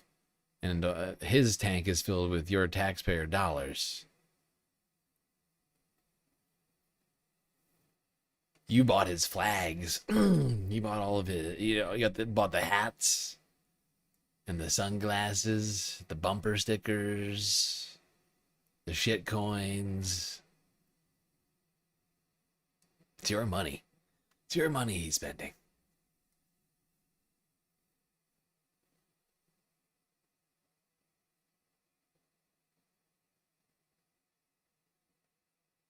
The watches, the shoes. The wig infused hats, of course.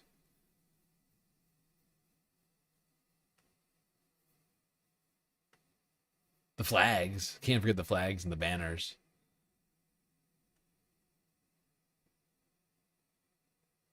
A huge part of the Trump identity is the merch.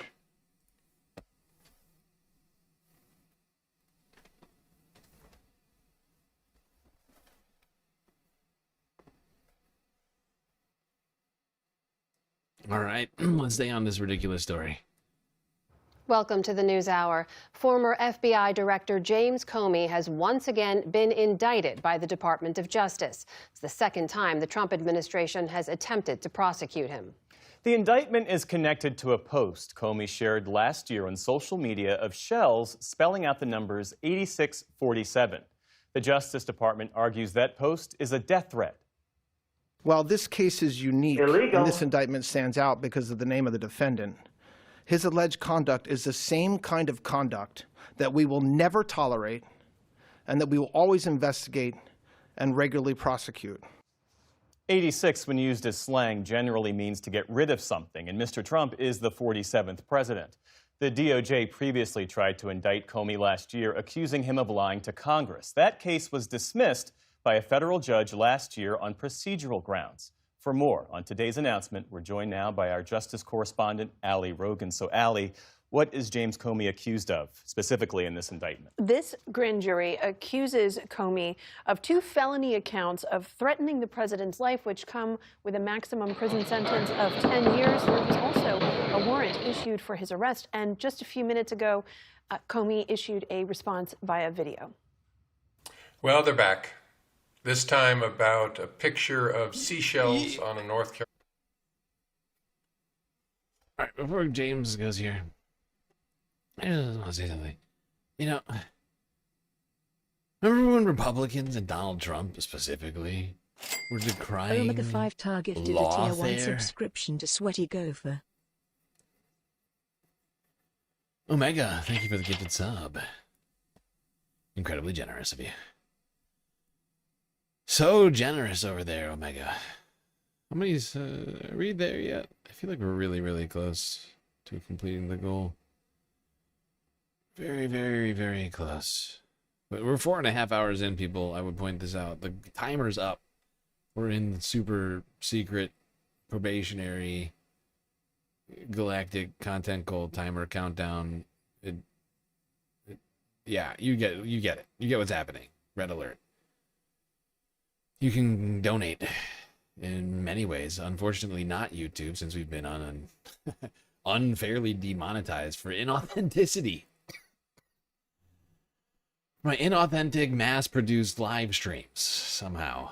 I don't know how you do that, still. It's a little confused. No one's given me an answer on how you mass-produce an 8-hour live stream. Yeah, it's a little weird, but okay. Anyway, in lieu of that, we do have Twitch, bits, power-up subs, gifted subs, prime subs, Cash App, and PayPal. And, of course, Patreon. Throne too, but doesn't apply to the galactic content goal, of course.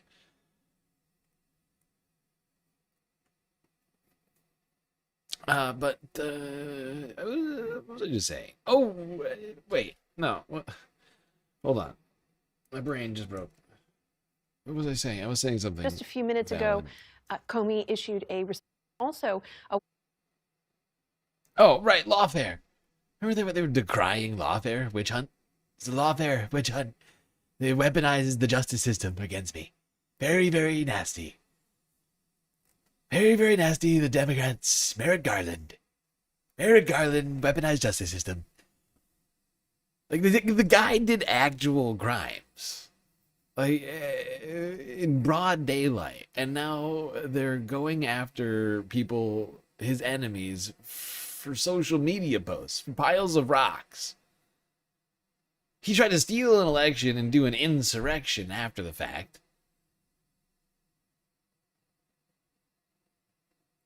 And then was upset that anybody wanted to hold him accountable for that, or for any of his other actual crimes.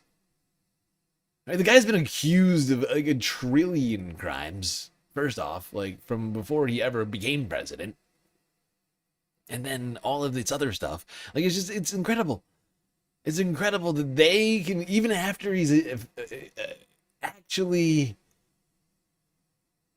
found guilty in a court of law of 34 felonies, continue to support him and all of that stuff, and can simultaneously hold that in their heads while simultaneously, like, it's just, how? Like, how? Like, I don't understand. How can you have a problem with him being targeted, quote unquote, by the justice system, and then watch him use the DOJ like his personal prosecutor's office? It's not what it is. Okay? That's not what it is. But that's what it's being used as. And it's wild. It's wild. It's beyond me. Issued for his arrest, and just a few minutes ago, Comey issued a response via video. Well, they're back. This time about a picture of seashells on a North Carolina beach a year ago. And this won't be the end of it. But nothing has changed with me. I'm still innocent. I'm still not afraid. And I still believe in the independent federal judiciary. So let's go. And as to those allegations, Comey said at the time that he was not aware the phrase 86 carried violent connotations, and he subsequently took the post down. As he says, this. They are such snowflakes. They are such fucking snowflakes. Oh my god, not shells. I forgot they're not stone. They're not even stones. They're shells. They're even less. They're even less threatening. I couldn't think of something less threatening than an elderly man. Carried violent connotations. Just think about it. It's an elderly man with a bunch of seashells by the seashore. Seashells by the seashore.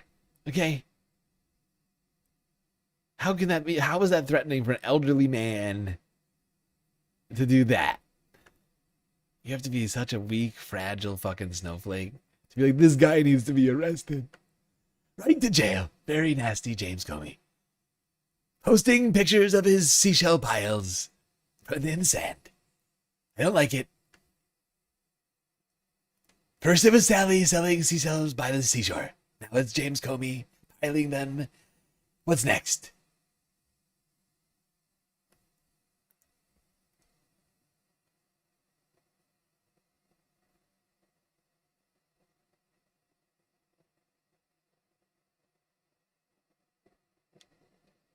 Ay, ay, ay.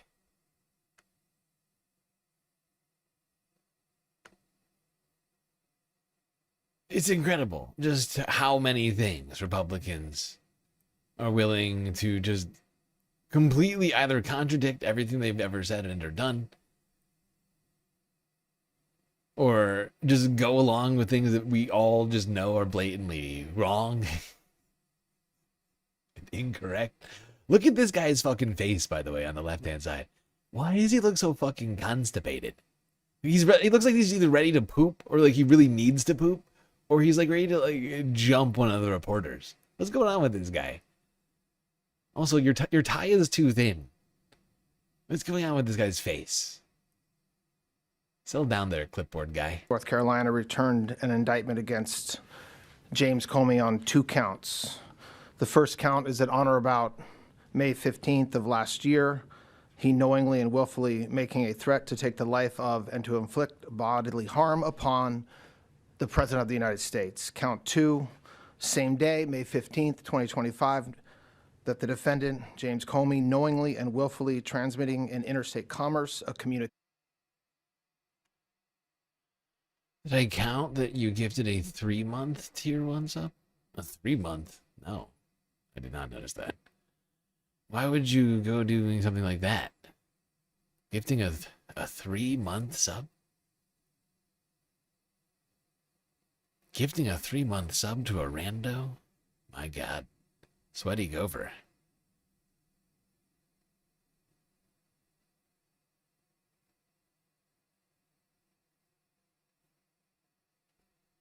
The recipient of some crazy generosity from a megastar. I guess that counts then. Yeah, no, definitely. I did not notice that. I'm seeing it now. It didn't register as that in my mind. I didn't even know you could do that. That contained a threat to kill the President of the United States. Both of these counts carry a maximum term of imprisonment of 10 years. So I think it's fair to say that threatening the life of anybody is dangerous and potentially a crime. Oh, yeah. Threatening the life of the President of the United States will never be tolerated by the Department of Justice. Over the past year, this department has charged dozens of cases involving threats against all sorts of individuals. We take these seriously, every single one of them. For example, just today...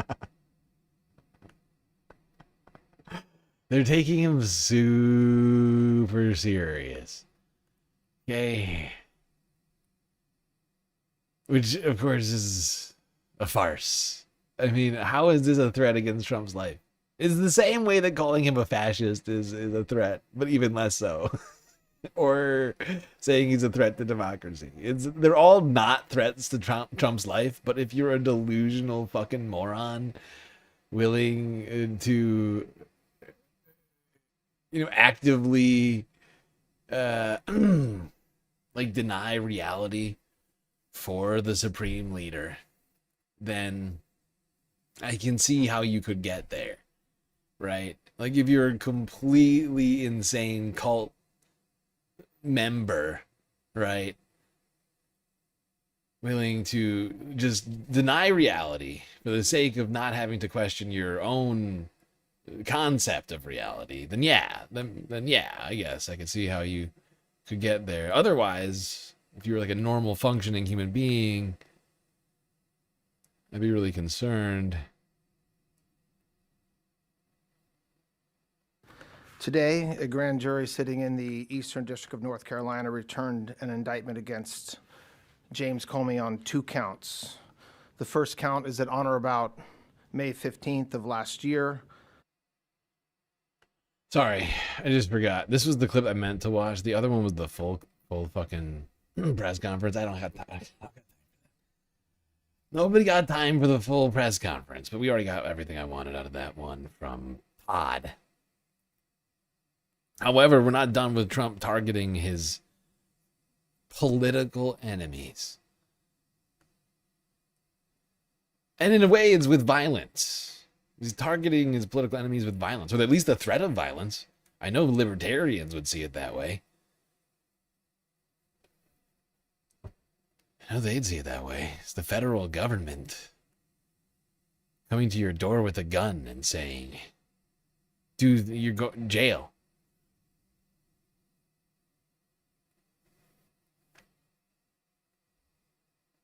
At gunpoint.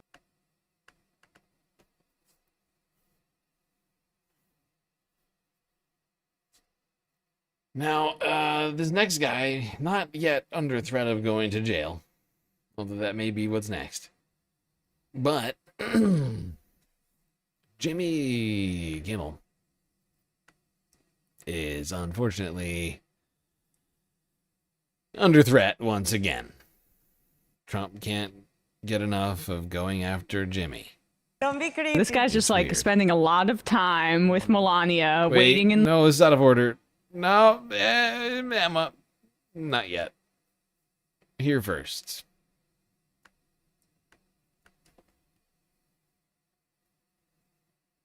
Today, a grand jury sitting in the Eastern District of North Carolina returned an indictment against James Comey on 2 counts. The first count is that on or about May 15th of last year, he knowingly and willfully making a threat to take the life of and to inflict bodily harm upon I know what happened. the President of the United States. I know what happened. This is what happened. Both President Donald Trump and his wife Melania are calling on ABC to fire Jimmy Kimmel after the late-night comic joked last week that the First Lady had the glow of an expectant widow.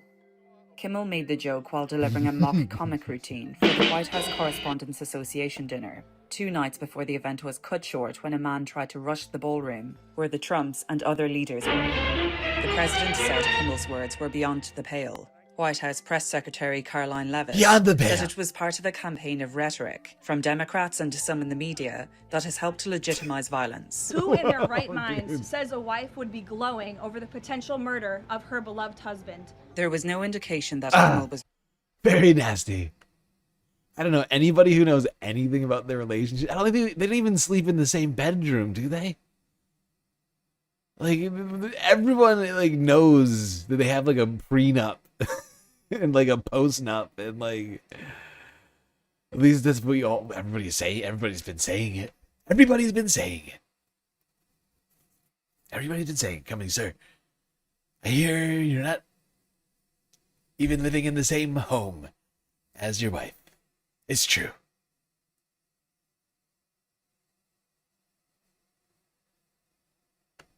But the FCC is now investigating ABC for Jimmy Kimmel's comments about Donald Trump and Melania being an expectant widow. Oh. How dare you make jokes about the Supreme Leader right to jail? This guy's just like spending a lot of time with Melania, waiting in the wings, and going on television defending her honor. He's crafting her message. Okay, He's a nice I'm so man. sorry. Oh, yes. The FCC is at it again. We played a clip of Brendan Carr at CPAC, I guess about 2 or 3 weeks ago, where he was bragging. This is the head of the FCC. You remember the outrage that came from many quarters about the Biden administration saying to Twitter, "Hey, we would really appreciate it if you guys do a better job of moderating against posts that are putting out misinformation in the course of a public health emergency." And you remember the outrage that was associated with that. Like, this is Big Brother. Meanwhile, we have the FCC chair at CPAC bragging about pulling licenses, about getting new hosts of TV shows, about firing Stephen Colbert, about buying CBS, about buying TikTok, and so on and so on. Well, they're not done yet because apparently Jimmy Kimmel, and was this at the White House? No. Oh, he's just doing they a got rid of fake one. comics. Okay. So this is a fake. Oh yeah, this is his version of this. And when did he do this? I believe this was Monday. Okay. Oh, he did this yesterday. Yeah. Okay. Our First Lady Melania is here. Look at Melania, so beautiful. Mrs. Trump, you have a glow like an expectant widow. Good. That's a good joke. That's a good joke. And to be fair, it's funny because it's universal in the sense that so many of us are waiting for her to be a widow of natural causes, of course. Her second act. A free Second woman. act. Forward to her Right, second exactly. She's going to get out there. And look, Live that life, girl. We went through this. There was a lot of. Damn, the siren is super loud today. It must be right outside of the building. Is it ever that loud? I guess sometimes the space police, you can hear them going by the space station sometimes. I never go back and listen to how loud does it get? I've been wondering. I know some people must have at least heard it a couple times.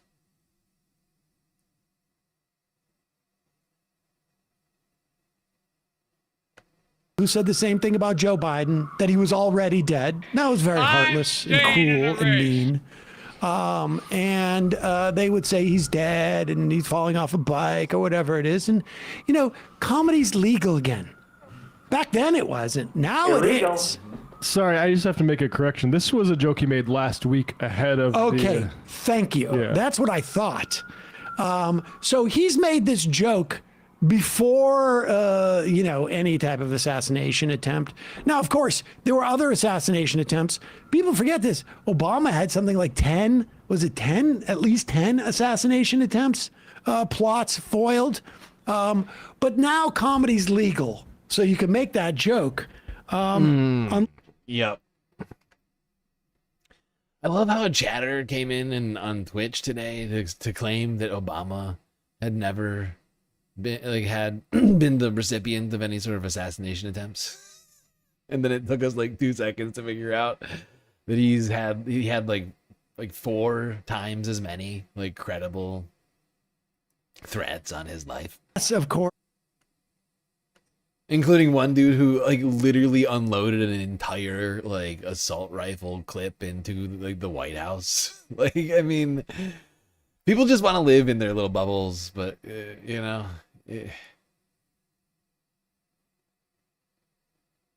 facts can only be ignored so long. I used to remember one Ben Shapiro saying facts over feelings. Facts over feelings, everybody. You make it about Melania because here's Donald Trump. Wow, Jimmy Kimmel, who is in no way funny, as attested by his terrible television ratings, made a statement on his show that is really shocking. He showed a fake video of the First Lady, Melania. Okay, I'm gonna do it. He showed a fake video of the First Lady, Melania, and our son, Barron, like they were actually sitting in his studio, listening to him speak, which they weren't and never would be. He then stated, quote, "Our First Lady, Melania, is here. Look at Melania, so beautiful. Mr. Trump, you have a glow like an expectant widow," unquote. A day later, a lunatic tried entering the ballroom of the White House Correspondents' Dinner loaded up with a shotgun, handgun, and many knives. He was there for a very obvious and sinister reason. I appreciate that so many people are incensed by Kimmel's despicable call to violence and normally would not be responsive to anything that he said, but this is something far beyond the pale. Jimmy Kimmel should be immediately fired by Disney and ABC. Thank you for your attention to this matter. President Donald J. Trump.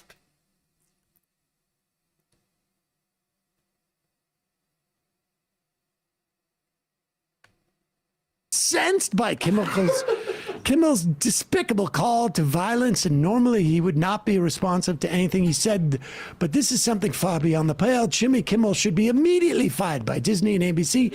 Thank you for your attention to this matter, President Donald J. Trump. Now, of course, not to be outdone, Melania has her own reps.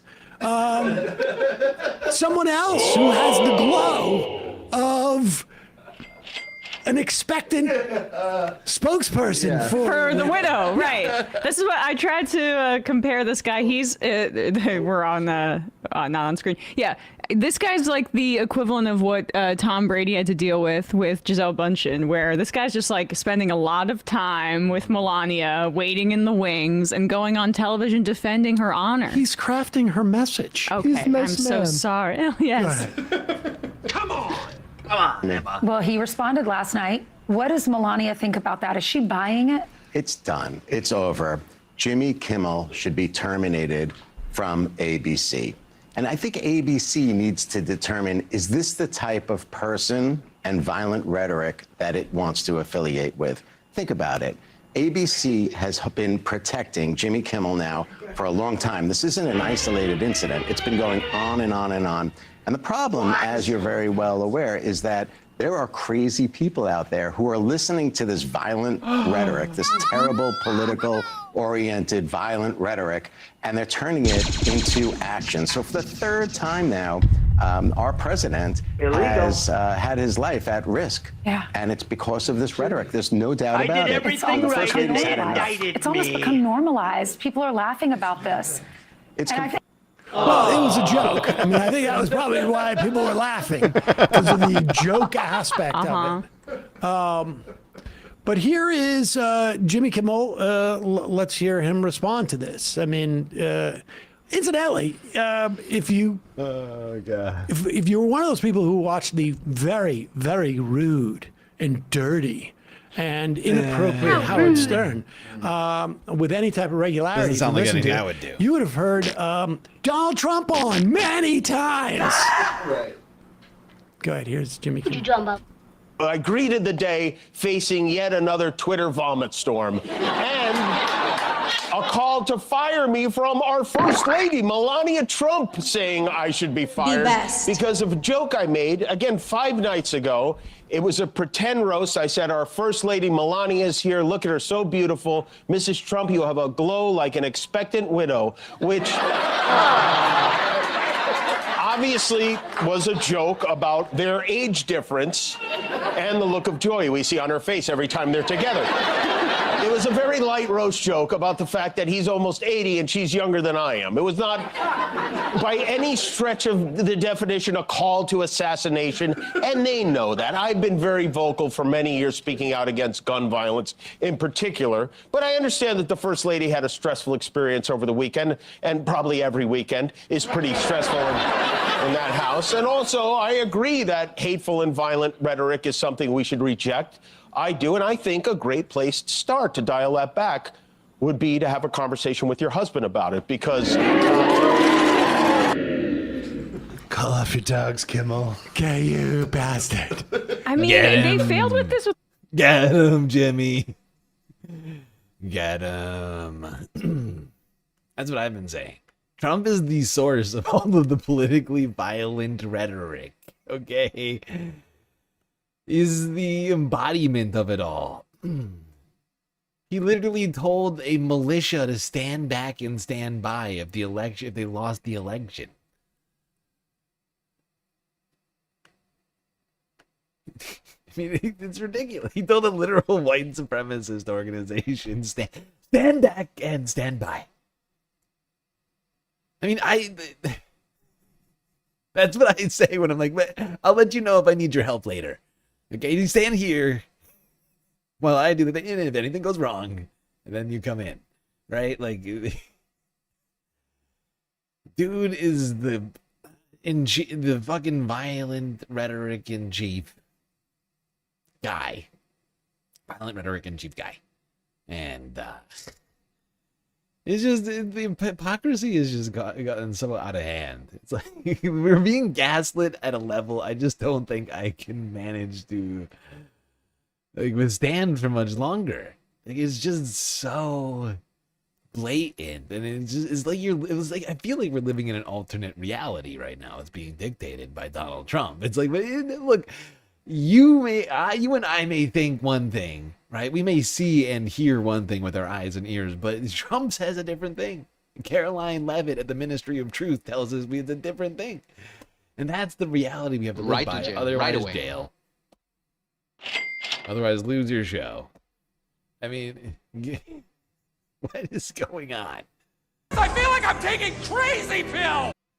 Jimmy Kimmel pushed back against new calls from the First Lady and the President, basically to get him fired, this time over a joke he made last week, days before the White House Correspondents' Dinner. And of course, our First Lady Melania is here. Look at Melania, so beautiful. Mrs. Trump, you have a glow like an expectant widow. Again, that was days before the incident Saturday night, the attempted shooting there. But now the First Lady says his words, Jimmy Kimmel's words, are corrosive and that they deepen the political sickness within the country. And she added, it is time for ABC to take a stand.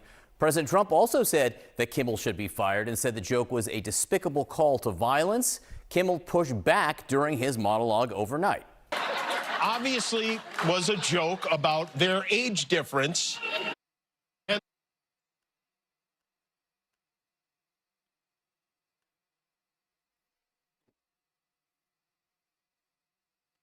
Sorry, we don't need to watch this twice. I do, and I think a great place to start to dial that back would be to have a conversation with your husband about it, because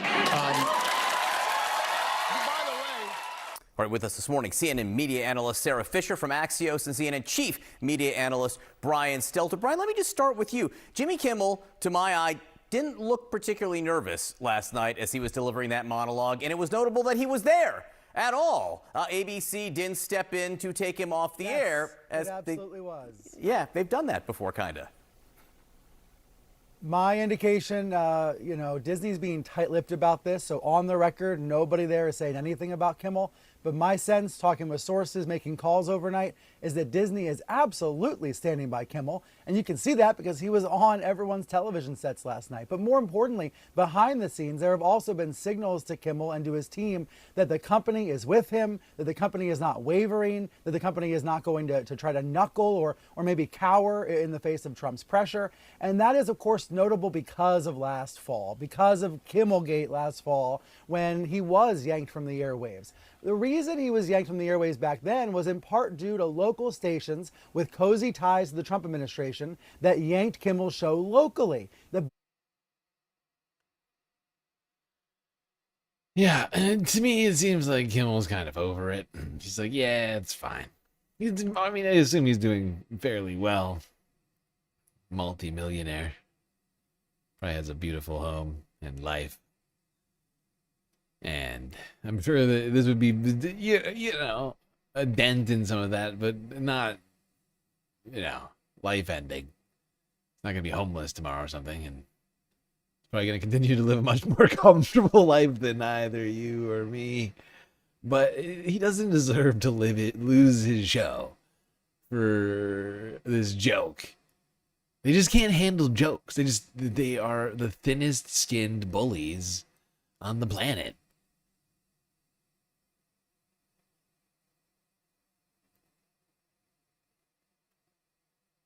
Claim to be warriors and they go hiding behind tables.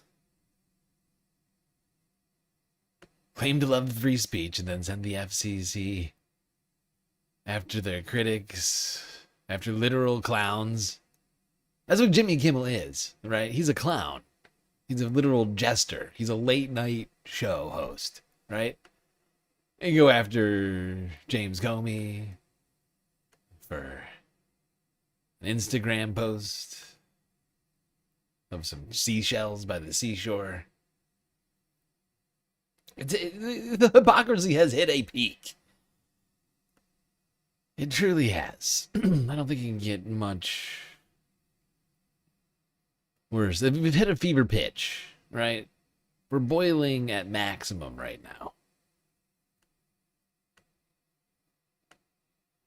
Kyle, make it make All right, sense. welcome to the show, y'all. Hope everybody out there is having a great day. I got a lot of stuff to get to today. that's So loud. in just a second, we have Jimmy Kimmel, yet again, is public enemy number one of the Trump regime, and they are officially going full snowflake, cancel culture mode, authoritarian mode. They're trying to get him fired for like the 88th time. So we'll talk about that. We also have Trump at this point is basically fully rubbing his corruption in our face. Wait until you hear the details of the new corruption scandal that just came out. You don't want to miss that.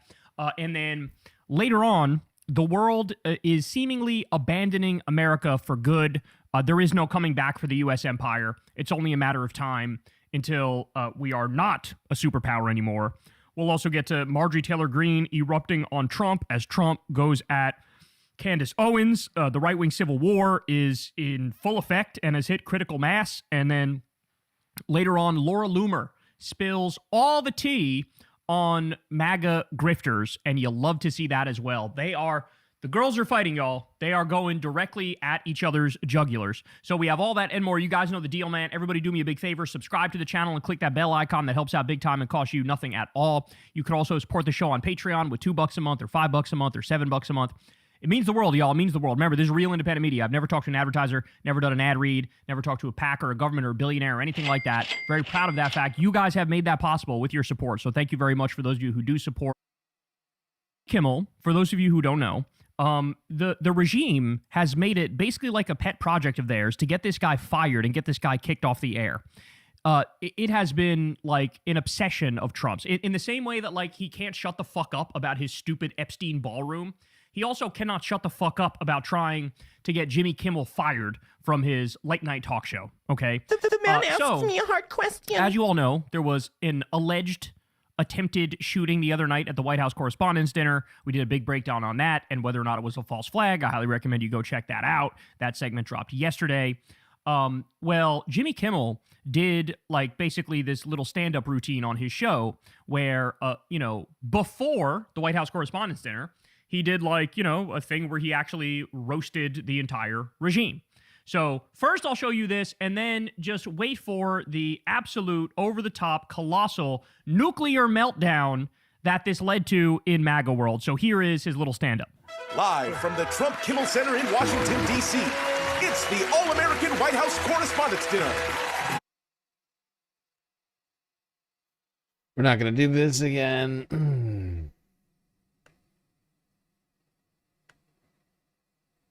And Kyle watches like so much of this. Okay, there we go. Now get out of this car and go get measles. Why does Kyle get to watch this whole clip and stay monetized, but I get demonetized for trying to avoid doing exactly this thing that he's doing right now? I love Kyle, but what the fuck?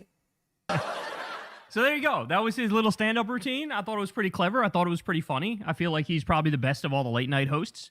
Like when you compare him to like who? Fucking Fallon and I don't even know who else anymore.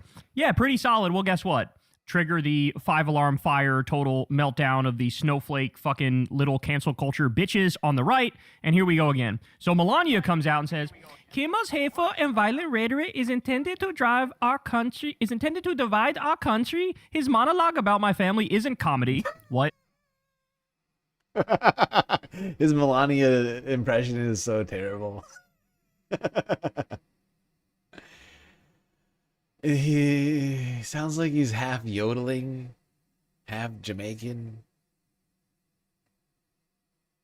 His monologue about my family isn't comedy. His words are corrosive and deepens the political sickness within America. People like Kimmel shouldn't have the opportunity to enter our homes each evening to spread hate.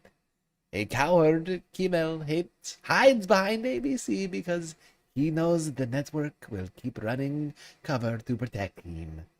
Enough is enough. It is time for ABC to take a stand. How many times will ABC's leadership enable Kimmel's atrocious behavior at the expense of our Be best. community?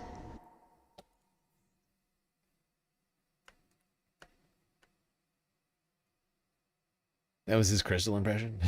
That was his impression of his wife. Rude. Terrible. Sounds nothing like Crystal. All right, that's enough of Kyle. Sorry, Kyle. Gotta keep this puppy moving. We've been going for 5 hours already somehow. That is a long time.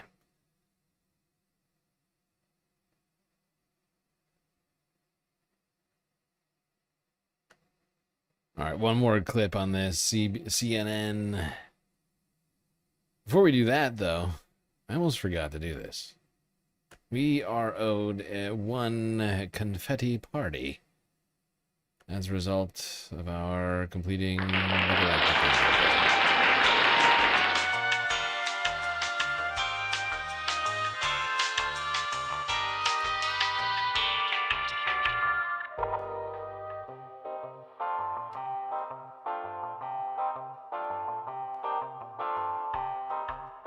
Yep, it's beautiful.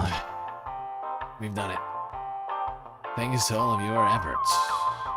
Galactic content goal has been completed. As a result, we get to make sure we ensure that we get all the sweet content that I have planned for us tonight. And there's still a bunch more to do, so thankfully we did that 5 hours in. And so everybody bask in the glory. One more moment. Viewers like you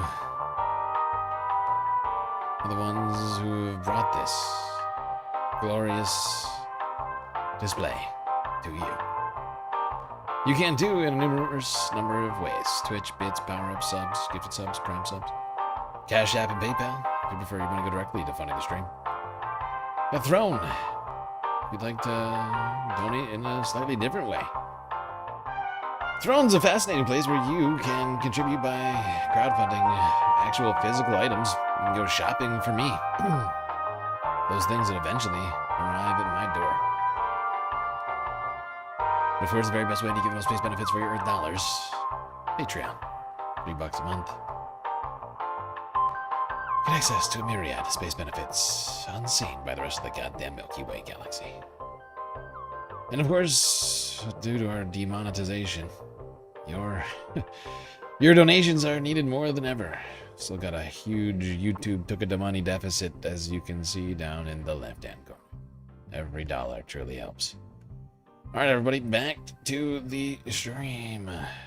CNN, 3 hours ago. Trump FCC challenges ABC's licenses amid Kimmel controversy. Ridiculous.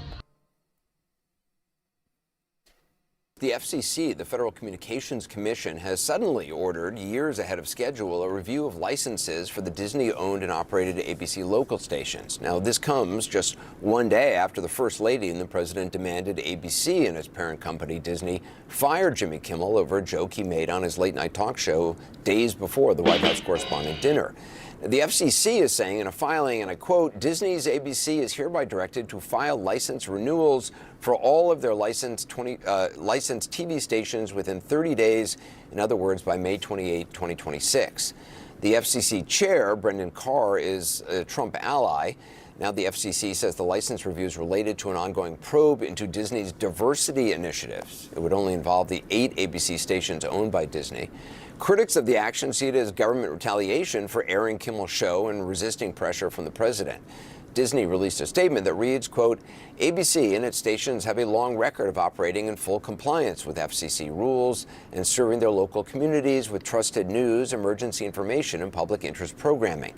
Disney adds, we are confident the record demonstrates our continued qualifications as licensees under the Communications Act and the First Amendment, and are prepared to show that through the appropriate legal channels.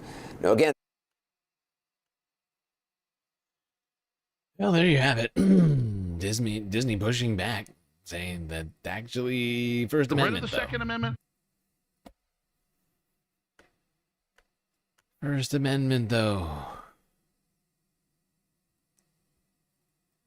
Glad to see ABC not just capitulating.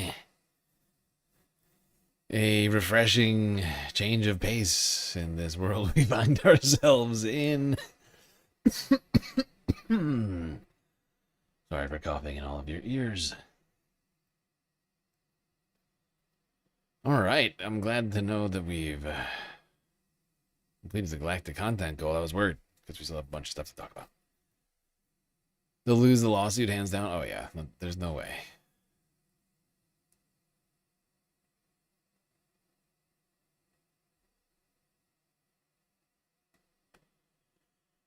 But they are brazen in their authoritarian moves. Say something we don't like, we'll sue you. We'll investigate you. Send you to jail. I just don't know what else you call that. Lowercase, thank you for feeding the puppy. She is already snacking, but looks like she's going to continue snacking.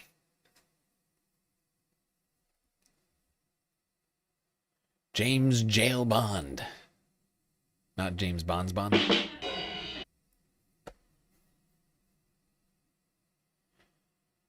Very funny, Heather. Very funny.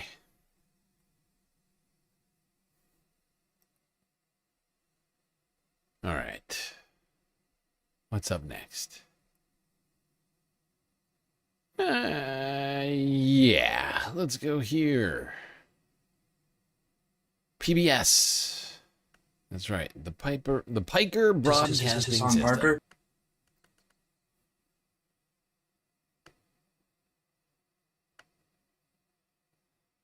See how Trump's been dealing with the media outside of the Kimmel situation.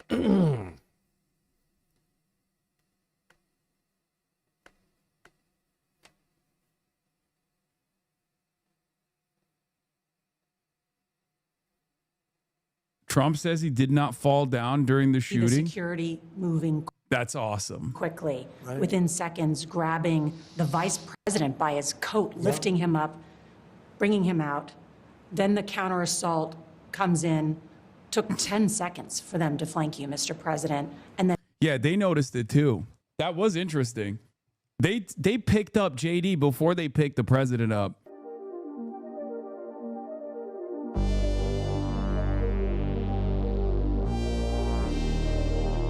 That was odd. I was doing a barrel roll, not because I look like a barrel, but because because I wanted to stop, drop, and roll like I'm on fire. Just like this really country, which is on weird. fire from the standpoint of heat. Hot!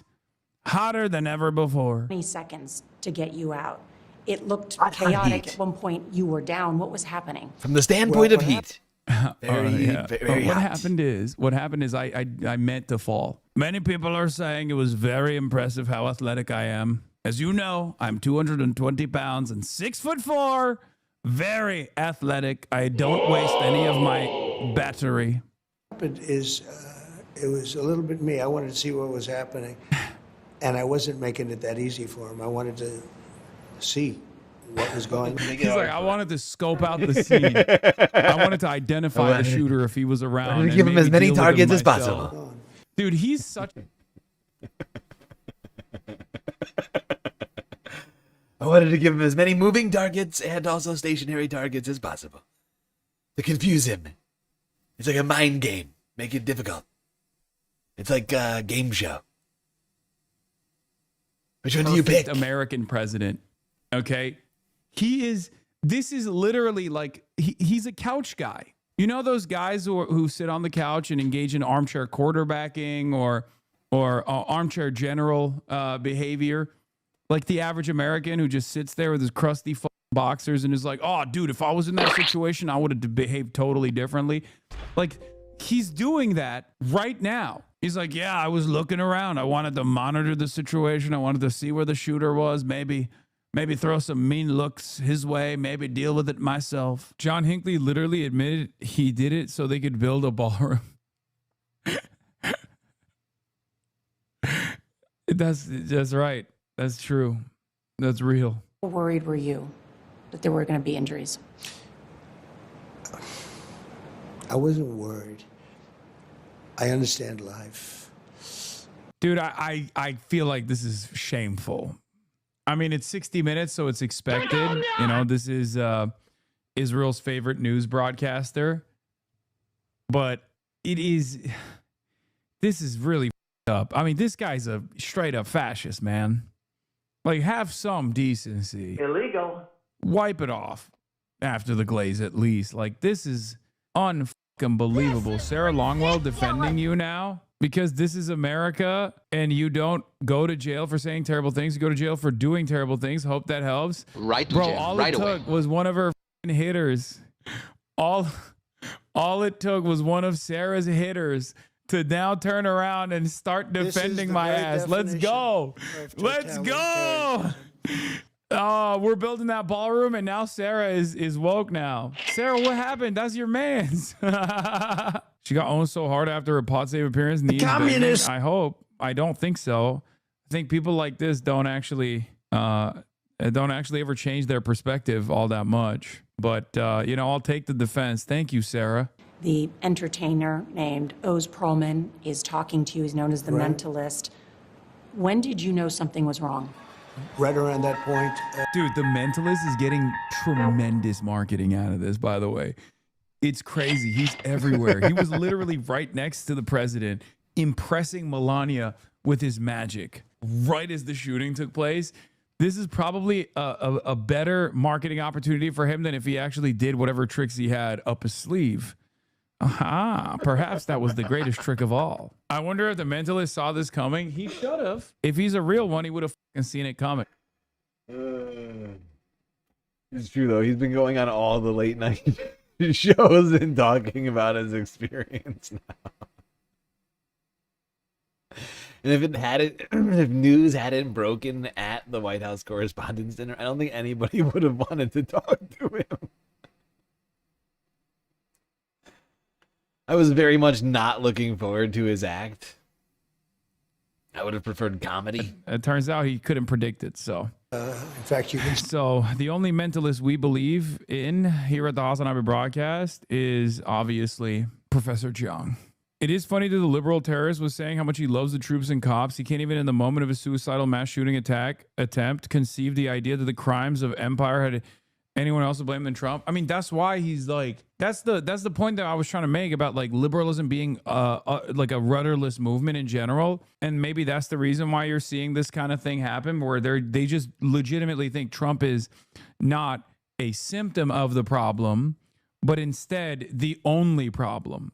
I don't think these guys do any systemic critique whatsoever where they just like truly believe Trump is like a singularly repulsive person who has single-handedly rotted these institutions to the core. Well, you could hear it in his manifesto or final words. It was quite clear, right? Like, he wasn't viewing this through the lens of logic. He thought he was, but he was viewing it through like a biblical lens. He was, you know, he spelled it out. And like that guest on Democracy Now! Said earlier, it's basically the exact same claims that Vance Belter, the guy who targeted Minnesota lawmakers last year, made for his right-wing arguments. It's just... It is a very strange time that we're in right now, right? But people are feeling rudderless, like you say, and we're living in a moment where the man in charge is trying to create a reality from whole cloth and force everyone to accept that version of everything at all times, targeting all of his enemies and all these sorts of things. Inciting all sorts of politically violent rhetoric constantly. And here we are. You know? And it's just... God. They're continuing to try and tell us that it's the left. It's the left is the problem. This guy wasn't of the left. He wasn't even kind of doing any kind of social critique. He didn't even... He was... having a weird, like, biblical discussion with himself around whether or not Christians should turn the other cheek, and what is Caesar unto Caesar is like, believe what is Caesar's unto Caesar. Like, all these, like, biblical discussions. That's how he framed his reality. This guy's no leftist, right? He's not reading Marx or something. What I understand is he went to, like, one No Kings rally and donated like $10 to some, like, Act Blue or something like that. It's unaffiliated party registration in California, which I believe has closed parties. So which means that he wasn't even voting in Democratic primaries, which makes him absolutely not an activist. Right? He's not even concerned with trying to get in the primaries and make any sort of significant changes. It's no radical. What he did was extreme.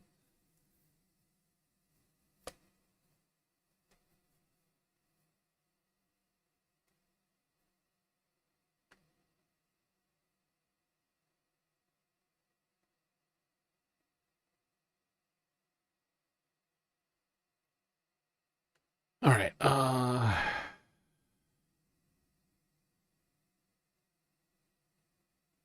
If we take a break, I feel like we need a break. We haven't. It's been 5 hours. I was worried about how long the stream was going to go tonight. I took one day off. List got enormous. And so I just panicked. Didn't take any breaks up to now. I think we'll do one more clip and then we'll go to break after that. So we got tornadoes and wildfires to talk about. But first, the majority report from yesterday on Donald Trump's corruption. I did everything right and they indicted me. All of the presidents, including successful business owners over here, 100 years versus less than a 1-year period of wealth accumulation for one president. The New York Times had a piece entitled "Firm Building Trump's Ballroom Got a Secret No-Bid Contract for a Nearby Job." And I think this is indicative of the way that Donald Trump has been robbing this country blind. In this instance, yeah, this is it. Trump says that they're not spending any money on the ballroom. It's really cheap. I got a good deal. To build his mammoth White House ballroom, President Trump last summer chose Maryland-based Clark Construction. Since then, Mr. Trump has repeatedly sung the company's praises, even saying he wanted it to refurbish projects all over Washington. In January, government documents show the Trump administration secretly gave the company a no-bid contract to do another job at a sharply inflated price. The National Park Service wanted to repair 2 ornamental fountains in Lafayette Park across from Pennsylvania Avenue from the White House. The Biden administration in 2022, so granted, this is, All right, before we get away from this, because I'm not sure if Sam had seen this at this point, and this may not even, now that I'm thinking about it, this may have actually happened after the fact. But just to be clear on that ballroom, wait, no, yeah. A meeting space that is secure. Oh, what's happening? What is happening? Don't be a dick. Good God. On the White House grounds that would allow people to do what they did at the Hilton. I don't appreciate this one bit. I'm gonna need you to cooperate. I just want to go back here. I hate to cut Sam off, but Donald Trump claimed that we were talking about the ballroom. We watched this earlier. I just want to watch this again right now in case anybody missed this from Lindsey Graham. That is secured from yesterday on the White House grounds that would allow people to do what they did at the Hilton Hotel is necessary. I'm convinced if there had been a presidential ballroom adjacent to the White House, the guy would have never gotten in. We're going to introduce legislation that would authorize $400 million to be spent to secure to build the presidential ballroom. So they're introducing legislation to authorize $500 million in spending. So it's becoming even more unclear who's actually paying for this. Almost 4 years ago, had estimated the work would cost $3.3 million. But Mr. Trump's government agreed to pay Clark $11.9 million to do it, and later added tasks that increased the contract to $17.4 million. The agency did so without considering offers from other firms, citing a rarely used urgency to get the fountains repaired. The point is this is the way you can manipulate government contracts. You can overpay in some areas to underpay in others. And theoretically, in this instance, Trump's just doing it to get his pet project, the ballroom, done. But if Trump has the ability to overpay for a fountain repair by a factor of 7, let's say, right? I mean, 3 million to almost 18 million, maybe a factor of 6. Then he also has the ability to sort of say, like, we're going to overpay that no bid contract by a factor of 5 or 6 or 10 for something else that company is doing for me, not so much within the business. Or, you know, we've all heard about like the cryptocurrency that people have. We know there has been multiple reports of people buying parts. Don't forget the NFTs and the Trump trading cards and the Bibles and the shoes. Play that clip with the cups, just to give you a sense of what is going on. This is clip number... Which one is it? Oh, 15? Yes, 15. This is a guy named Sully Dog on TikTok. I don't know who he is, but we've seen many reports to this effect. These give you a good visualization. This is what he did. Every cup that you're looking at is $10 million. And this small stack over here to start with, this is a representation of a full century of U.S. presidents' personal wealth growth while they were in office. We're talking Coolidge, Eisenhower, Kennedy, Reagan, Bush, Biden, all of them except one. 4 cups, roughly $40 million in total, and that's what all the modern presidents combined gained while serving over an entire century. Total, not per president. Now shift your eyes to this monstrosity. 1 year, 1 president, same cups, same scale. 1 century versus 1 year. Not opinion, it's visual math, and your eyes are doing it in real time. So take a good look. All of the presidents, including successful business owners, over here, 100 years versus less than a 1-year period of wealth accumulation for 1 president. Donating a salary is just a headline. It doesn't offset the billions quietly being accumulated elsewhere. Yeah, but in the Ice Age, how much taxes did people pay? How much taxes did people pay?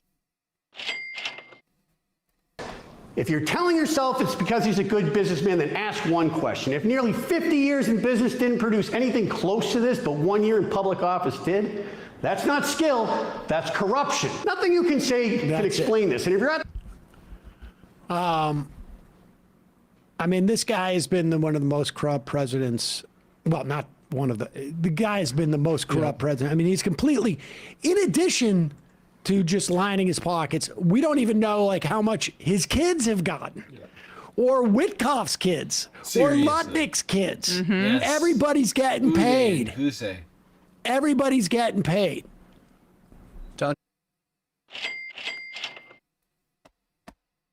In the Ice Age, how much taxes did people pay?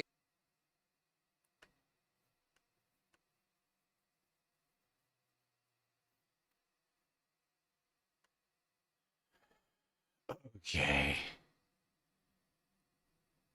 Well, I hope you're all being sufficiently value-tained right now. Boy, oh boy. Well, you're going to have to hold off for a little bit of time. Still got a hell of a lot to talk about here tonight. Extreme weather. Natural disasters. Gripping the planet. We got that to talk about. As well as a whole bunch of other Earth news across the planet. From the Gulf of Mexico, actually the Pacific, technically. Eastern Pacific, all the way to the Western Pacific. All right, but we're going to take one quick break here, at least. And we'll be right back.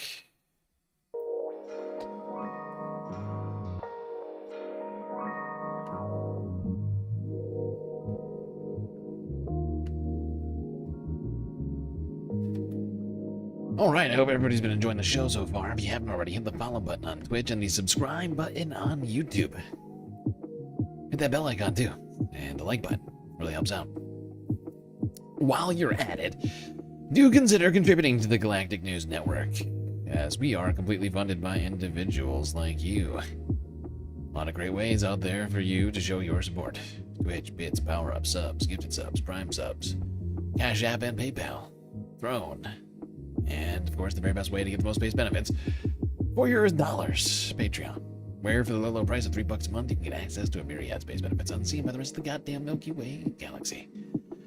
All right, everybody, enjoy the break. Grab yourselves a drink, maybe a snack, and I will be right back.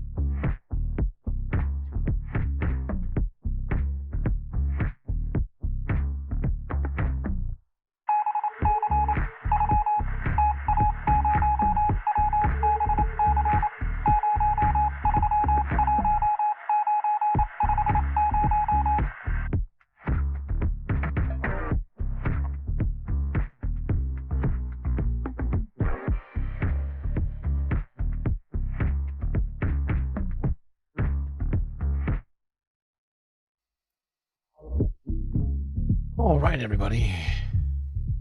The break is over. And the stream is about to begin once again.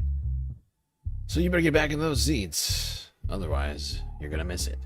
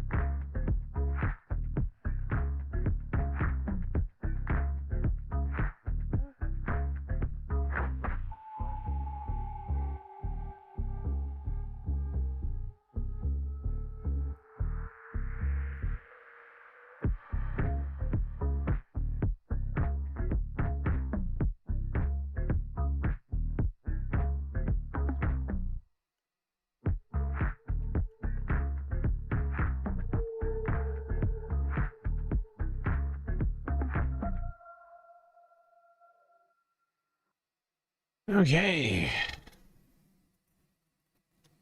We are back, Space Ams. We've made it quite a decent way through our list. But we have a lot more to talk about. Really only halfway through. Perhaps a skosh more. Yeah. Let's go to the Midwest, where deadly tornadoes have been ripping through several states, causing destruction for days now. Here's CBS News from yesterday. Dangerous storms swept across parts of the U.S. over the weekend. This tornado tore across Oklahoma overnight. Millions of Americans in Oklahoma, along with Kansas and Missouri, got hit with hail and high winds. And in North Texas, at least 2 people were killed by powerful tornadoes. Homes in the area were reduced to rubble. CBS News correspondent Nicole Valdez has more from Texas. Multiple tornadoes tore across Oklahoma and Kansas Sunday night. This one ripped through parts of Osage County, northwest of Tulsa. Another twister derailed a train onto its side in southeast Kansas, destroyed buildings, and downed several trees and power lines as rounds of powerful storms swept across the state. Oh my goodness. Yeah. In North Texas, families in Runaway Bay are returning to homes that are barely recognizable after a powerful tornado passed through the town on Saturday. I just retired 2 years ago. This was our dream house. Roofs are shredded, ceilings collapsed, and walls reduced to nothing but scattered debris. We actually felt the house lift up a little bit, lost half the roof there, a lot of damage on the inside of it. In nearby Fort Worth, this woman is seen escaping out the window of her car, which was swept up in deep floodwaters. And in Springtown, Texas, Saturday night, lightning sparked a massive fire, triggering an explosion at this natural gas facility. A 69-year-old woman was killed after a tornado hit a mobile home park near Springtown. There's no interior rooms, in a mobile home. So it was scary. With the immediate danger gone, families are now forced to salvage what they can from the debris. I've lived, out in Texas almost my entire life, and I've never seen any kind of damage like I've seen today.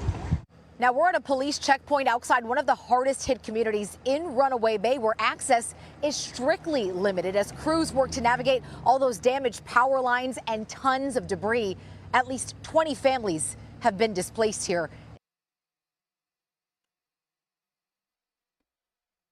Jesus Christ. Yeah, we're dismantled and disabled FEMA from being able to do what it's supposed to be able to do. Got a bunch of climate denialists running the country. And unfortunately, like I predicted, it is turning out we are having, although it could change at any time, I would welcome it. But it would seem we are having a fairly powerful storm season and fire season. Really, just at the very beginning of it all. We're already seeing massive tornadoes. And big-ass fires.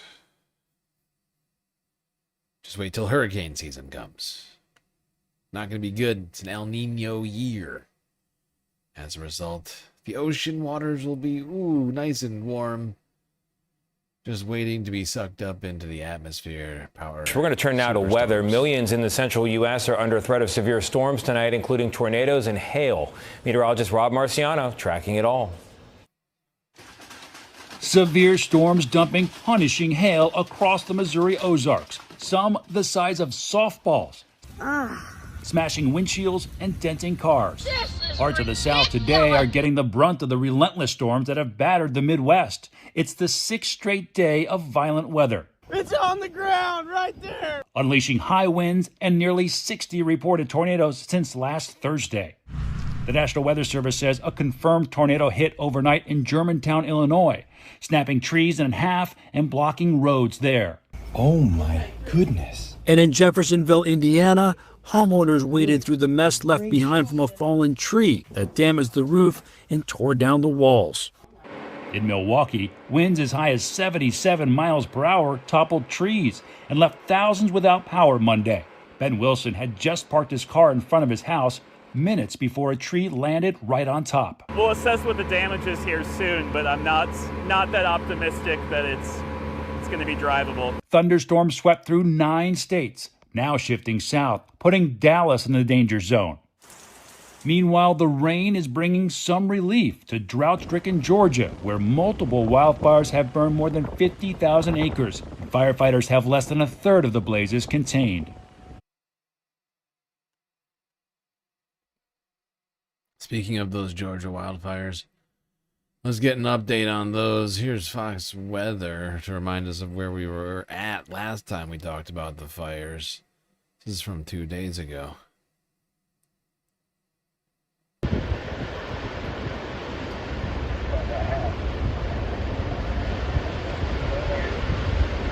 You can see a literal inferno. It's a wall of fire. This video taken by the Georgia Forestry Commission. Just horrifying.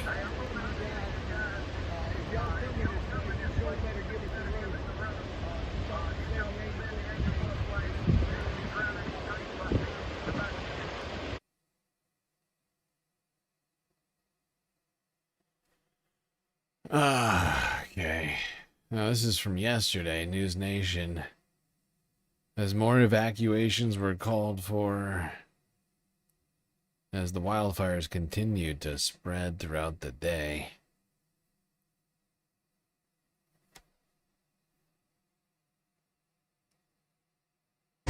Evacuations underway right now in several Georgia counties as 2 massive wildfires continue. Oh no. One of our chatters was a victim of the hailstorm? That's awful. I'm sorry. I'm sorry to hear that. Hopefully you have insurance. Hopefully you have insurance and they cover it. I don't know. Oh, God. Continue to tear through the southeastern part of the state. One of those fires now bigger than Manhattan and still spreading. Let's get out to Mills Hayes, who is live on the scene just north of the Florida border. So, Mills, crews unable to really contain much of either fire right now. That's right, Nicole. And in fact, this Highway 82 wildfire actually grew by a lot. It grew by 10,000 acres over the weekend, and it has more than doubled. And this area right here actually used to be a lush pine forest. Now it has been ravaged by these wildfires. It is covered in black and ash, and when you step, you can actually still see some of the pockets of smoke rise, and it is warm on my feet here, so you can tell just how active these areas still are. We know that in southeast Georgia, the two largest wildfires have caused about 54,000 acres to burn, and more than 120 homes have been destroyed. Now, firefighters from all across the country are dealing with these wildfires, trying to maintain them and keep them down. But the issue is there is a lot of dry vegetation, strong winds, and that heat making it harder for them to contain them. And in fact, here in the Brantley County area, investigators believe that this wildfire was caused by a foil balloon landing on top of a live power line. The evacuation zones have expanded, leaving hundreds of people seeking shelter, staying with family and friends or in those shelters. Now, there has been donations that have come in, food, clothes for people who have lost their homes, as well as for those first responders that are on the fire line. But there is still a lot of uncertainty as these wildfires grow, and people are concerned that their homes could be next. Now,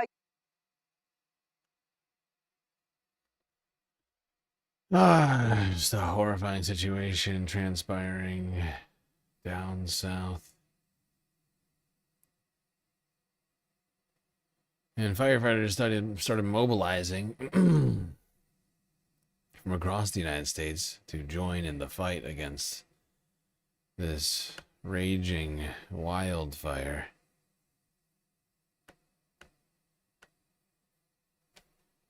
Turning now to Georgia, where those record-breaking wildfires are still burning into a second week now, despite a little bit of rain overnight. CBS News correspondent Skylar Henry has made his way to Waynesville, Georgia, for us tonight. Skylar, good evening. What do you see?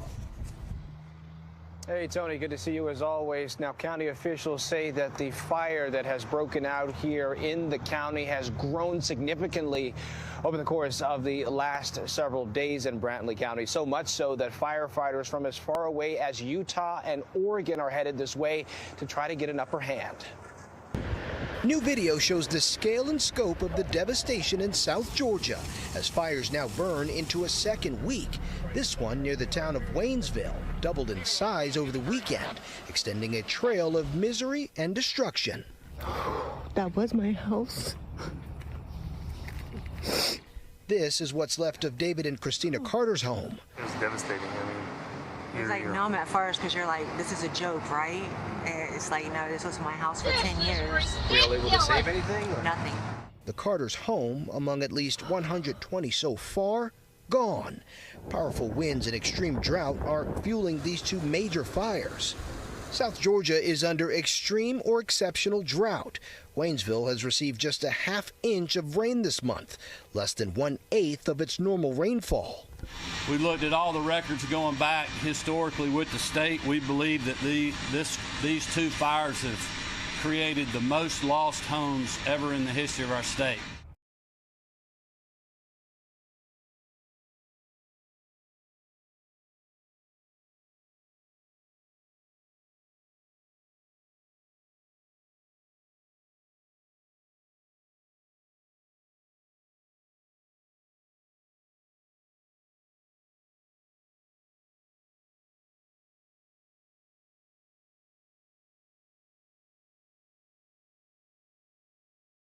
And you saw Mary Kate with an umbrella there. We're finally getting some much needed rain, Yes. but unfortunately, Georgia's two biggest wildfires have now burned more than 53,000 acres combined. So Governor Brian Kemp is going to be in South Georgia again today, and the largest fires are burning about 4 hours south of Atlanta. There's one in Brantley County and then one in Clinch County where the governor plans to visit.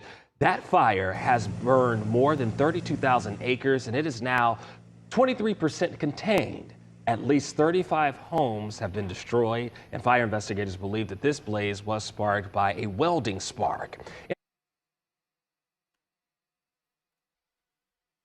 Now, I know everybody's getting excited. There's rain, 23% contained. It sounds better than 10%. But I would point out anything below 50% is an expanding fire. Okay? Anything under 50% containment is a actively expanding fire, and any amount of wind will cause that thing to do exactly that. Yeah, I was muted. Thank you. Yeah, unintentional muting. I made a huge tiny mistake. All right, up next to this ridiculous fucking story. Up the coast,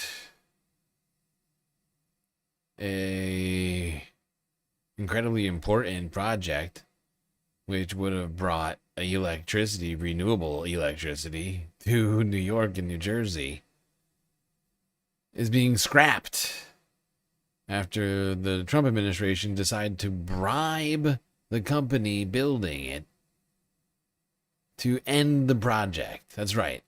Your taxpayer dollars were given to a private company building a renewable energy project off of the coast,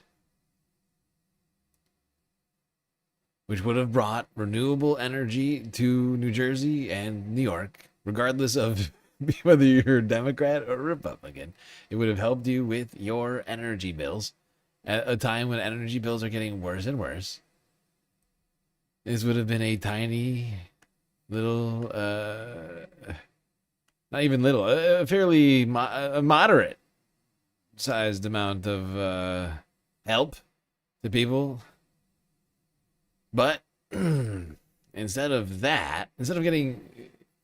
people getting the already planned project that would have made their energy bills lower, we're paying to make people's energy bills higher. That is the thing I just want everybody to wrap their heads around right now while we watch this clip from CBS New York.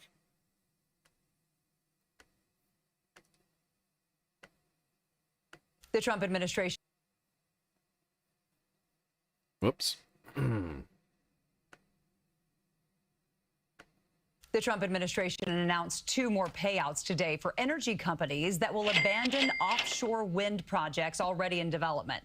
Blue Point Wind and Golden State Wind agreed to end offshore wind leases in exchange for reimbursements totaling nearly $900 million. The Blue Point project was in development off the coast of New York and New Jersey. The Golden State project was proposed off California's central coast. Previous efforts by the administration to block offshore. What a complete waste. What a complete waste of money. We're paying to make people's energy bills more expensive by canceling new sources of energy in 2 regions that need it most. But of course, these companies can be bribed to stop doing it.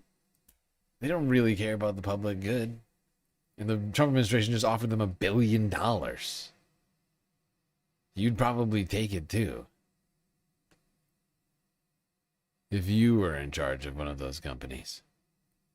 Maybe not. Maybe you have more ethics, and I would like to think that the viewers of this channel have, in fact, better ethics than that. But that's a lot of money for doing literally fucking nothing. Or in some cases, actually, I guess technically, I think these projects were already partially started. But they're just getting a full reimbursement for everything. It's incredible. For what? The alternative is coal and literal oil, which is now at, multi-decade highs. So why is that the right plan right now? Amidst everything we have going on, that can't possibly be the right plan.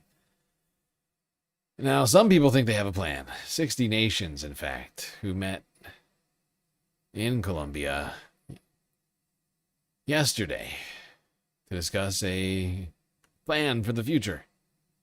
How to tackle, actually solve climate change. Not just talk about solving it, but what needs to be done. And time now for our Down to Earth segment, which of course focuses on the health of the planet. Some 60 nations are gathering in the coastal city of Santa Marta in Colombia to tackle an issue which has deadlocked UN climate talks: how to exit fossil fuels. It's the first global conference of its kind, bringing together countries which want to accelerate a fossil fuel phase-out. This despite the stalemate in the UN-level COP summits. For more on this, I'm joined by our environment editor, Valerie de Kemp. Hello, Valerie. Hi, Annette. Tell us more about the purpose of this gathering. I mean, is this summit trying to achieve what countless other summits have failed to do so for years? The gathering was born out of the frustration that 30 years of climate diplomacy have failed to produce any meaningful outcome on fossil fuels, which we know are the main drivers of the climate crisis. With this key question, how do we move away from oil, coal, and gas? And so the summit is co-hosted by Colombia and the Netherlands, two countries that are part of a coalition of about 80 countries that want to accelerate efforts aimed at phasing out fossil fuels. This coalition is already active within the COP ecosystem, the official UN climate summit. But last year at COP 30, those countries, that coalition said, if we're not making enough progress, we're going to take discussions out of formal UN negotiations. And so essentially you have countries responding to a gridlock situation that has become a feature of climate diplomacy and COPs, and saying to the rest. Yeah, this has been one of our main criticisms of these COP meetings. The last one, they failed to make any progress to have the signatories sign on to any kinds of pledges to end fossil fuels. In fact, the fossil fuel lobbyists weren't even banned from being at the conference. It was something rather farcical, I'm afraid, and something's got to be done about all of that. We have to find a solution that does not include the input of fossil fuel lobbyists and involves only people concerned about the future of humanity, not the future of profits. For more on these talks, another France 24 clip. As dozens of countries gather in Santa Marta to discuss a transition to renewable energies, nearby protesters marched through the streets of the coastal Colombian city, chanting against oil exploration and fracking, or demanding that fossil fuel companies pay up. Governments need to scale up public climate finance to make sure that these polluters pay. We must focus on the future of children. Because otherwise, what are we doing at a fossil fuel treaty? What is it for? Who is it for? Organisers of the conference say the sudden shortage of oil and gas caused by the war in Iran has focused minds on the need for a fossil fuel phase-out. The gathering of ministers and officials is discussing not if or when to bring about the green transition, but how. On the list of attendees are major fossil fuel producers like Canada and Australia, and developing oil giants from Nigeria to Brazil, as well as major energy-consuming nations in the European Union, coal-reliant emerging markets, and small island nation-states extremely vulnerable to climate shocks. But not the biggest fossil fuel producers and polluters like China and the United States, who organisers say have often acted as an obstacle at UN conferences. We're gathering a coalition of those who have already decided that it's necessary to move beyond fossil fuels. It's with them that we must chart the paths forward.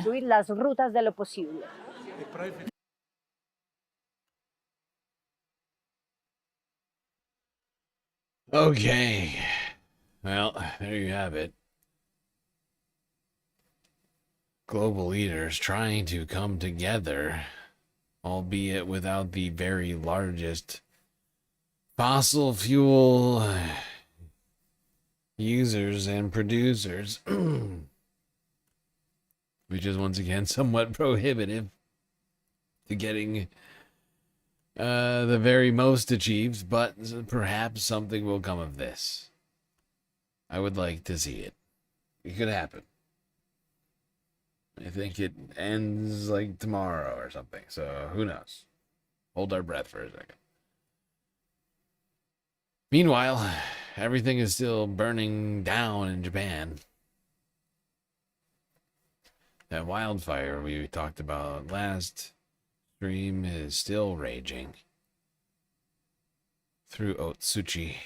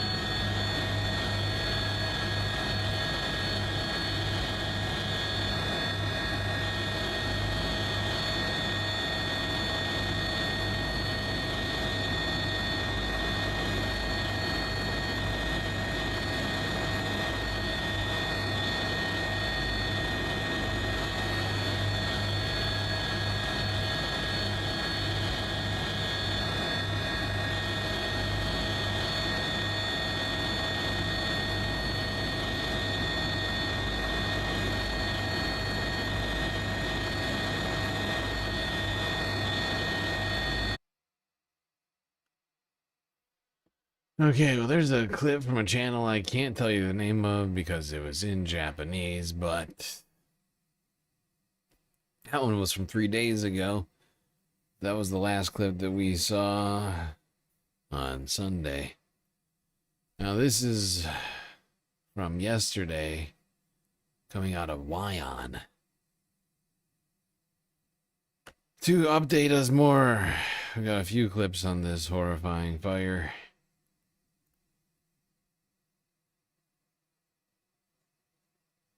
In other climate stories, wildfires continue to rage across northeastern Japan, with flames scorching vast forested areas in Iwate Prefecture and forcing thousands of residents to remain under evacuation orders. Authorities say that around 730 hectares have been consumed. This is despite sustained firefighting operations involving local crews and helicopters from Japan's self-defense forces. The worst hit zone remains the town of Otsuchi, where nearly a third of the population has been told to leave. Public broadcaster NHK reported that more than 3,200 people from over 1,500 households are affected by the evacuation order. Now, as the fire line pushes dangerously close to residential communities, not just the locals, emergency teams are also struggling to extinguish flames, which have burned for days on the mountainsides surrounding the rural fishing town.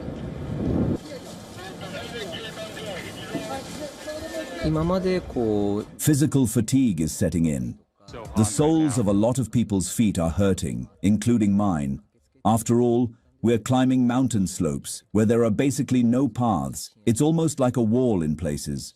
So yes, things like pain in the soles of our feet are starting to show. That's one way you can really see that people are physically getting worn down. Officials warn that harsh conditions can prolong the crisis and trigger fresh flare-ups. Firefighters say the dry weather and a lack of expected rainfall are hampering containment efforts.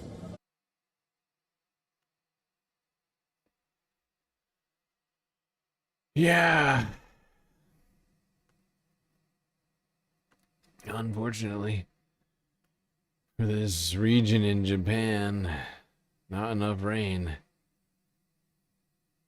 And high winds have been continuing to fuel the fire, which has, as of right now, burned 10% of the land in the town that we've been talking about here.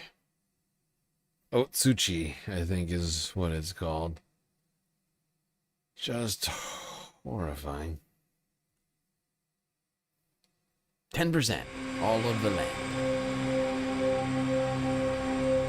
身体的疲労も溜まってきてて、Good God. ここまで2日以上経っても Physical fatigue is setting in. This is the first time I've encountered a situation where the fire is still not out, even after more than 2 days.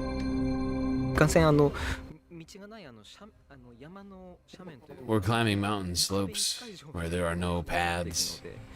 It's almost like a wall in places. Pain in the soles of our feet starting to show. That's one way you can really see that people are physically getting worn down.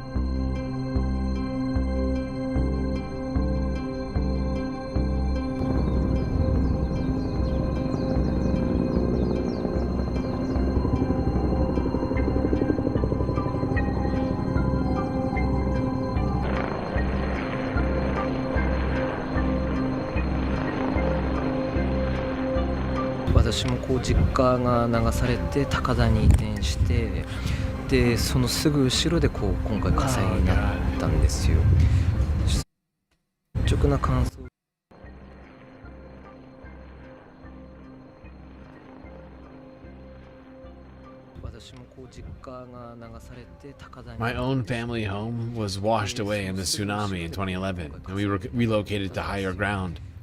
This time, the fire broke out right behind us. Honestly, my reaction was, this again?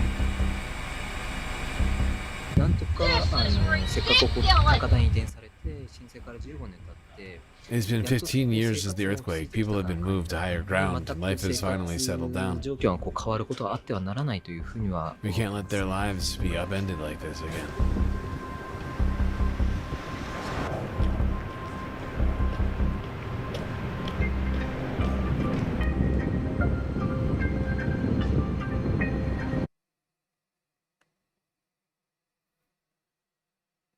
You know, we could, our governments could commit to stop using fossil fuels, help slow down some of this horrifying destruction that we're seeing. Just a thought.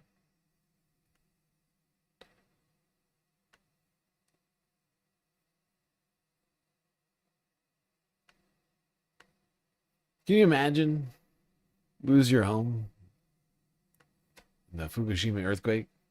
They move a higher ground so you don't get hit by any more tsunamis, and then then your home gets taken out by a wildfire.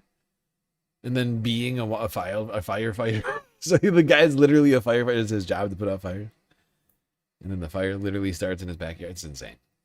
Wildfires continue to rage across northeastern Japan, with flames scorching vast forested areas in Iwate Prefecture and forcing thousands of residents to remain under evacuation orders. Authorities said around 730 hectares have been consumed despite sustained firefighting operations involving local crews and helicopters from Japan's self-defense forces. The worst-hit zone remains the town of Otsuchi, where nearly a third of the population has been told to leave. The public broadcaster... Look how much smoke.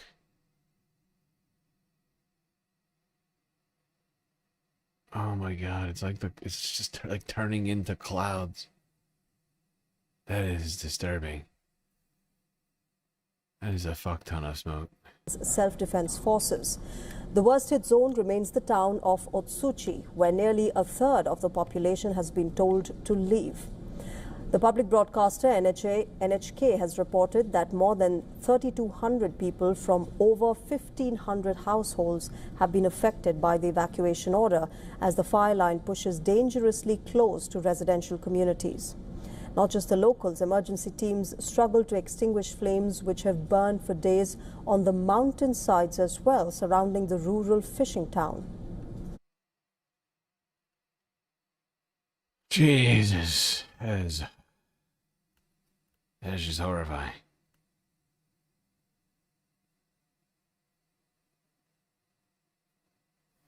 When will people accept that climate change exists and that this has nothing to do with the Bible? Or that it's not a fucking hoax? Like, when is it gonna happen? It's not entirely an aberration of the United States, but like, it's mostly centered to the United States. Like I said, not entirely. I feel like most of the rest of the world just sort of accepts that climate change exists. While this like huge group of Americans just like continue to just live in this alternate reality.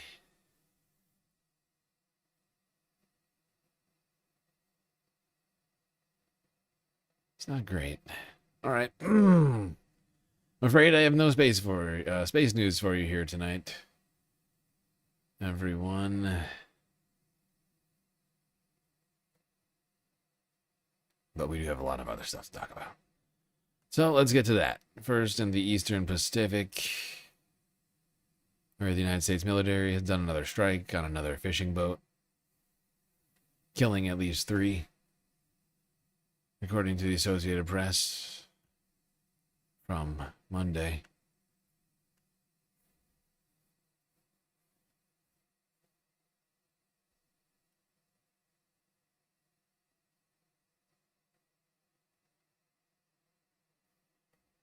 This is so fucking unnecessary. I'm so sick of seeing these fucking images. I couldn't pause it fast enough. I'm so sick of seeing these fucking images here. Like, when is enough enough? A normal government, if we had a problem with drug boats, would seize them, interdict them in international waters or in our own territorial waters and arrest them. Have a trial, provide evidence, not just murder people wantonly in the middle of the ocean. It's insane. And it should not be normalized, but at this point it's becoming the normal. Oh right, another boat strike. Another fishing boat down in the Pacific, in the Caribbean. That's just the US government being the US government again. Fuck yeah! Meanwhile, thanks to our insistence, Donald Trump has succeeded, at least to some degree, in getting the rest of the planet to increase their military spending, which has now risen to nearly $3 trillion globally.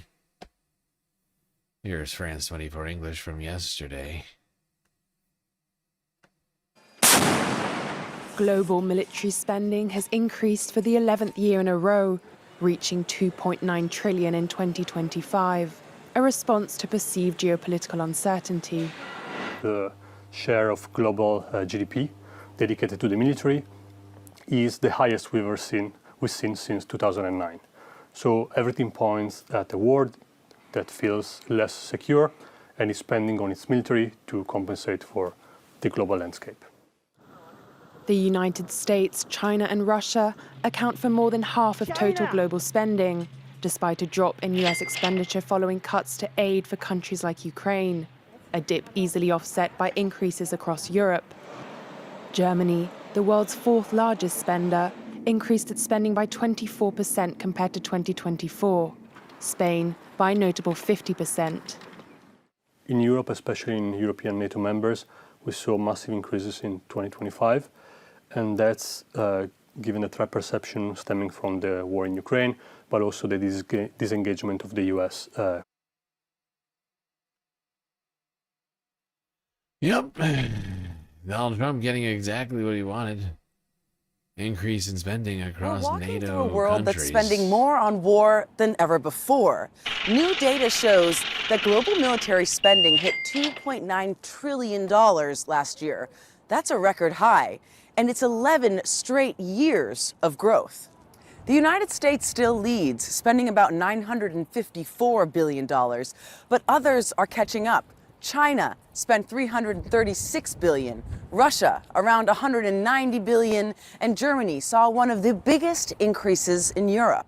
These 5 countries alone make up more than half of global military spending.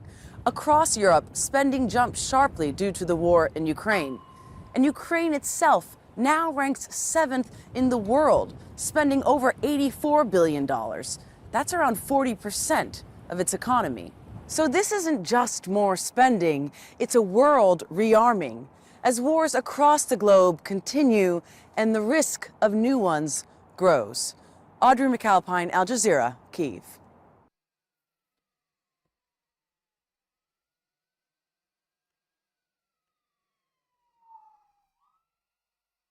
Ukrainian drones. All right, like that right there. How loud was that? Because I can hear that siren clear as day through the spaceship wall.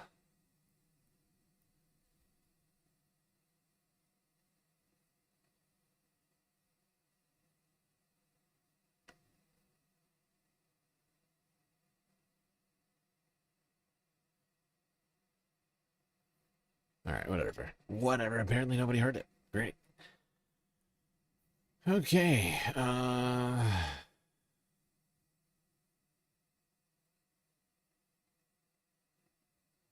Moving on from military spending to actual military conflicts, let's talk Ukraine, which has apparently been targeting Russia's infrastructure in recent days. Oil refinery. Claiming responsibility for this attack. Here is Al Jazeera from yesterday, 18 hours ago. Ukrainian drones have struck Russia's Tuapse oil refinery on the Black Sea, causing a fire, that's according to Russian authorities. Footage shows smoke billowing from the site.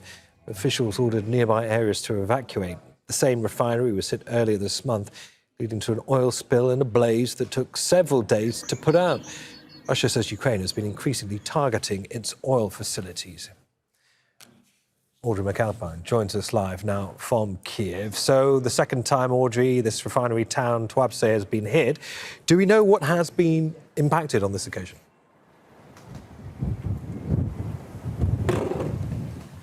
Yeah, this is actually, in fact, the third time in the past 2 weeks that the Tuapse oil refinery has been targeted. On April 16th was the initial strike that caused fires to be struck throughout the refinery. And then again on April the 20th was an additional strike that relit those fires and took out 25 oil storage facilities within the refinery. And then again, we saw overnight additional strikes that have been claimed by the general staff of Ukraine's armed forces. And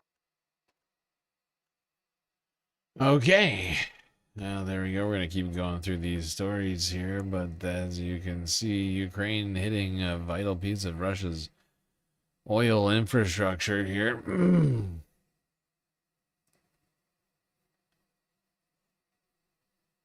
Am I in the space ghetto? I wouldn't quite call it the space ghetto. I do live in the space city. Well, and, you know, it's not the best neighborhood.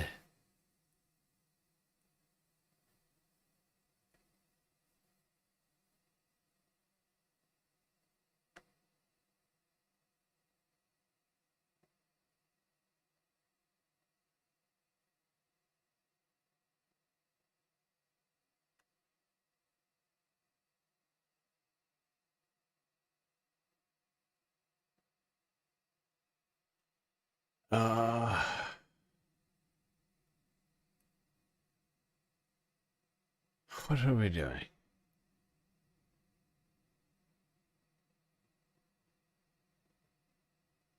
Yes, Ukraine. All right, moving on from the oil refinery strikes to a claim coming out of Ukraine against Israel. That's right. Ukraine coming at Israel's government for apparently buying stolen grain from Russian-occupied territories.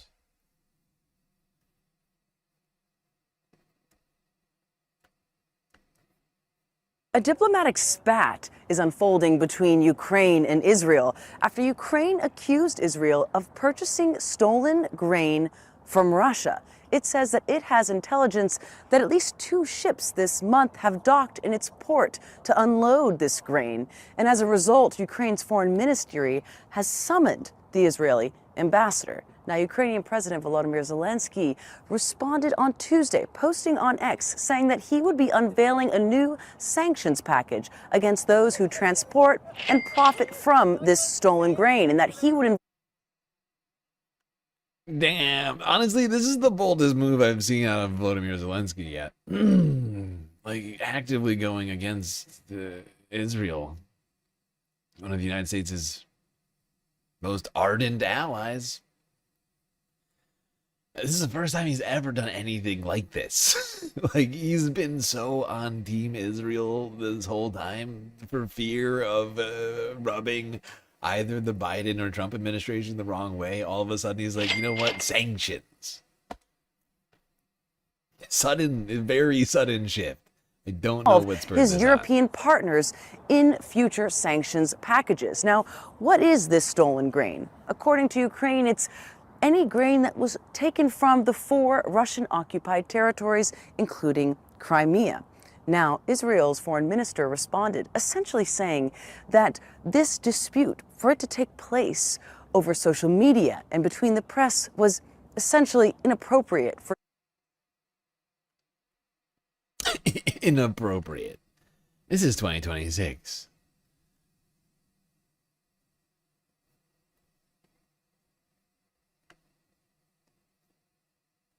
Okay. Well, we've made quite a lot of progress, actually. 20, 40, 60. Yeah, not bad. 70 of 95. I've made actual progress. I'm pleased with myself. Pleasantly proud of my progress so far. Might be able to keep this under 9 hours. I would like that. Mostly because I've been trying to keep my health game up. I have not been, over the last couple of years of doing the stream, I have like sacrificed my health many times just to try and make all of this work. And I've been trying to get healthy again. So I've been trying to work out at least once a week, if not more. And, you know, get on my game so we don't have any more health scares. I wouldn't want to be taken out suddenly. What would you all do in the middle of the night, exactly? I wonder about that.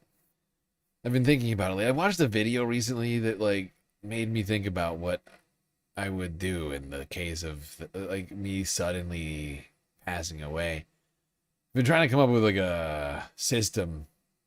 Like I know sometimes, like, journalists and other sorts of people, spies and things, like, create, like a system that will, like, email or whatever, like, transfer data in the case of them not going back. And so I've been thinking, like, okay, like, set up some sort of system where if I don't check in with it, like, once a week, it'll, like, send out some sort of message or something. I don't know.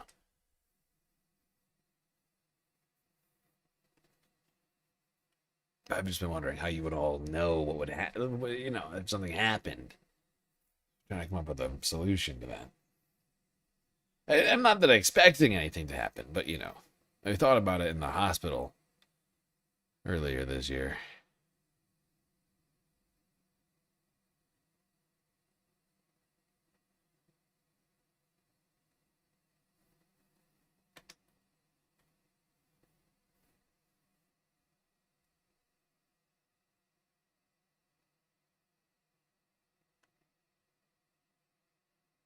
Anyway, I don't know what I'm talking about this.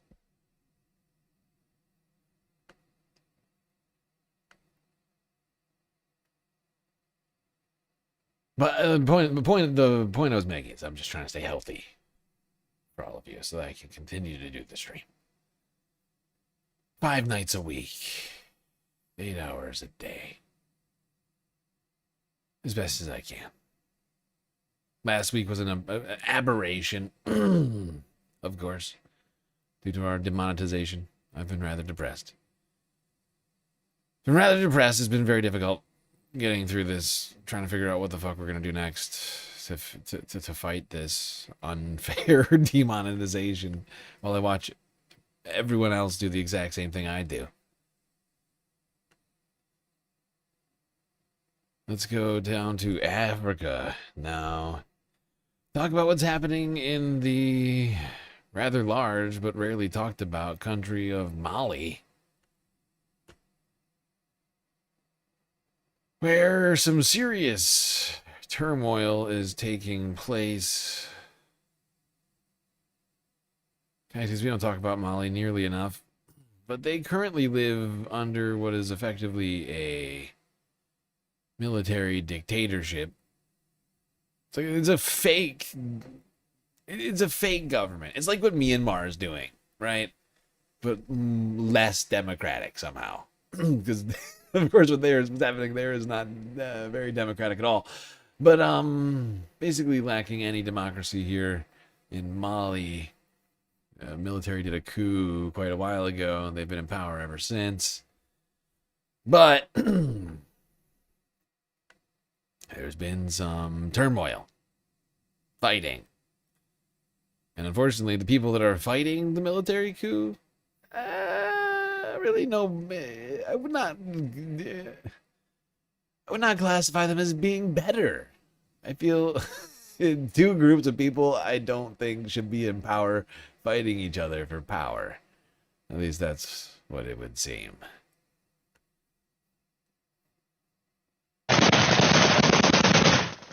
Behind the unprecedented attack scene in Mali, which began Saturday, two unlikely groups have joined forces to confront the government.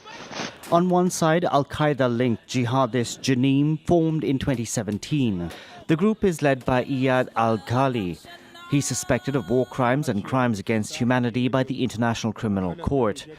Ghali seeks to impose Sharia law in Mali and other countries in the region, including Niger and Burkina Faso. Over the past few years, the group has carried out attacks against the ruling junta and recently decided to ally with the FLA. The FLA, or the Azawad Liberation Front, is a Tuareg rebel group that advocates for the independence of territory located in northern Mali. But within the movement, there is no unanimous support for the establishment of Sharia law. There had been connections forming between them for a little over a year. But this openly assumed partnership is something different. The ruling junta in Mali, in power for 5 years, has been led by General Assimi Goïta. It relies on Russian support to maintain its power after the departure of Wagner troops in June 2025. This support is channeled through Africa Corps. The unit is directly controlled by the Russian government.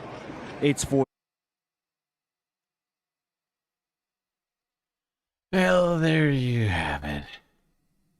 Military junta versus a group of people who want to do Sharia law. So it's Sharia law versus martial law.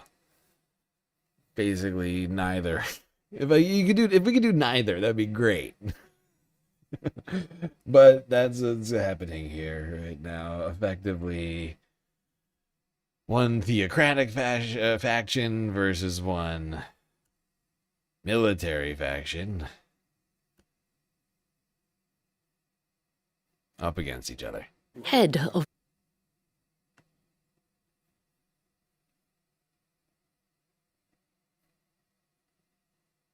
Fucked either way. Yeah, kinda. And of course, UN peacekeepers were forced out of Mali, I think back in 2024. We talked about that when it happened. And since then, things have just sort of spiraled. Spiraled a shock of shocks. UN peacekeepers left Mali and things sort of started falling apart. No one could have predicted that. Definitely not me. I didn't say this was a bad sign when it happened. I said, totally fine, not a big deal. Barely an inconvenience, actually. Totally fine. No way this goes wrong.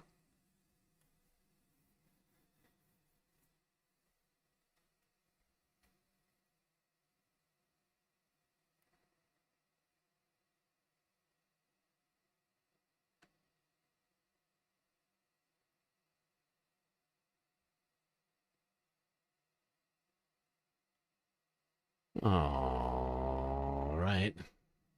Now to Sudan.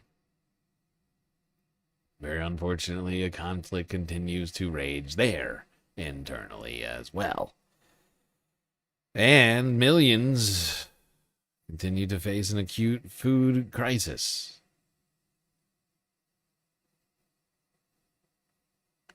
Here is Al Jazeera from yesterday. This is where Marasi Al-Fadil and her children came to seek safety. Whoops. There's not much here. An incomplete building in a compound in Durman in Sudan's capital Khartoum.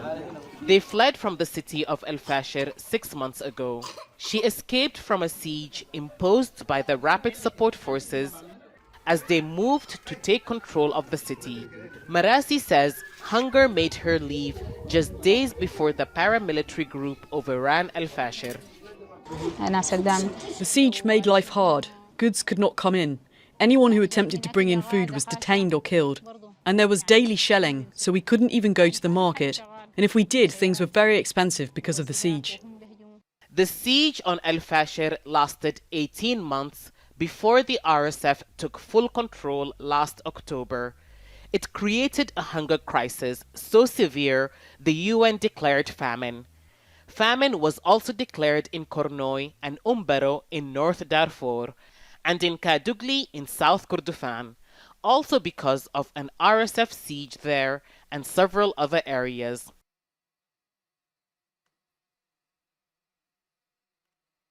Yep, this war has been going on way too long. Since before I ever started the stream, it's been going on. Same for the war in Ukraine. When will it all end? I do not know. And of course, the starvation crisis is only going to be affected further by the war in Iran and the blockading of the waterways, as Sudan's only port is on the Red Sea, and it's already limited shipping going on right now. You had in the Houthis potentially blockading the strait at some point. Could really go south for Sudan very quickly. Speaking of the war in Iran, Iran's foreign minister has been out there shaking hands and meeting with foreign dignitaries, trying to broker peace, or some facsimile of it. Here's the AP from 2 days ago, where Abbas Araghchi met with the Sultan of Oman.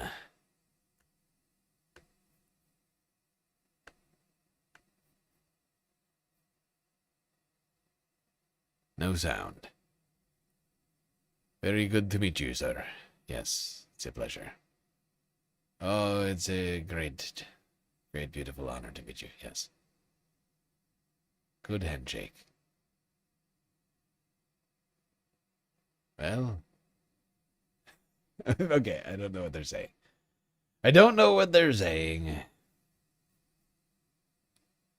Bunch of niceties, you'd assume, since the reporters are in the room still.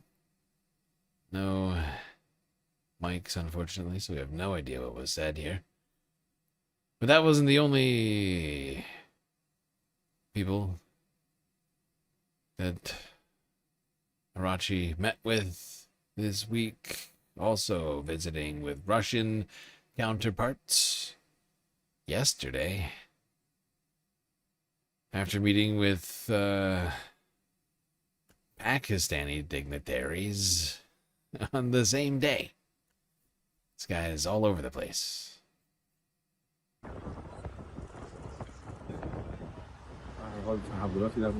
Wow, is it snowing in St. Petersburg? This is ridiculous!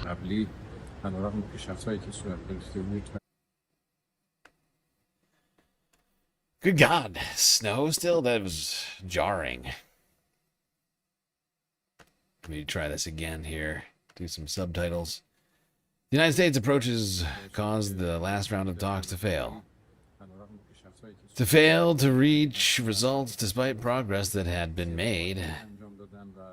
their excessive demands and wrong approaches that they adopted. It was necessary to review the latest situation with our friends in Pakistan, and praise to Allah, it was a very good visit. We reviewed what has happened so far and under what conditions the talks can continue. There you go. Foreign Minister Abbas Araghchi of Iran on a veritable... my brain just...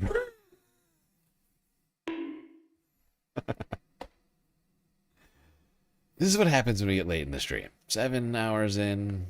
God, this is early. 6.5 hours. I think it's because I'm broken inside. That's probably the main reason. You know, what can I say? I'm not as peppy as I would like to be. I feel beaten down, you know? I've been on this emotional roller coaster with YouTube. First we get the whole channel taken away, then we get it back. We have monetization, then we don't. I have $700, then I have $0. It's all, you know, not great and frustrating. Great and not frustrating, and very not great and very frustrating. And emotionally, it's draining me. What can I say? But veritable world tour for Abbas Araghchi, meeting up with all sorts of foreign leaders, trying to broker peace. Although I do worry, maybe in vain, considering he does not represent the IRGC, and the United States and Israel are nowhere to be seen. Israel would prefer this continue indefinitely, especially one Benjamin Netanyahu, who's continuing to try to avoid any accountability for anything he's done during his prime ministership.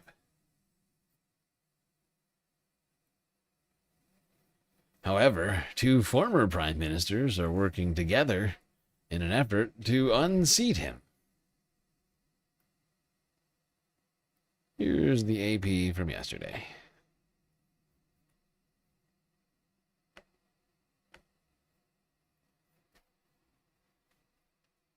Israel is gearing up for elections later this year, and already candidates are staking out positions for the race. Two major opposition figures, Naftali Bennett and Yair Lapid, have announced that they will join forces in a bid to unseat Prime Minister Benjamin Netanyahu. Bennett and Lapid are former partners who rotated the Prime Minister's job for a brief period in 2021 and 22. This time, the two men now say they will unite into a single party under Bennett's leadership. Israeli governments are formed through coalitions of various parties, so an alliance had been expected, but with Lapid stepping aside, Bennett has now emerged as the clear challenger to Netanyahu to be the next prime minister. Now this could be hugely problematic for Benjamin Netanyahu here, because unlike with the democracy here in the United States, the constitutionary, what do you call it? The parliamentary, I think, what was the form of government? I can't remember it now in Israel. The point is, he's a prime minister, which is dependent upon seats in parliament. If a coalition is formed and that coalition creates a majority, it would supersede his party's majority and effectively force him out of the prime ministership, and a snap election would happen for within the party, the new party, for a new prime minister, which would open up old Benny boy here to all the things he's been trying to avoid, like the trial. You know, that corruption trial he's so very much been trying to not deal with. Israeli Prime Minister Benjamin Netanyahu is testifying in his ongoing corruption trial after a 2-month pause. The long-running trial, which has begun in 2020, has been repeatedly interrupted, first by the war in Gaza and more recently the conflict with Iran. For 6 years. This trial will begin in 2020. It is 2026. This guy he's still managed to filibuster the trial for more than half a decade and continues to be the prime minister facing zero consequences for this shit. It is wild. No wonder he and Trump have been so chummy. Basically the same guy. Netanyahu's testified 80 times so far in a case that includes charges of bribery as well as fraud and breach of trust. We're going to cross now to Noor Rodi. She's following developments from near Ramallah in the occupied West Bank. So this long-running trial finally back in session. Remind us what the Prime Minister is accused of and why there have been so many delays, Noor. Well, this is one of several trials, Rob. This one in particular has to do with Netanyahu, or the accusation that Benjamin Netanyahu exchanged influence for favorable coverage. This has to do with regulatory policies concerning a news outlet and changes that happened to those policies in exchange for Netanyahu getting favorable coverage. And they include bribery, they include breach of trust, they include using influence in an unlawful manner. Of course, Netanyahu denies all of those charges, but he has benefited from the several wars that he's launched since 2023 to delay these trials. Yeah. Benjamin Netanyahu and his lawyers managed to keep him on the right side of, or the wrong side of prison bars or of any sort of consequences for his actions internally in Israel. This has nothing to do with the genocide, of course. Israel is not attempting to hold him accountable for that. This is just for internal corruption in the country. Oh my God. How he's managed to do that for that long is truly incredible to me. 6 years. 6 years. This guy has just skirted justice.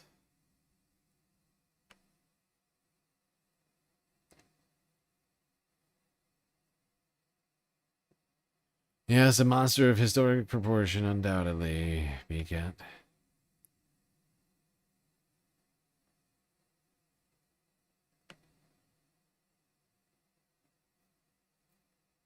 Did you tolerate it from the stomach? I don't know what that means. All right, let's go to the West Bank quickly, as military invasion of the West Bank and occupation has intensified.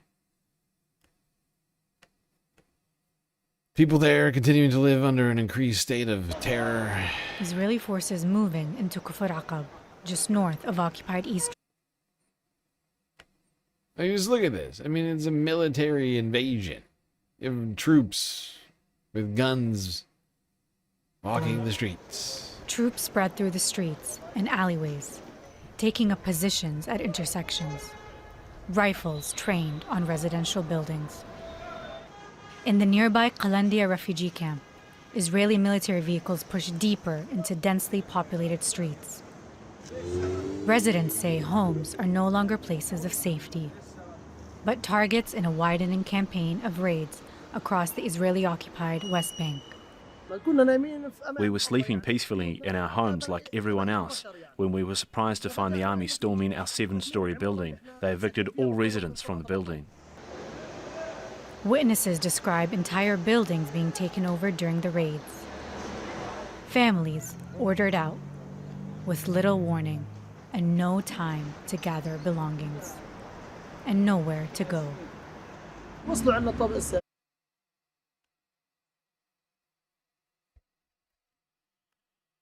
Yep, I'm afraid just same old story here. Israel continuing to wage a campaign of terror against Palestinians in the West Bank with their military occupation, the illegal military occupation of that territory. When it will end, I do not know. I wish I had an answer for this. I have been looking to the freaking stars for guidance on that. Haven't found an answer, I'm afraid.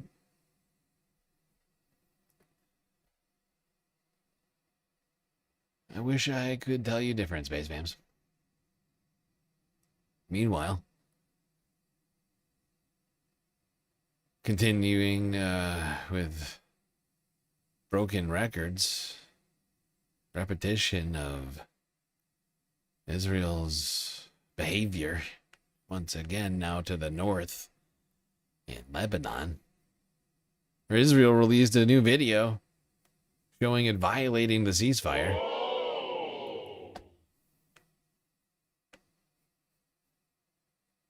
Jesus Christ. This is ridiculous!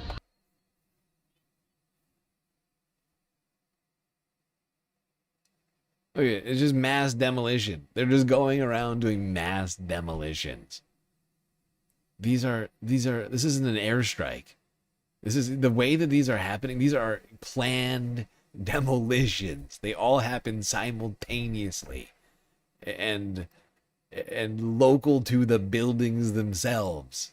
They claim they're in a ceasefire and they're doing demolitions, mass demolitions across southern Lebanon. I cannot impress upon everyone how much of a violation of the fucking ceasefire this is. It's MIDI Doctors fucking... just cheered 400 bits. MIDI Doctors, thank you for the bits. No message, I'll take it still. Much appreciated. This is a fucking travesty. This is a fucking travesty of justice. This is ridiculous! I just want us to watch this again. This is a very quick clip, but this is fucking nonsense. It's just a peaceful-looking hillside town. Then Israel came along.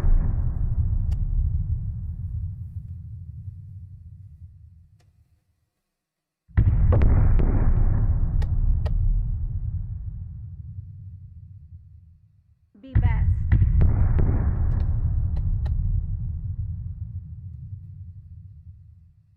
I feel like I'm taking crazy pills!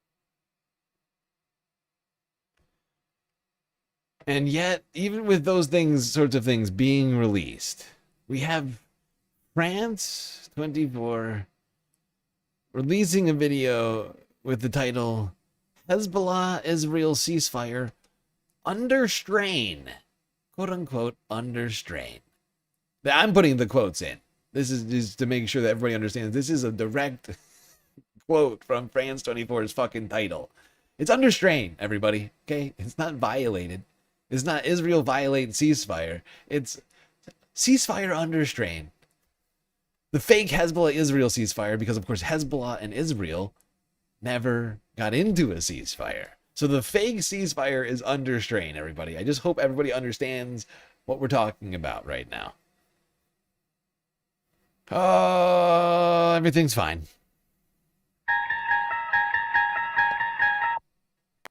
Joining me now from Jerusalem is Noga Tarnapovsky. Noga, what more can you tell us about the situation unfolding in southern Lebanon? Well, it's more than southern Lebanon at this point. Israel has also been striking targets north of its self-imposed kind of buffer zone in southern Lebanon. And I can tell you that from the Israeli government, what we're hearing is they're basically testing the edges of this envelope of the ceasefire now. They consider that this ceasefire is They're all testing but the envelope. ended all the They're testing. What a bunch of propagandistic nonsense. They're testing the end of the ceasefire. Good one, France 24. Give me a Always joke. got jokes. Always got jokes over there, France 24. When it comes to these things that Israel gets into, they're just testing the fringes of the ceasefire. Does mass planned demolitions count as a violation? Does obliterating bridges count as a violation? Yes, and yes. Of course it is. And Israel never, ever, ever sticks to the ceasefire. There's not a single ceasefire that Israel has actually stuck to in full and in spirit. Both in spirit and in practice. They have not done it one time. For the last 2.5 years. The closest thing to it would have been like the Ramadan ceasefire, like 3 months into it. And even that one was violated because they didn't even end the blockade during that one. This is the closest thing to the act. Like every other ceasefire has been grossly violated time and time again.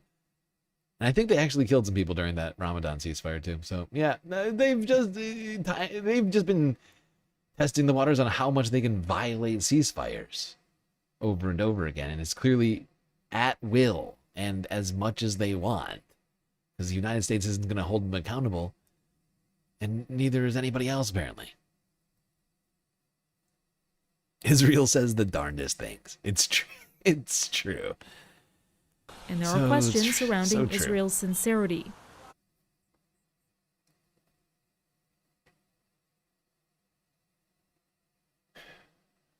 All right. Moving on from Lebanon to the Strait talk. Oh, Strait talk. Talk about the Strait of Hormuz. Iran is attempting to decouple the waterway entirely from any sort of negotiations with the United States, which would certainly be a strategic loss for America.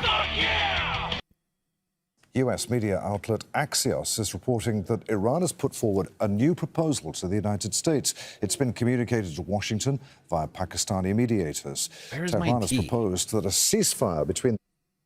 Oh, I'll be right back, Space Fams. I've left my tea across the goddamn space station. I made a huge, tiny mistake. Burb.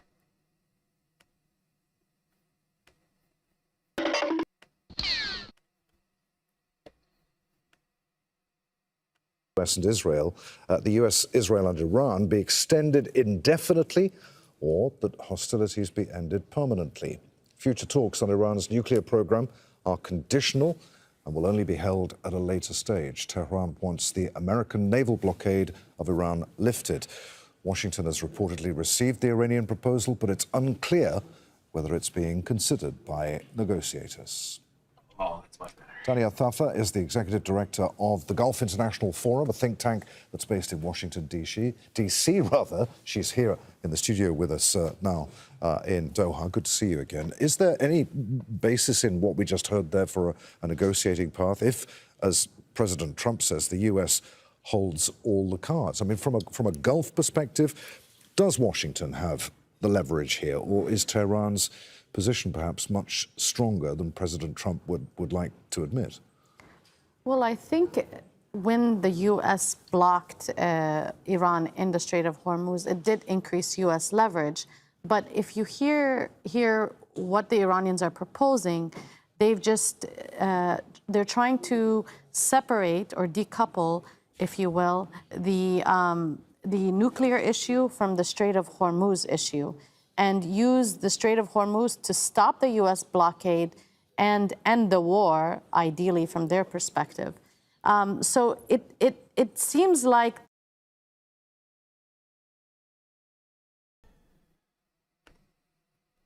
Yeah, I thought I was muted that whole time. I think I accidentally muted myself thinking I'd been muted while I was grabbing tea. So, I mean, so everyone understands what's happening here. If the Strait of Hormuz being opened and or closed were decoupled from the nuclear negotiations and the end to the war, that would mean even if Donald Trump got everything that existed and more in the JCPOA, we would still be it would still be a strategic loss, because an incredibly vital waterway to international trade would be controlled indefinitely, in perpetuity, it would seem, by Iran until somebody challenges them. But, I mean, if it's completely decoupled from the talks, then you would think they'd be basically banking. I don't know what the numbers, the estimates are on how much money they would make if they were charging $5 million per ship. But I think it's like $500 million a day or something like that, maybe more. If it were at like full capacity. Not even going to the negotiation about the core issues and the reasons this war, from the U.S. perspective, was started. It seems like the Strait of Hormuz set back the negotiations.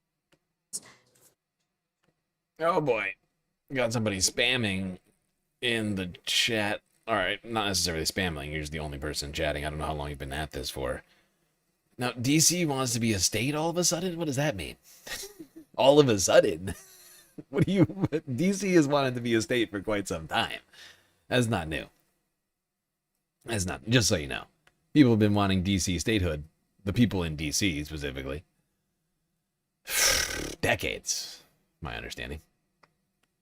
They have been not afforded that for reasons, concerns that the president would favor his district, if you will, over others. That's a long-standing thing. That's not all of a sudden. I don't know where you got that from. From being focused on the nuclear issue to being focused on the Strait of Hormuz. Yes, the nuclear issue is Washington's red line, though, isn't it? Yes, the nuclear issue is Washington's red line, and it seems before this, when the Iranians and the Americans have been negotiating, the nuclear issue was much more of an issue at the table. You thought negotiations were over? They are over, but we're still talking about them like they're possible. Everybody is doing that because they're desperate for there to be no negotiations, because this is causing fucking chaos for most of us. Higher gas prices. And soon higher prices for everything as the effects continue to make their way downstream from producers. Plastic shortage right now, fertilizer shortage. It's a real problem.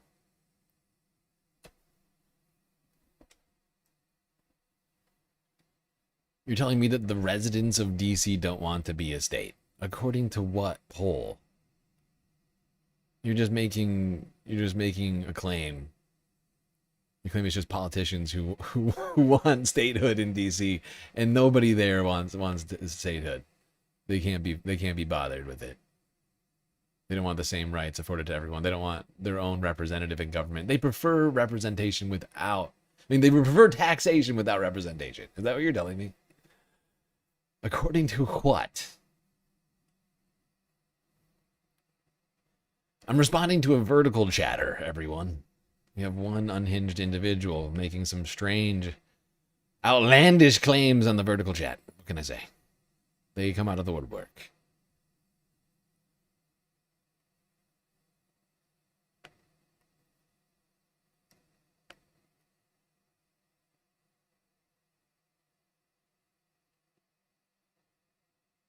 Let's keep talking about the Strait.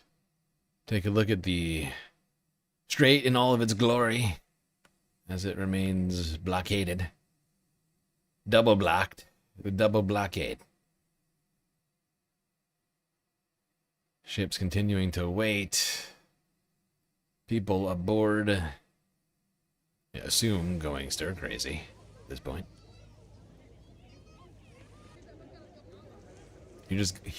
You're just going by some post you saw yesterday? Who posted that? Is that what you do? You just base everything. You just see a post and you're like, that must be factual. Who posted it? A news organization? Or just some rando? You're sorry? Yeah, honestly. If you're not gonna even kind of try to back up your claims, it's probably for the best. Doesn't seem very productive. Just gonna make a bunch of bold assertions without any evidence for it. I saw it on Instagram. You're a moron.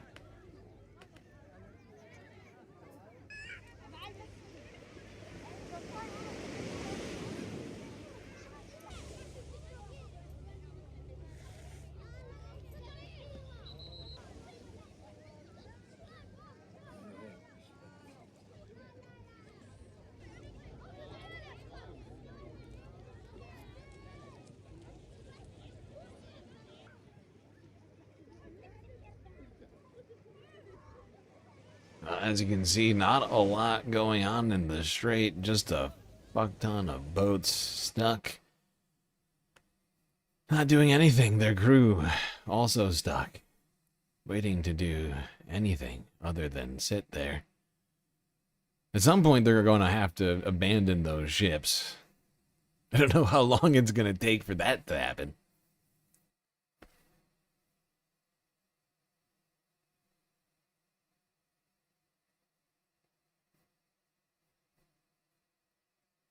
All right, staying on the straight talk. The White House. Caroline Leavitt came out and talked about the new proposal being discussed, which Trump made the claim of. I can't remember what day it was now. The day that he said the ceasefire was done? He said that they sent him a or like a 10-point proposal or something. I can't remember. He was like 10 minutes before or something like that. So they sent him a proposal which was not good enough, but now they're going over it apparently. So the White House has confirmed that an Iranian proposal to end the war is under discussion. Caroline Leavitt says while it's being considered, Washington's red lines remain in place. I will confirm the president has met with his national security team this morning. The meeting may be ongoing, maybe not. I don't want to speak affirmatively because I was prepping to come out here, but the proposal was being discussed. I don't want to get ahead of the president or his national security team. What I will reiterate is that the president's red lines with respect to Iran have been made very, very clear, not just to the American public, but also to them as well. Alan, the Iranian proposal apparently under discussion. Do we know who's looking at it and when perhaps there may be a response? Are with Donald Trump in the Oval Office, or certainly have been. Donald Trump is still in the Oval Office at the moment. It'd be wrong to say that this meeting is only about the Iranian proposal. They're actually discussing the next stages. There is every possibility, of course, that Donald Trump could announce an end to the temporary ceasefire. He could announce that the bombing is going to start again, or it could be that he is willing to send a team to Pakistan. You'll remember that everything seemed to be set for talks at the weekend. Then on Saturday morning, he decided that he was pulling Steve Witkoff and Jared Kushner from the trip. He said it was far too go, too long a trip, 18 hours with nothing concrete to discuss. And then on Truth Social on Saturday morning, he urged Iran to call him with some new ideas, saying that the United States had all the cards. It's clear the United States has a number of red lines. Donald Trump has said all the cards. And yet we clearly don't have all the cards. Donald Trump said last week, he said that Iran, it's up to Iran. He literally said, look, they have my phone number. They'll call. They'll call. Whenever they're ready, they'll call. The guy's a fucking lunatic. All right, Space Fams, we are making huge progress through this. Running out of vids for tonight. Running out of vids. I'm making a lot more progress than I thought I would. Feels like I'm getting, even though I don't have my same sort of energy right now, I have managed to get through this. So I'm at least up to pace. I've at least caught up to pace, right? Perhaps not achieving the level of valuetainment that you all expect. I don't know. I can't tell from your end. I don't know what you're feeling inside. All right, let's go here, Al Jazeera English from yesterday, talk about a new Strait of Hormuz proposal that's emerged. Yes, tell us, Al Jazeera. Tell us about this proposal.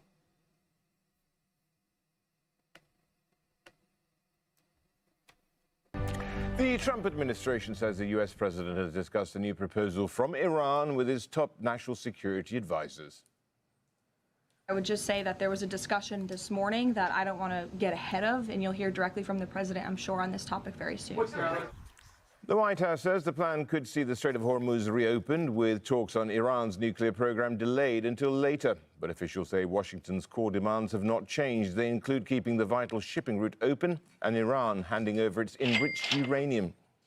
Meanwhile, Iran's foreign minister says Tehran is considering a request from the United States to restart talks. Abbas Araghchi made the comments on social media after meeting Russian President Vladimir Putin in St. Petersburg. He says negotiations have stalled because of what he called Washington's destructive habits and changing demands. Putin also used the meeting to signal Russia's support for efforts to restore stability in the Middle East.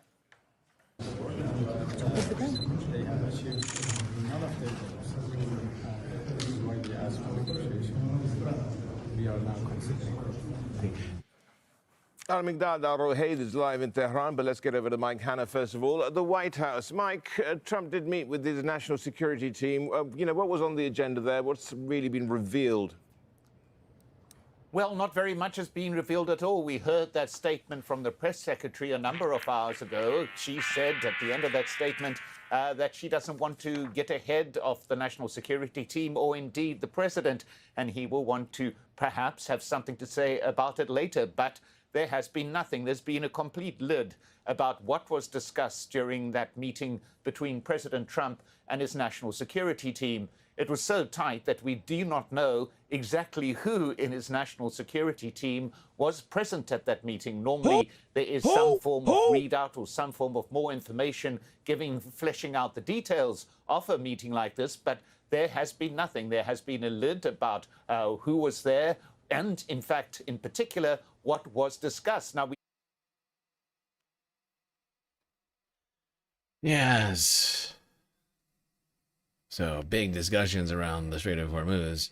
What was discussed? Who the fuck knows? Apparently nobody. So very constructive. Lot for me to go on there. It just feels like things are... I'm watching it all just get worse. Like, we've been doing this stream for 2 and nearly a half years. It's incredible to think about it in those terms. I remember when I first started this, I was like, there's no way this is going to work out. There's no way this is going to work. But I never gave up. And here we are, demonetized. Never give up. Never surrender. Oh, shut up.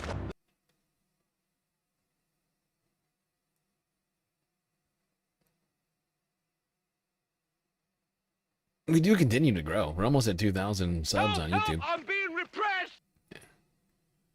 Over 1,200 followers on Twitch. Twitch has been really keeping up with YouTube lately, actually. Been impressive to watch.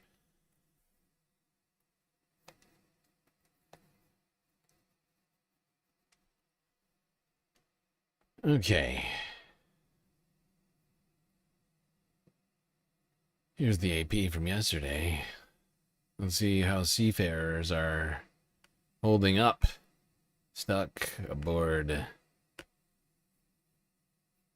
these tankers in the strait.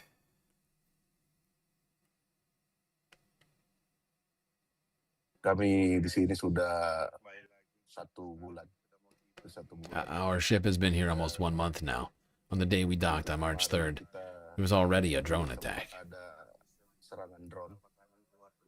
Pertama waktu saya baru tiba di sini, We didn't know where it was coming from, but pelabuhan begitu sandar ada serangan drone, cuman tidak tahu drone dari mana, cuman saya dapat We got information that it was from Iran. It exploded near an oil tank close to our ship. Tanki full oil dekat kapal kita. Lewat itu kan kami sudah terbiasa lewat situ karena biasa 1 bulan sekali. We normally pass Hormuz once or twice every month on the way from the Persian Gulf to the Oman Gulf. Di bawah situ Sohar Oman. Jadi kita passing dan di situ banyak sekali kapal karena there were so many ships that wanted to go in and out in the area, but there were a lot of Iranian patrol ships.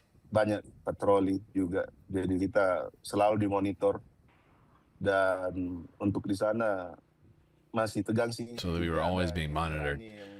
And the situation is still so tense and no one dares to pass. It's very tense. Until now, we are still afraid that conflict will start again. There will be another drone attack. But until now, it's still safe. Yeah, he's safe, but you're still stuck. Safe but stuck.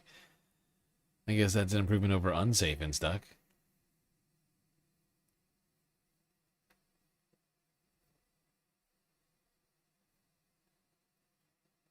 Okay. Now, while you and everybody else is paying more for gasoline, and we're all paying more for energy prices,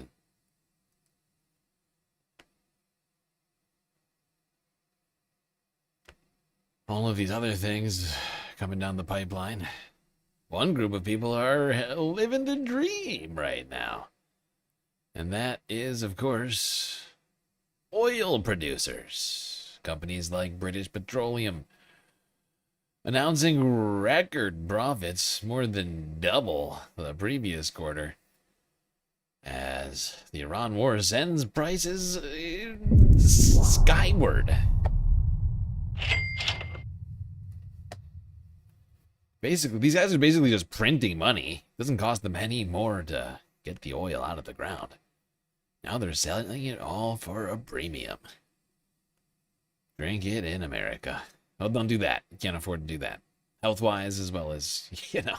Now, the UK energy giant BP has just released its latest results, and it made profits of $3.2 billion in the past 3 months. That is way more than expected and double this time last year, as soaring energy prices is boosting earnings. They're the first results under the new chief executive, Meg O'Neill, and will be seen by some as a vindication of its pivot back to fossil fuels. BP has been torn by a shareholder row over the future of the company, which flared up. Well, there you go. British Petroleum making an extra $3.4 billion in profit as the result of increased oil prices, while the rest of us get to pay double at the pump. What a fun time for them.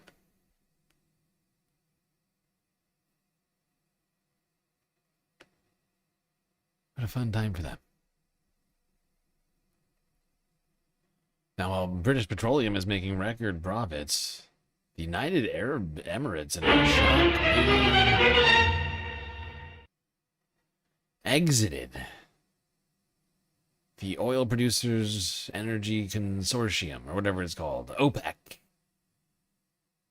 CNN on the story from 14 hours ago.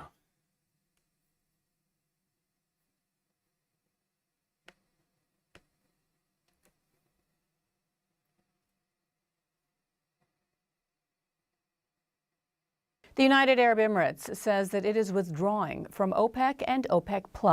OPEC is a decades-old cartel of the world's largest oil-producing exporters. The energy minister says that it will make it easier for the UAE to meet changing demand, but it is a major blow to OPEC at a time when the Iran war has triggered a global energy crisis and as the price of oil hits 3-week highs. CNN's Eleni Diokos joins me now from Dubai. Eleni, and so with the UAE, the United Arab Emirates says... You know, sorry. I realized, I was like, I think I'm wrong. I think I'm wrong about what that stands for. I just looked it up. OPEC does not stand for whatever I just said. It's the Organization of the Petroleum Exporting Countries. Same idea, different words. I made a huge, tiny mistake. Making this announcement today, I believe they are the third or fourth largest producer. You know, and this is not to toot my own horn, but you know, I'm being accused of being inauthentic, which is why I'm being demonetized right now. And yet I feel like there's so many like political content creators who are unwilling to admit when they're wrong. Me, when I'm wrong, I admit it. And when I think I'm wrong, I fact check myself. You know, when I even have the slightest inkling that maybe I may be wrong about something, I look it up. And yet, inauthentic, low effort is what they're all saying. And by everyone, I mean Help! YouTube. Help! I'm being repressed! Among OPEC members, talk about the significance here and the impact that it's already having within the region. Yeah, it's the third largest producer within OPEC, and it's really significant. I mean, frankly, it's a bombshell announcement today, Biana. You know, they joined in 1967, one of the founding members, and that was just a few years before the formation of the UAE. And this is, you know, really going to shape what we see in the oil markets. And you were talking about WTI, you know, responding quite aggressively on the back of this news. And we've seen an increase in oil prices as we hear one of the oldest members withdrawing from this organization.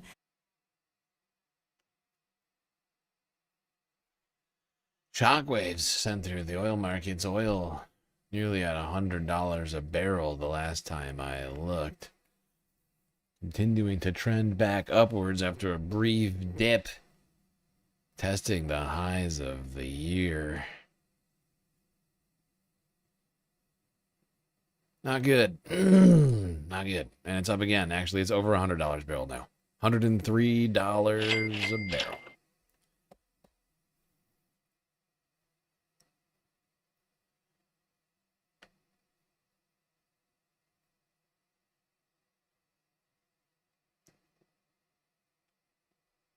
Omnipotent Drift.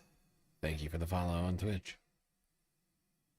All right. Brent is at 114. Thank you, Midi, for the update. Wow, we have crude and Brent now. All the prices. It's not good. It's not good, Space Fans, is what I'm saying. What we're saying around here. All right. Done with oil on the Strait of Hormuz for now, but let's talk about Friedrich Merz, the Chancellor of Germany. Had some words for the United States on our supposed strategy, our concept of a plan for this debacle.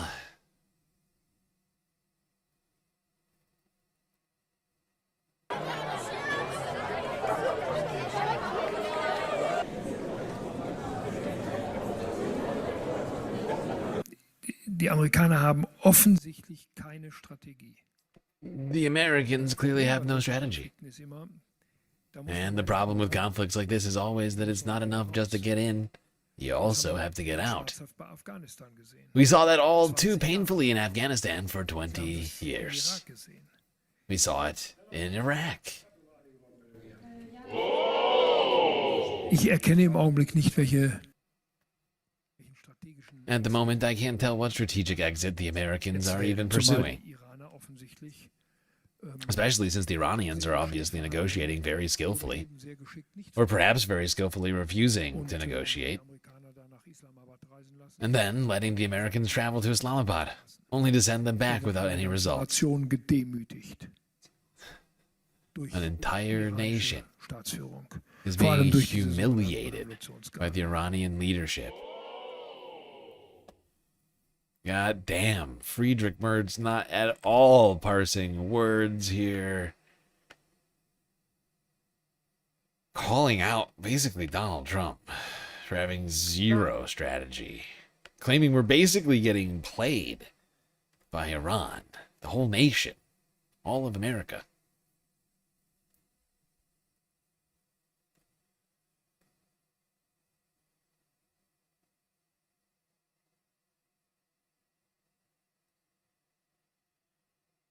All right, Space Fams. We're at the very end of the clips. a couple left here. Al Jazeera English with one more on this Chancellor Mertz thing, and then the Al Jazeera live stream.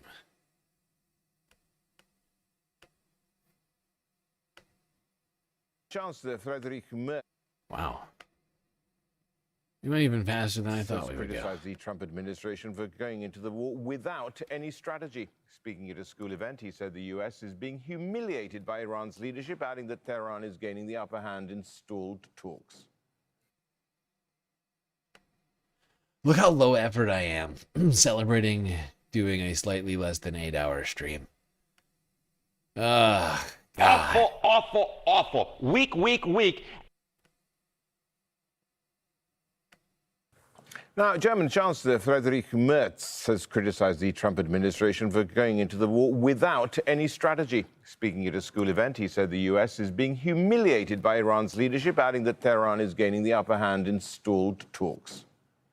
The Americans clearly have no strategy. And the problem with conflicts like this is always that it's not enough just to get in. You also have to get out. We saw that all too painfully in Afghanistan for 20 years. We saw it in Iraq.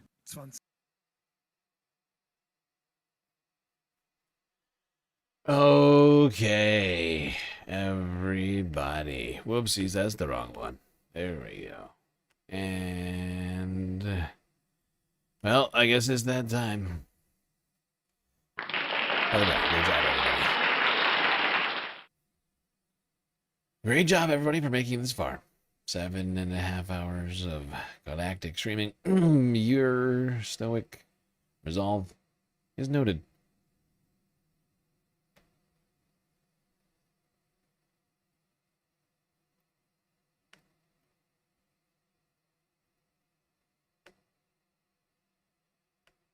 Yay. It's already been a tiresome week.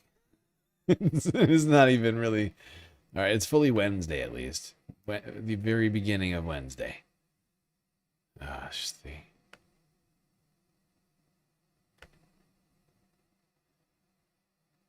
the cusp. Just the cusp of Wednesday.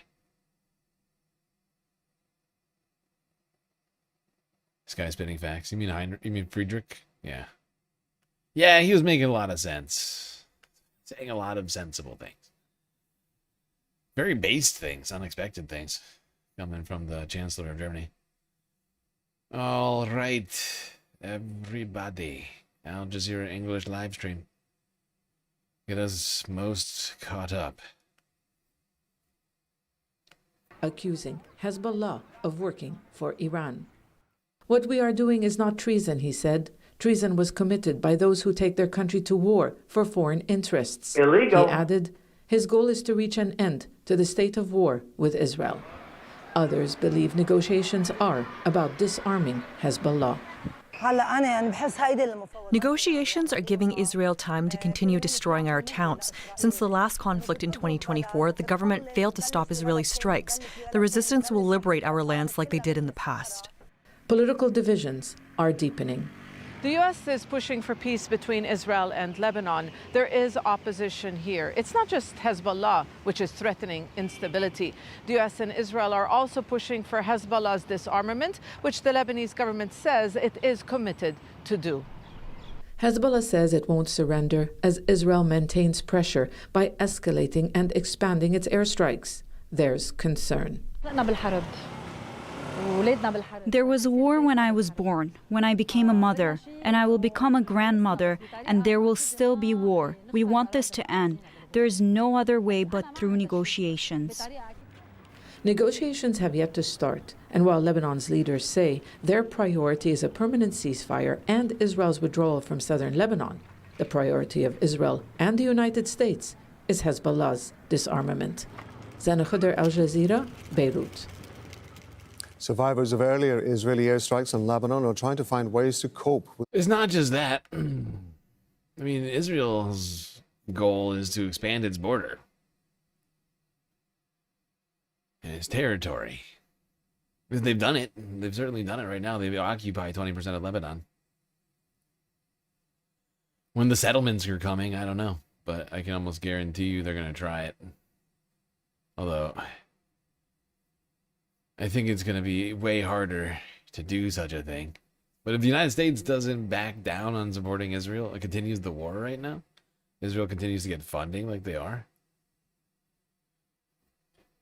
I don't see why they wouldn't be emboldened to do such a thing, as they've now pushed even further into the territory, further than they've been in, I don't know how long, perhaps ever. I'm trying to think how far they made it in the last big invasion. Not the one from 2000, whatever, I think you know what I'm saying here. A wave of attacks earlier this month killed more than 350 people and injured 1,000. This is the story of one woman from Beirut's southern suburbs who was in a 4-story building hit by an Israeli missile. أنا فاطمة تقي الناجي بضربة حي السلم اللي بيقولوا عنه نهار الأربعاء الأسود. هيدا النهار اللي ضربوا فيه بكذا منطقة. I'm a survivor of the strike they call Black Wednesday. My aunt and my sister-in-law were killed in that strike. In that moment, all I could think about was holding my daughter and hearing the sound of the missile.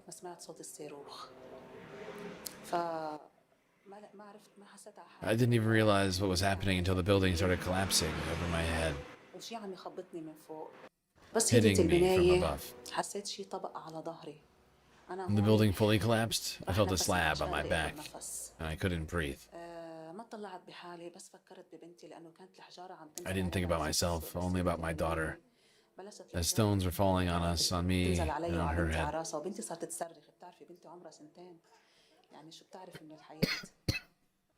She started screaming. My daughter's only 2 years old.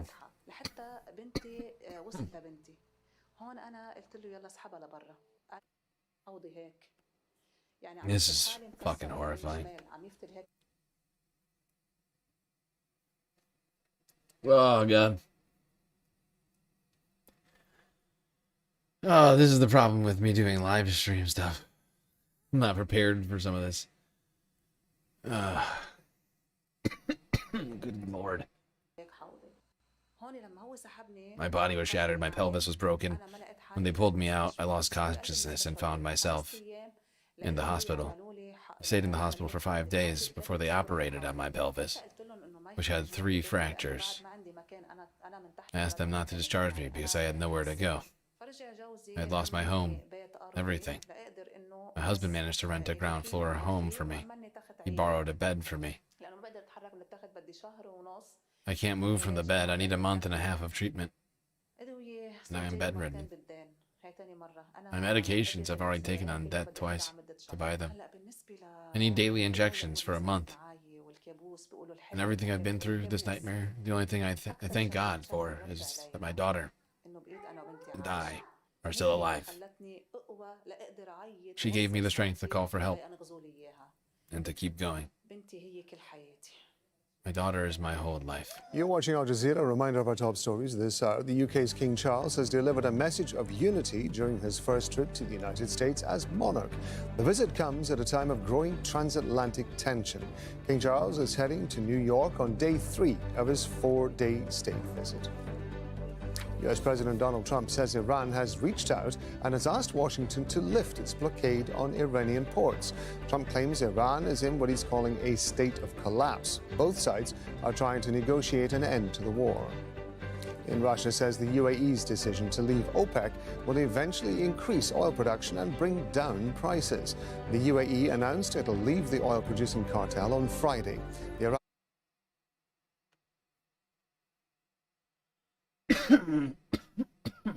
Okay. Well, I think that's a good place for us to call it here tonight.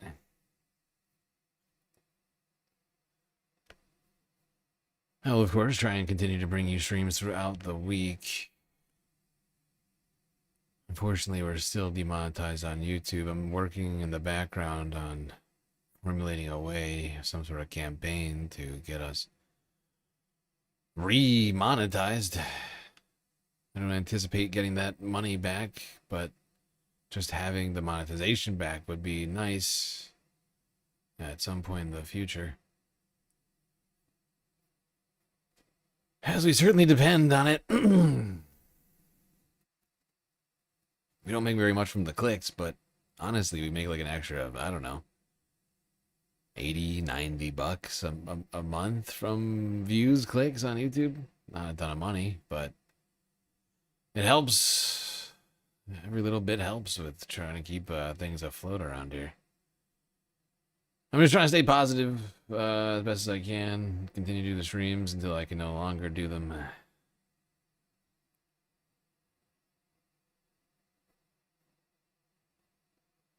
But suffice to say, probably do a midweek report. Or at least another couple of streams before the weekend.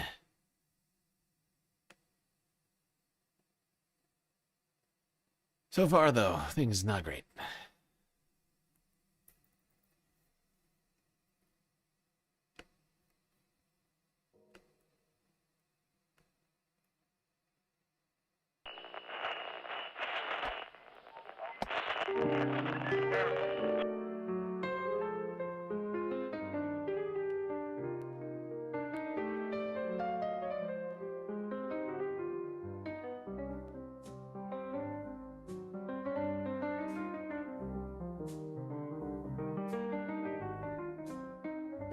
Well, we got through another stream. It's quite long and also difficult, but thankfully we had each other to get through it. That's gonna be it for me tonight. Till I see you next, you stay classy, Galactic Stream Nation.